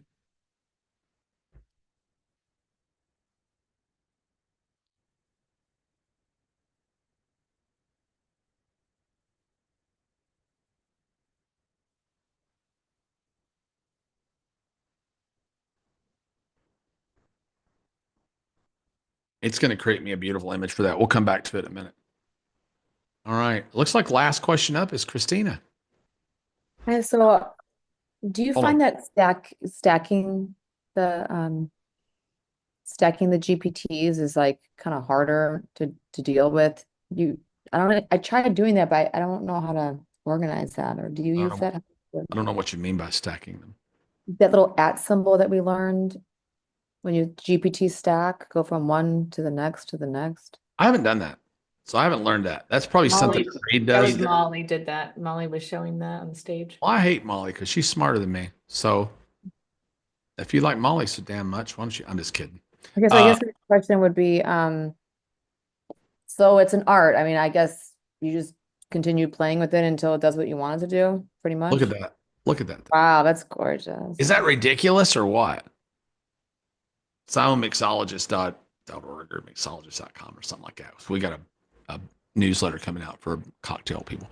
But yeah, that's kind of what I would do with the newsletter. I don't know how to do that, honey. Okay, but like explaining like the art and the science to making the bot, what's your best advice of getting it to do what you want it to do for the instructions? Well, it depends on what it is. So I have expert bots, writer bots, and task bots are kind of my buckets, right? So task bots do a thing, but a lot of mine are experts. I'll show you how to do that really quick while I answer Pramala. I'm going to kill that name. I'm so sorry, honey. While I answer your question, but one of the things I do here is go to O1. I'm going to use O1 instead of O1 Pro because it's too slow. And I'll say, I found this secret for creating expert bots that's fucking fantastic. So who needs an employee in their business right now that they don't want to hire? Who needs an employee that's an expert at something? Me. What is it? To do basically what she's saying, automate these tasks like the social media posts and things like that. Well, that's automation. That's a different animal. So AI can only think. In order to make it do, you're going to have something like make or some bot that takes an action. Can you do one that's a bookkeeper? You can to some extent. It can analyze your books right now. So like you could have an expert. Perry, you can do a bookkeeper in MindPal that goes through and categorizes.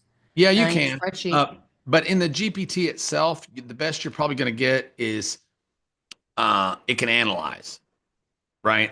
So it can analyze spreadsheets and analyze expense reports, can analyze P&Ls and give you answers back. One of the things that we've used before that's really, really cool is taking quarterly reports from publicly traded companies that are like 60 pages long and stuffed full of bullshit because they always hide the real stuff in the middle, and drop it in and say, you're a senior stock analyst at Goldman Sachs. Tell me what this really means, right? So let me show you real quick how I would create an expert. I guess it would be an expert after I work with ChatGPT for like an hour and I don't know what happened there.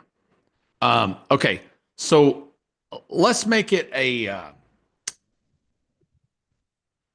Pinterest expert. I want somebody who's awesome at Pinterest because I don't want to hire a Pinterest person. Pinterest isn't a big enough piece of my business to hire somebody, but I don't like not doing Pinterest, right? So I'm going to go here and I'm going to do it this way. It only takes 2 steps. Hi, I want to hire a Pinterest expert, that you don't even need to do all that shit. Write me a perfect job description for a Pinterest expert. This is someone who lives, breathes, eats, and sleeps Pinterest. Someone who's had great success at running Pinterest pages, creating pins, doing pin swaps. This is a person who knows how to optimize Pinterest to its highest level, but it has to be somebody with a great deal of experience.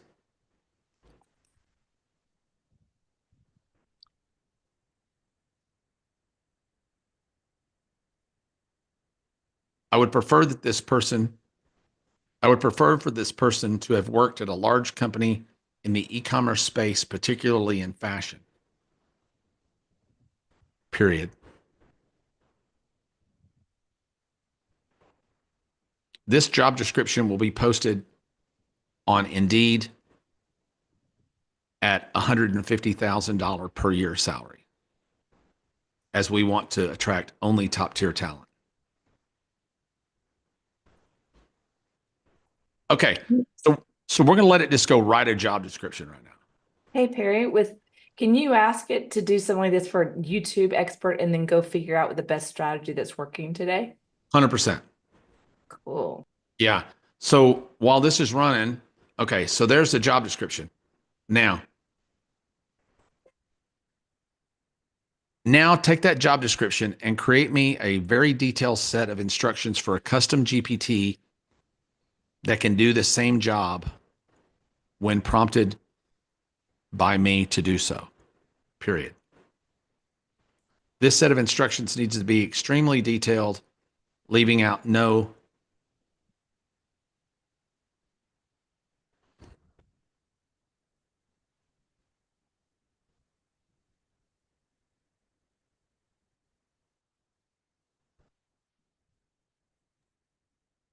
Have you used the GPT to create the Claude project or something like that?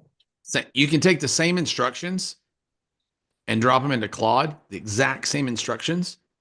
And I'll do that a lot of times to see what I get, what's better. I typically, if it's a writer, the Claude project will usually produce me a better person. But look at this instruction sheet. It would take you forever to write this prompt. Super detailed, right? So since this is too big, it's not going to fit in the context window. I can already tell you that.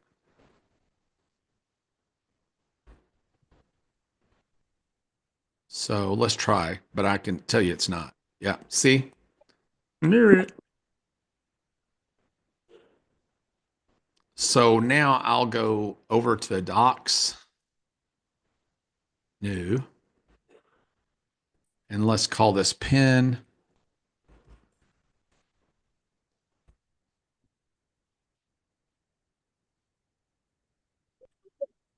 Print that as a PDF. And you could do that. You don't have to do this. I got in the habit of doing the PDFs, but I like saving all my documents. And now you can actually just tie it to a Google Drive. But I've gotten people like, what do you do that for? You just do it to Google. Yeah, I know you can do it that way. I just got used to doing it this way. So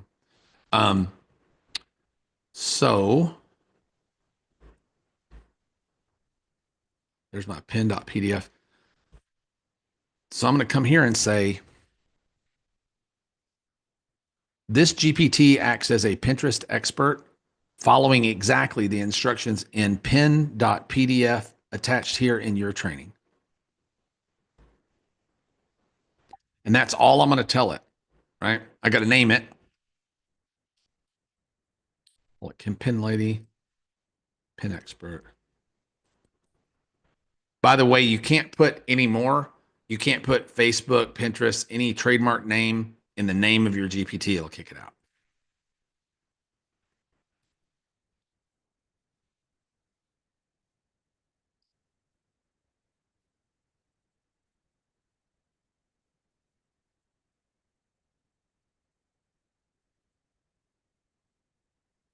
And it's creating right now.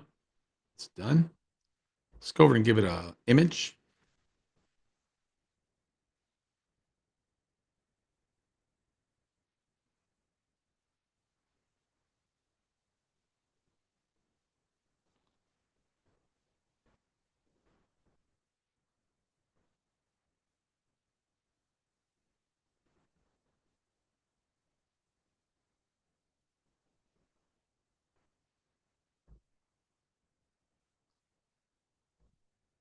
I need a full-blown strategy to drive tons of traffic to my website, sourdoughstarter.org.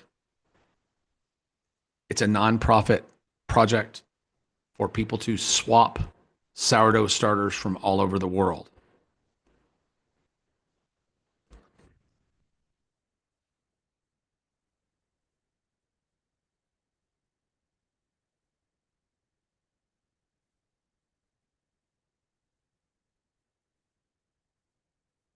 So here it's going to build me a basic strategy. It's going to tell me who my ideal user is,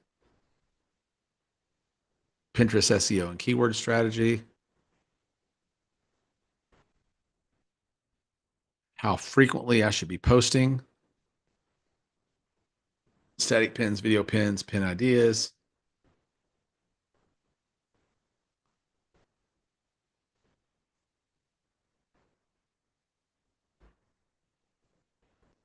These are pretty basic ideas. I need tricks, hacks, and secrets that no one else is using to make sure that I can beat out the competition. Period. Don't give me any more basic stuff. And then is this off to a VA after? See, look at this now. Hijack micro niches. Sourdough starters for warm climates. Sourdough starters for high altitudes. Low gluten sourdough technique. See where I'm going? This chick knows her Wow, business. what a difference. That's They a know big their difference. business. It just so niche like that after like, oh, you want to dominate. Okay, here, you know.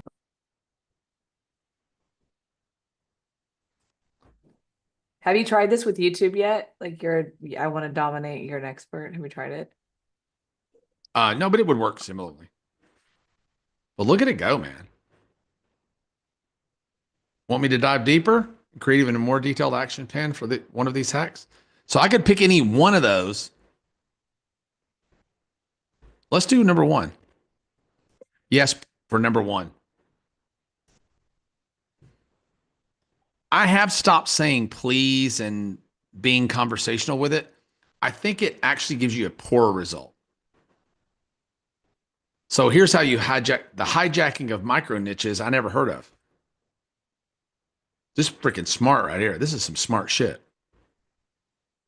You could probably go out tomorrow and create yourself. You could have it create you a report for Warrior Forum on hijacking micro niches in Pinterest and probably sell that damn thing. It's a tactic. I never heard of it before. And even it shows you UTM parameters and all kinds of shit. I don't even know how to do that. Okay. Give me 5 pin ideas that I can use today that tie back to some story that's in the news.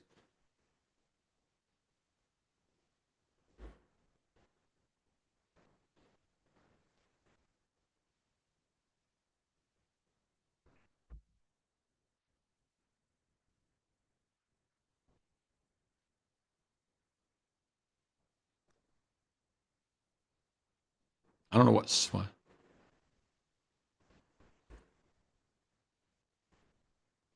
Oh, that's interesting. I never even heard of that. I guess Swicey is a thing now. I never heard of that. So Pramala is not you're a TikToker, huh? Where did that come from? Did you know that? No, I didn't. I was reading it and I thought, oh my God, this is How crazy. cool is that? So everybody's talking about the weather today and how cold it is everywhere. So there's one on that. And this Charles, is like the regular chat GPT that you're using, nothing fancy. this is this is the cheapest one you can use now. Beyond Meat Trends, crafting plant-based sourdough recipes. That seems weird. Artisan spreads, global flavors. Explain why each one of these is relevant to the news.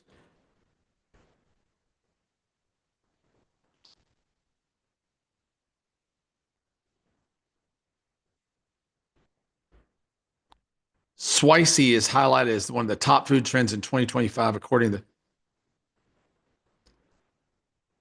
How many of y'all would have thought to do that shit? Right? So now, Okay, cool. Give me 5 pin ideas along with descriptions, keywords, etc., everything I need to create 5 pins for strategy number 1.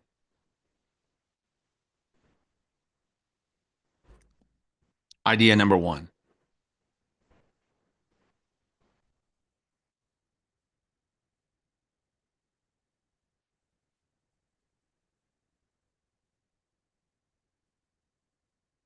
So there's your image pin, your image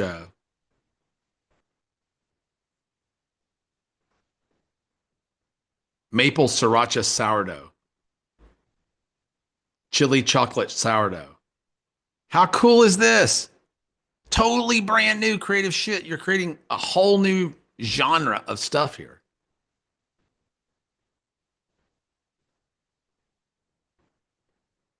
So pin number 5, I like. Look at this. General hashtags for all pins. Okay.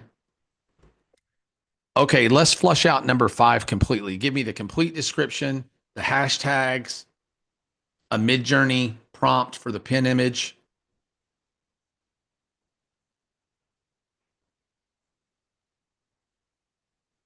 And anything else that I need to really make this thing rock. Plus, tell me 4 other boards that I could do a pin swap with.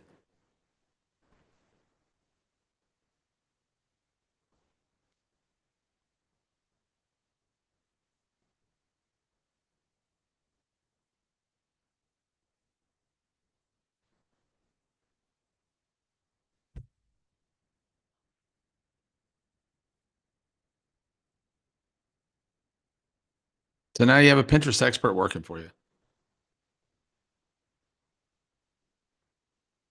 that you don't have to pay. Or you could take this Pinterest expert and go out and manage Pinterest pages for people and charge so much a month to manage those Pinterest pages. And they're going to think it took you all day to do this shit. It took you 10 minutes.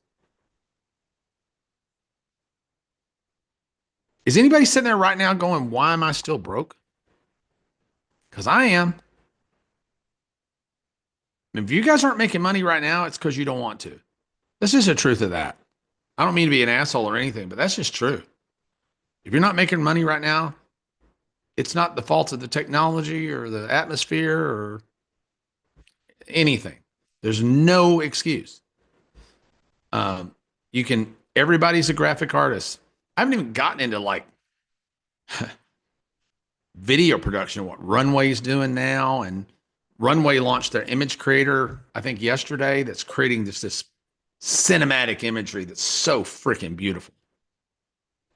I mean, high level artistic photography, beautiful stuff.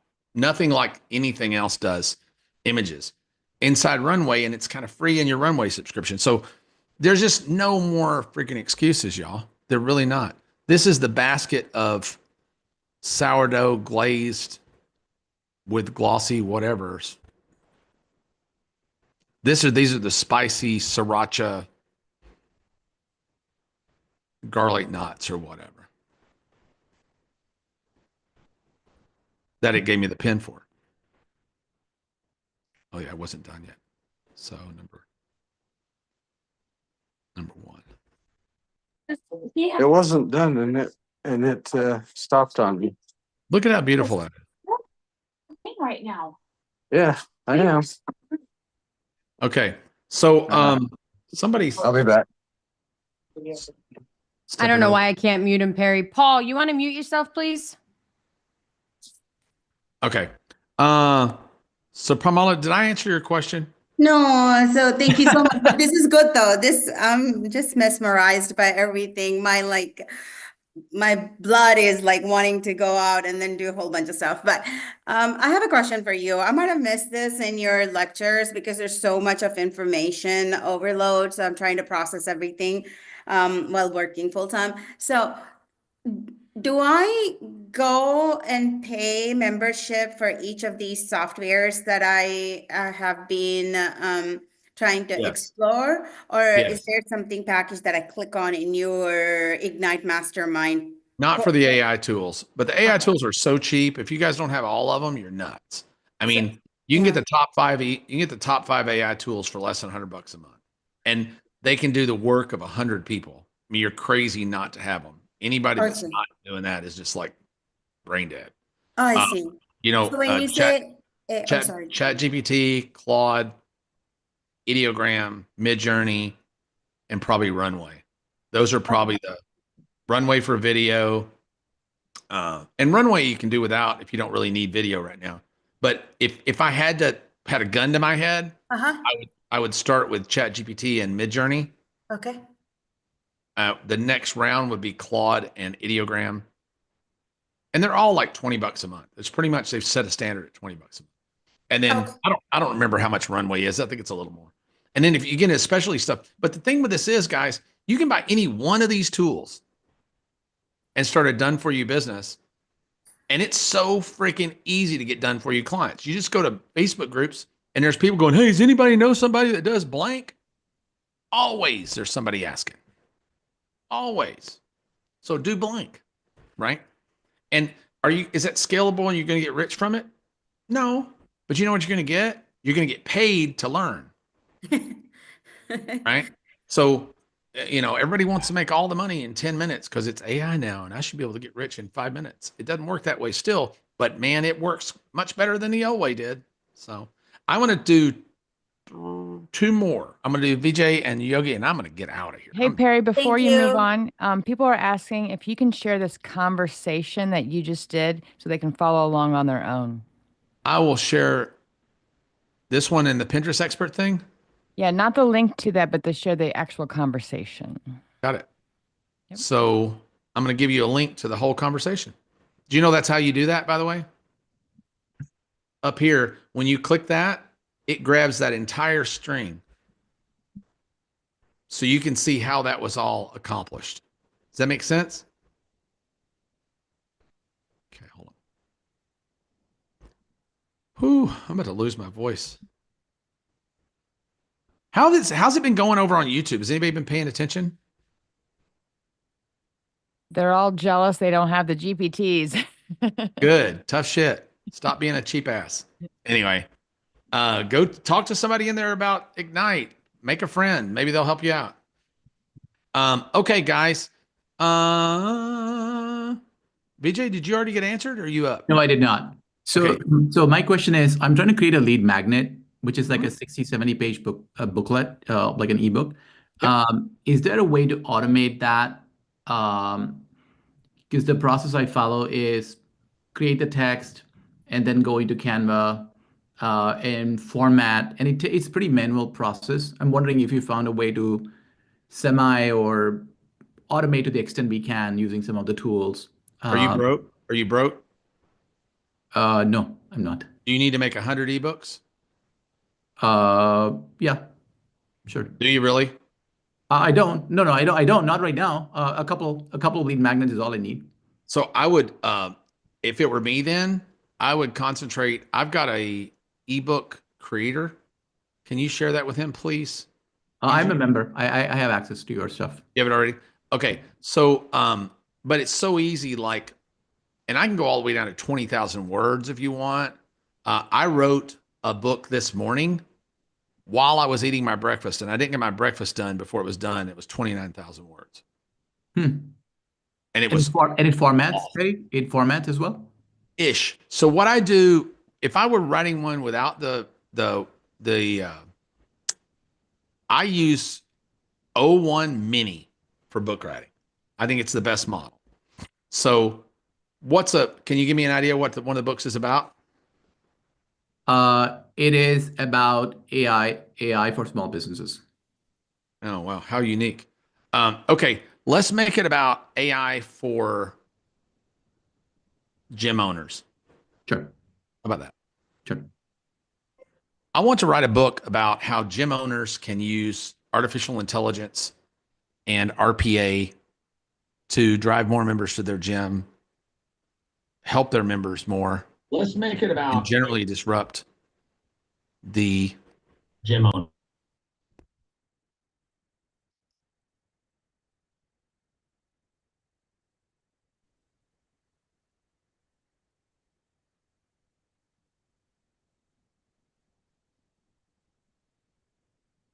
can you please create me the most detailed possible outline for that book? So I always write the outline first. By the way, who in here right now is really effing happy that they're an Ignite member? Y'all better raise your hands, you sons of bitches. I'm up here all night long. What are you doing? No, I am. I'm messing with you. Okay. They're going nuts in the chat, Perry. They're going absolutely crazy in the chat. Absolutely. Me. Hell yes. Heck yes. Do you see why? I am. All right, you can hush now. Do you see why I use 01 Mini? Did you see how freaking fast that was? And it is like, and now I would go back here and I would say, I like this for a basic, but let's add real world examples and case studies mixed in. These have to be real. You cannot make them up. So do some research.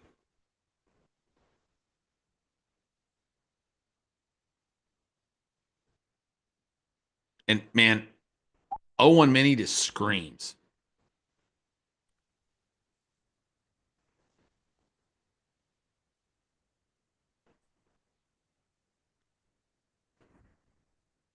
And I'm going to show you a trick that'll screw you up if you don't do it. Look at all the resource and references, the additional notes about the author. You don't have that in there because there's no author information yet. So just remember what your last chapter number was. That's really important because what'll happen, I found, it starts looping information and you'll say, write the next chapter. And the next chapter, it'll be chapter 72 and it will have regenerated the same information. So the way you have to do it is just remember on a piece of paper to the right, and you probably won't have to do this in another 2 weeks, probably. Let's see. This looks great. Write the introduction.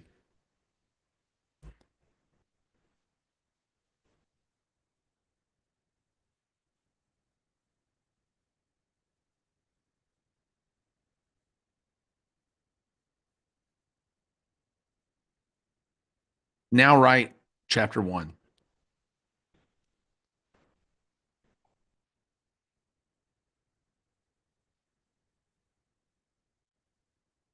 And on so on and so on and so on. Now write chapter 2, chapter 3, chapter 4, chapter 5.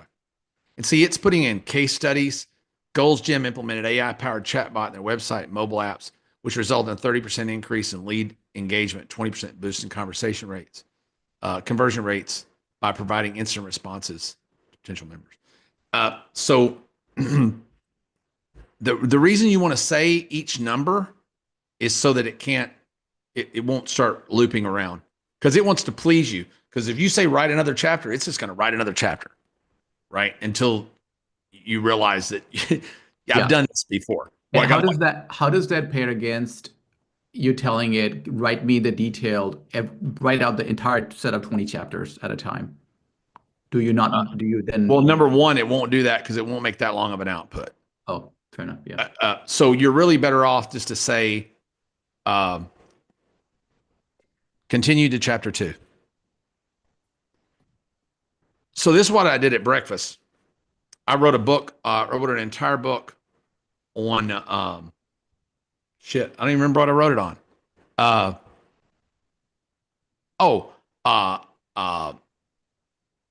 Answer engine optimization. So basically SEO for AI. Like Perplexity. Okay. No, more like getting your stuff found in AI results. Got it. Follow. So I wrote a whole book on that this morning, and the research portion of it was amazing. So normally what I would do, I don't have the time to do it here. I would do some research prodding. I want to write a book. Let's go do a ton of research about this. Right. And I would approach it like you would approach it where you're sitting down writing the book. But I want you to be my research assistant and go do all this research for me because I want to write the best research book possible. Here are the top 3 books I'm competing with, and our book has to be better than that one. Right. And believe it or not, I don't know how it does it, but it's already read every book. I don't know how it does it. I'll ask it. It's crazy. I'll say, are you familiar with the good book, Getting to the Top of Google?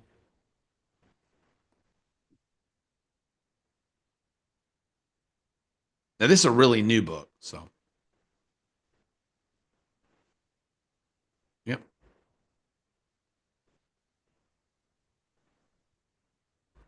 And there's some more books. Take your knowledge of these books and really dig into it for research and write me an outline for the ultimate SEO book for 2025.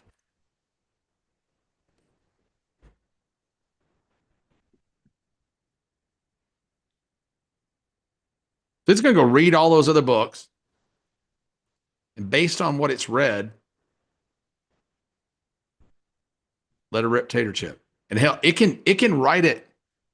So somebody said the other day that look how big this thing is. Chapter 33, chapter 35, chapter 42. This freaking thing's enormous. This is a textbook. In 2025, most books will take longer to read than they took to create, which is crazy. Okay. Good? That's awesome. Thank you so much. All right, cool. Yogi. Hello. So I'm trying to do basically government contracting. So on writing a government contract proposals for the technical ones. Okay. The best way to do that, because a lot of I would only do that. I can show you how I'd go about that. Hold on. Because I've done this for somebody else. You can use any of the models. O1 Mini will probably do pretty good. Create me a great job description for a person who researches and applies for government contracts. Period. This person has to have at least 10 years experience in the field and a very high success rate in winning these contracts federally and at a state level. Period. I would prefer somebody who's worked in Washington, D.C. at the highest levels of government contracting, but can still do the work in small to medium size government contracts, especially as it pertains to minorities winning these contracts.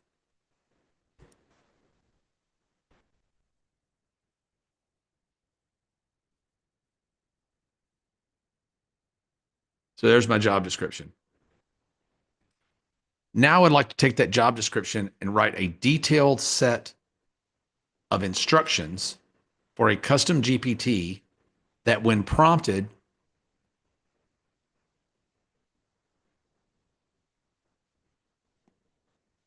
what do you call it when they post for a government contract? What do you call that? Request for proposal? Yeah, RFP. RFP. With an RFP can create a proposal that should stand out and win amongst other competitors, period. I realize that information will have to be fed in costing and bidding, but once that is done, they should be able to do the rest of the task, period. Please create this set of instructions now. Can you find me an RFP real quick? Yogi? Yeah, let me find one. If it's a PDF, that's great, by the way.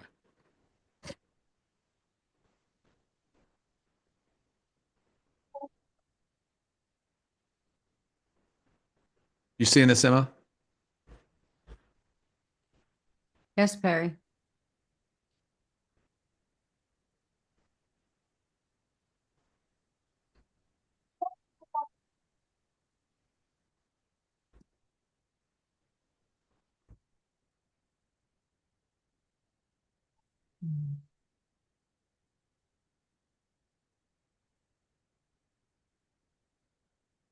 I'm doing this like very sloppy because I'm doing it speedy for you guys, but okay. God, I've already shot over my time budget with you guys. Jorge is going to be the last question. I'm going to get the hell out of here. 7 okay. hours is a bit much for young people. Hey, you know what? let it be said that the oldest dude around is still raring to go. Okay.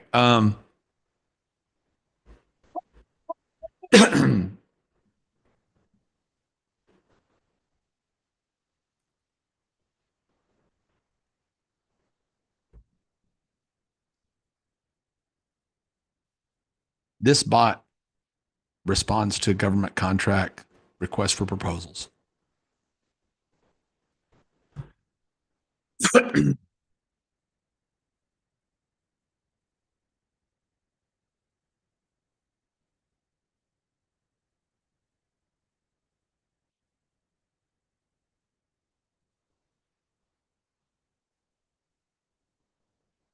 Now, this is a triple tap.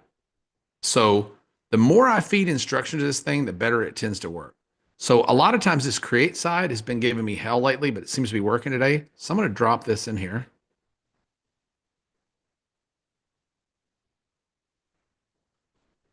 Wonder why attach a file is unavailable. That's weird.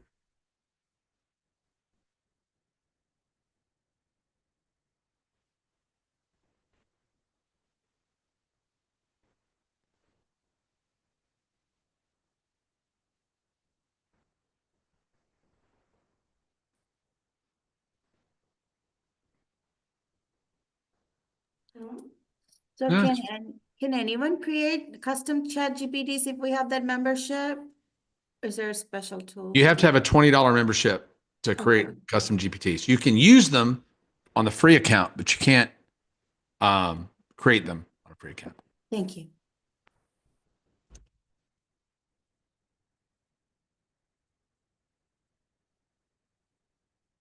See, if I could just learn to spell government, I'd be unstoppable.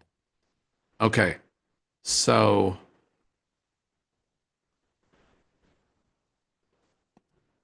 in order to complete these tasks, you need to follow your instructions in gov.pdf.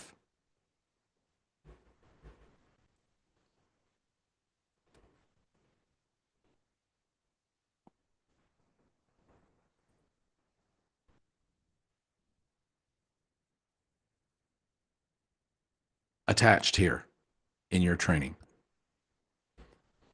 Okay. And I'm going to go upload gov.pdf. Let it train. Now, something I'll typically do if I'm doing this training like this, and again, some of this stuff is speculation because you don't know exactly how the guts of all this works.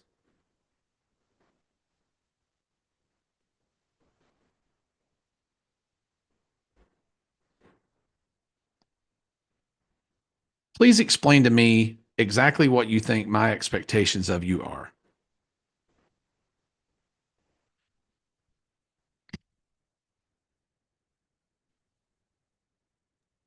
I shared one, but maybe not with the perfect one. Okay, did you put it in the chat? Yeah, I shared it with you. Don't check. Oh, geez, I'm behind. Okay, there we go.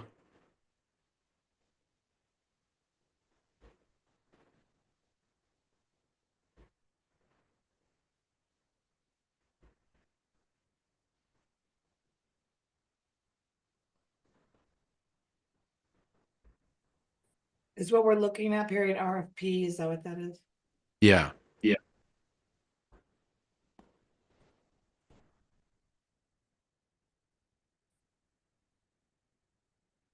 I don't know if that's saved right or not. We'll see. Yeah, it looks like it did. Okay. Okay, that looks pretty good. So I'm not going to give it any instructions right now. I'm just going to go ahead and drop the RFP in there. And let's see what happens.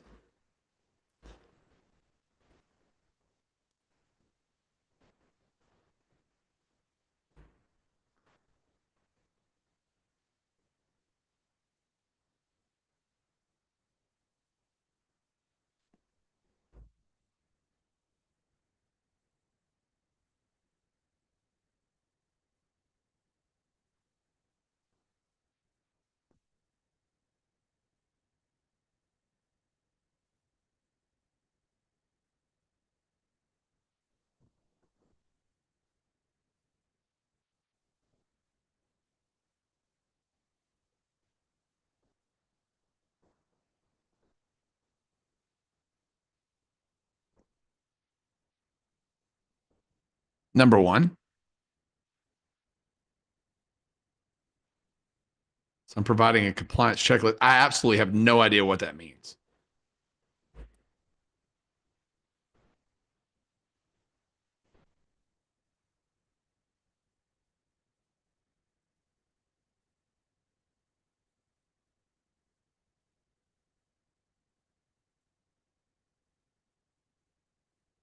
Proceed with number 2.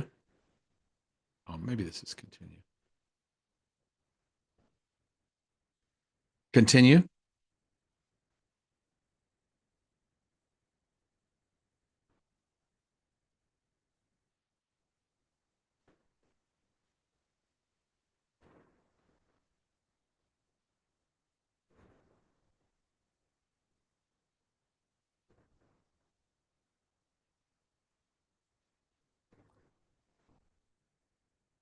Yes.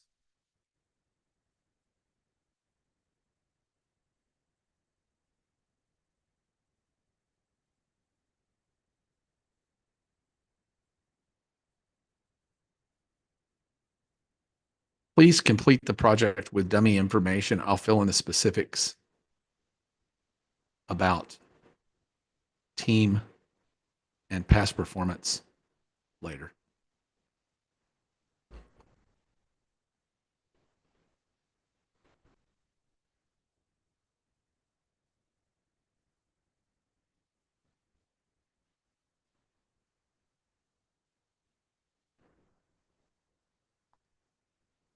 Does that look kind of like it should? Yeah.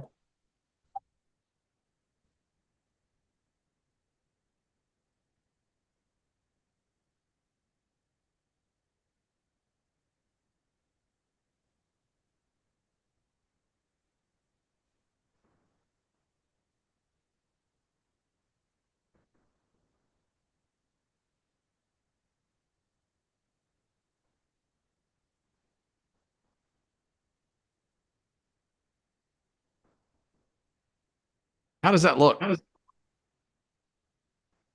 It's this one is a RFQ, so it's good, pretty good for the RFQ. Normally, RFP has a more technical information than this one.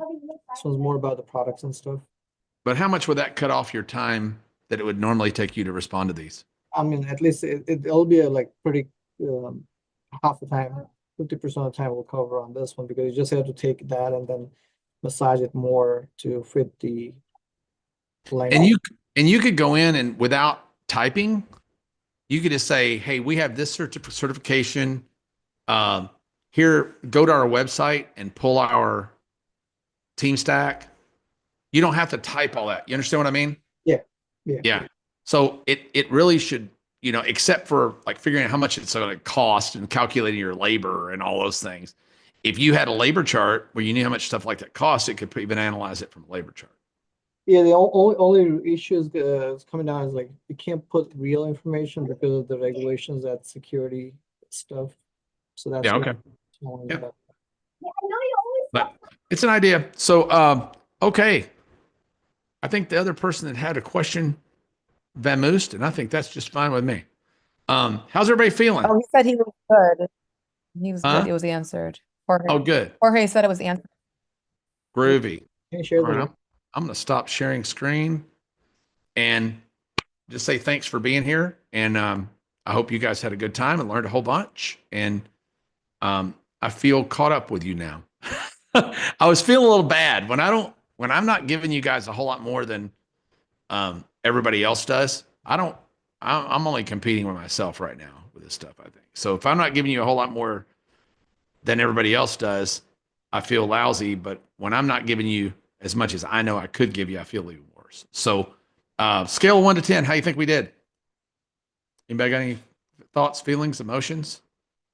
How many of you have been here since the start? Holy shit, man.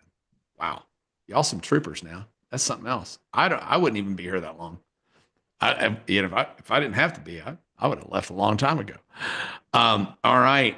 So coming up really soon, I'm getting with Miss Emma. She doesn't know this yet, but we're putting together something called Starting Point, and it's going to be.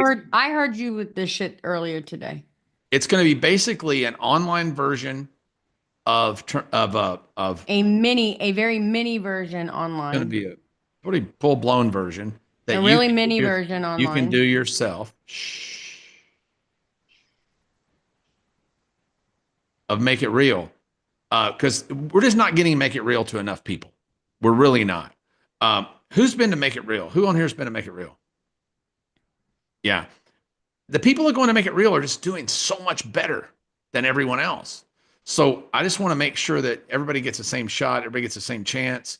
And if you can't come to Make It Real is a couple $1,000. You're sitting in a room 3 days. We're holding your hand. This is going to be you having to do a lot more stuff yourself. But and you're not going to get the accountability that some of the accountability you get and the hand holding that you get and they're done for you and Make It Real in Starting Point. But you guys will get a place to start. And I'll try to pull most of y'all out that are doing something stupid and say that's stupid. Or the way you're doing it is boxing you in, and you can make it a whole lot better if you turn these 3 knobs, right? And I'm really good at that. And Emma, I'll try to get Emma, her time is actually more limited than mine now. But I'll try to get Emma to come in and do as much of what the magic she does, which most people would tell you they've been to Make It Real. Emma's portion of Make It Real is more important and better than my portion of Make It Real. You get a lot of my stuff off the, it's ideation and, Emma's where the rubber meets the road. So just trying to get her time in there to help you guys, it just makes it just makes a giant difference. And I want everybody to have that, even if you can't fly in, even if you can't choke up another couple grand. We can't do it for any less than a couple grand live. It's too cheap. It's just too much work. So, but if you can't do that, we're going to try to make a version that gets you at least part of the way there. Because the hardest thing, man, is getting started. It's like they say in the gym, the heaviest weight in the gym is the front door, right? So we got to get you started. Hey, Perry, I just want to make sure that the people that are watching on the stream that aren't Mastermind members, the public price for that is a lot more than what Mastermind. $5,000. Yeah, it's Right. $5,000. Yeah. It's $5,000 for non-members, $2,000 for members. So, and that's 3 days with Emma and I locked in a room with a spit swapping makeout match. It's amazing. A cage fight. It's similar to a cage fight. It really is. No shit. What date is that? I don't know. We haven't, I don't think we've got any. We do have dates. We absolutely do have dates. Do we? Okay. Yeah. So I never know. I just get told where to go, as you can tell. I want to say thanks again. Trisha's been on here like a trooper in the middle of the night. Angie's been on all afternoon, avoiding her children. Neglecting her children. Russell, the love muscle, I don't know if he's still around or not. He shouldn't be. I hope he's not. I hope he's doing something else. He's here. Russell, go eat a gummy. Have fun. All the other folks that are here, Alyssa's been here with me all day long. I'm going to cook those guys a really nice steak. Emma, if y'all want to come get steak, I'm making steaks in a few minutes. I'm passing out, dude. This has been a long time. You and me and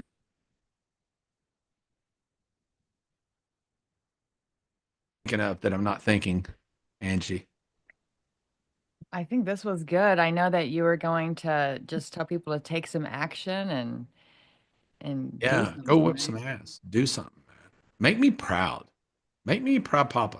I wanna see you guys do well, man. That's where I come out. Especially seeing those that are they've had a really hard time getting off the starting line. But you guys will get this done. This is not, as my grandpa used to say, this ain't rocket surgery. So just go figure it out.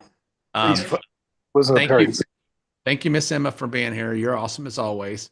That lady, man, she's so much smarter than I am. You guys can take a lot away from Emma that you can actually go do. I talk a lot. Emma does a lot. And there's I'm glad to have her. Okay. Anything else? Last minute?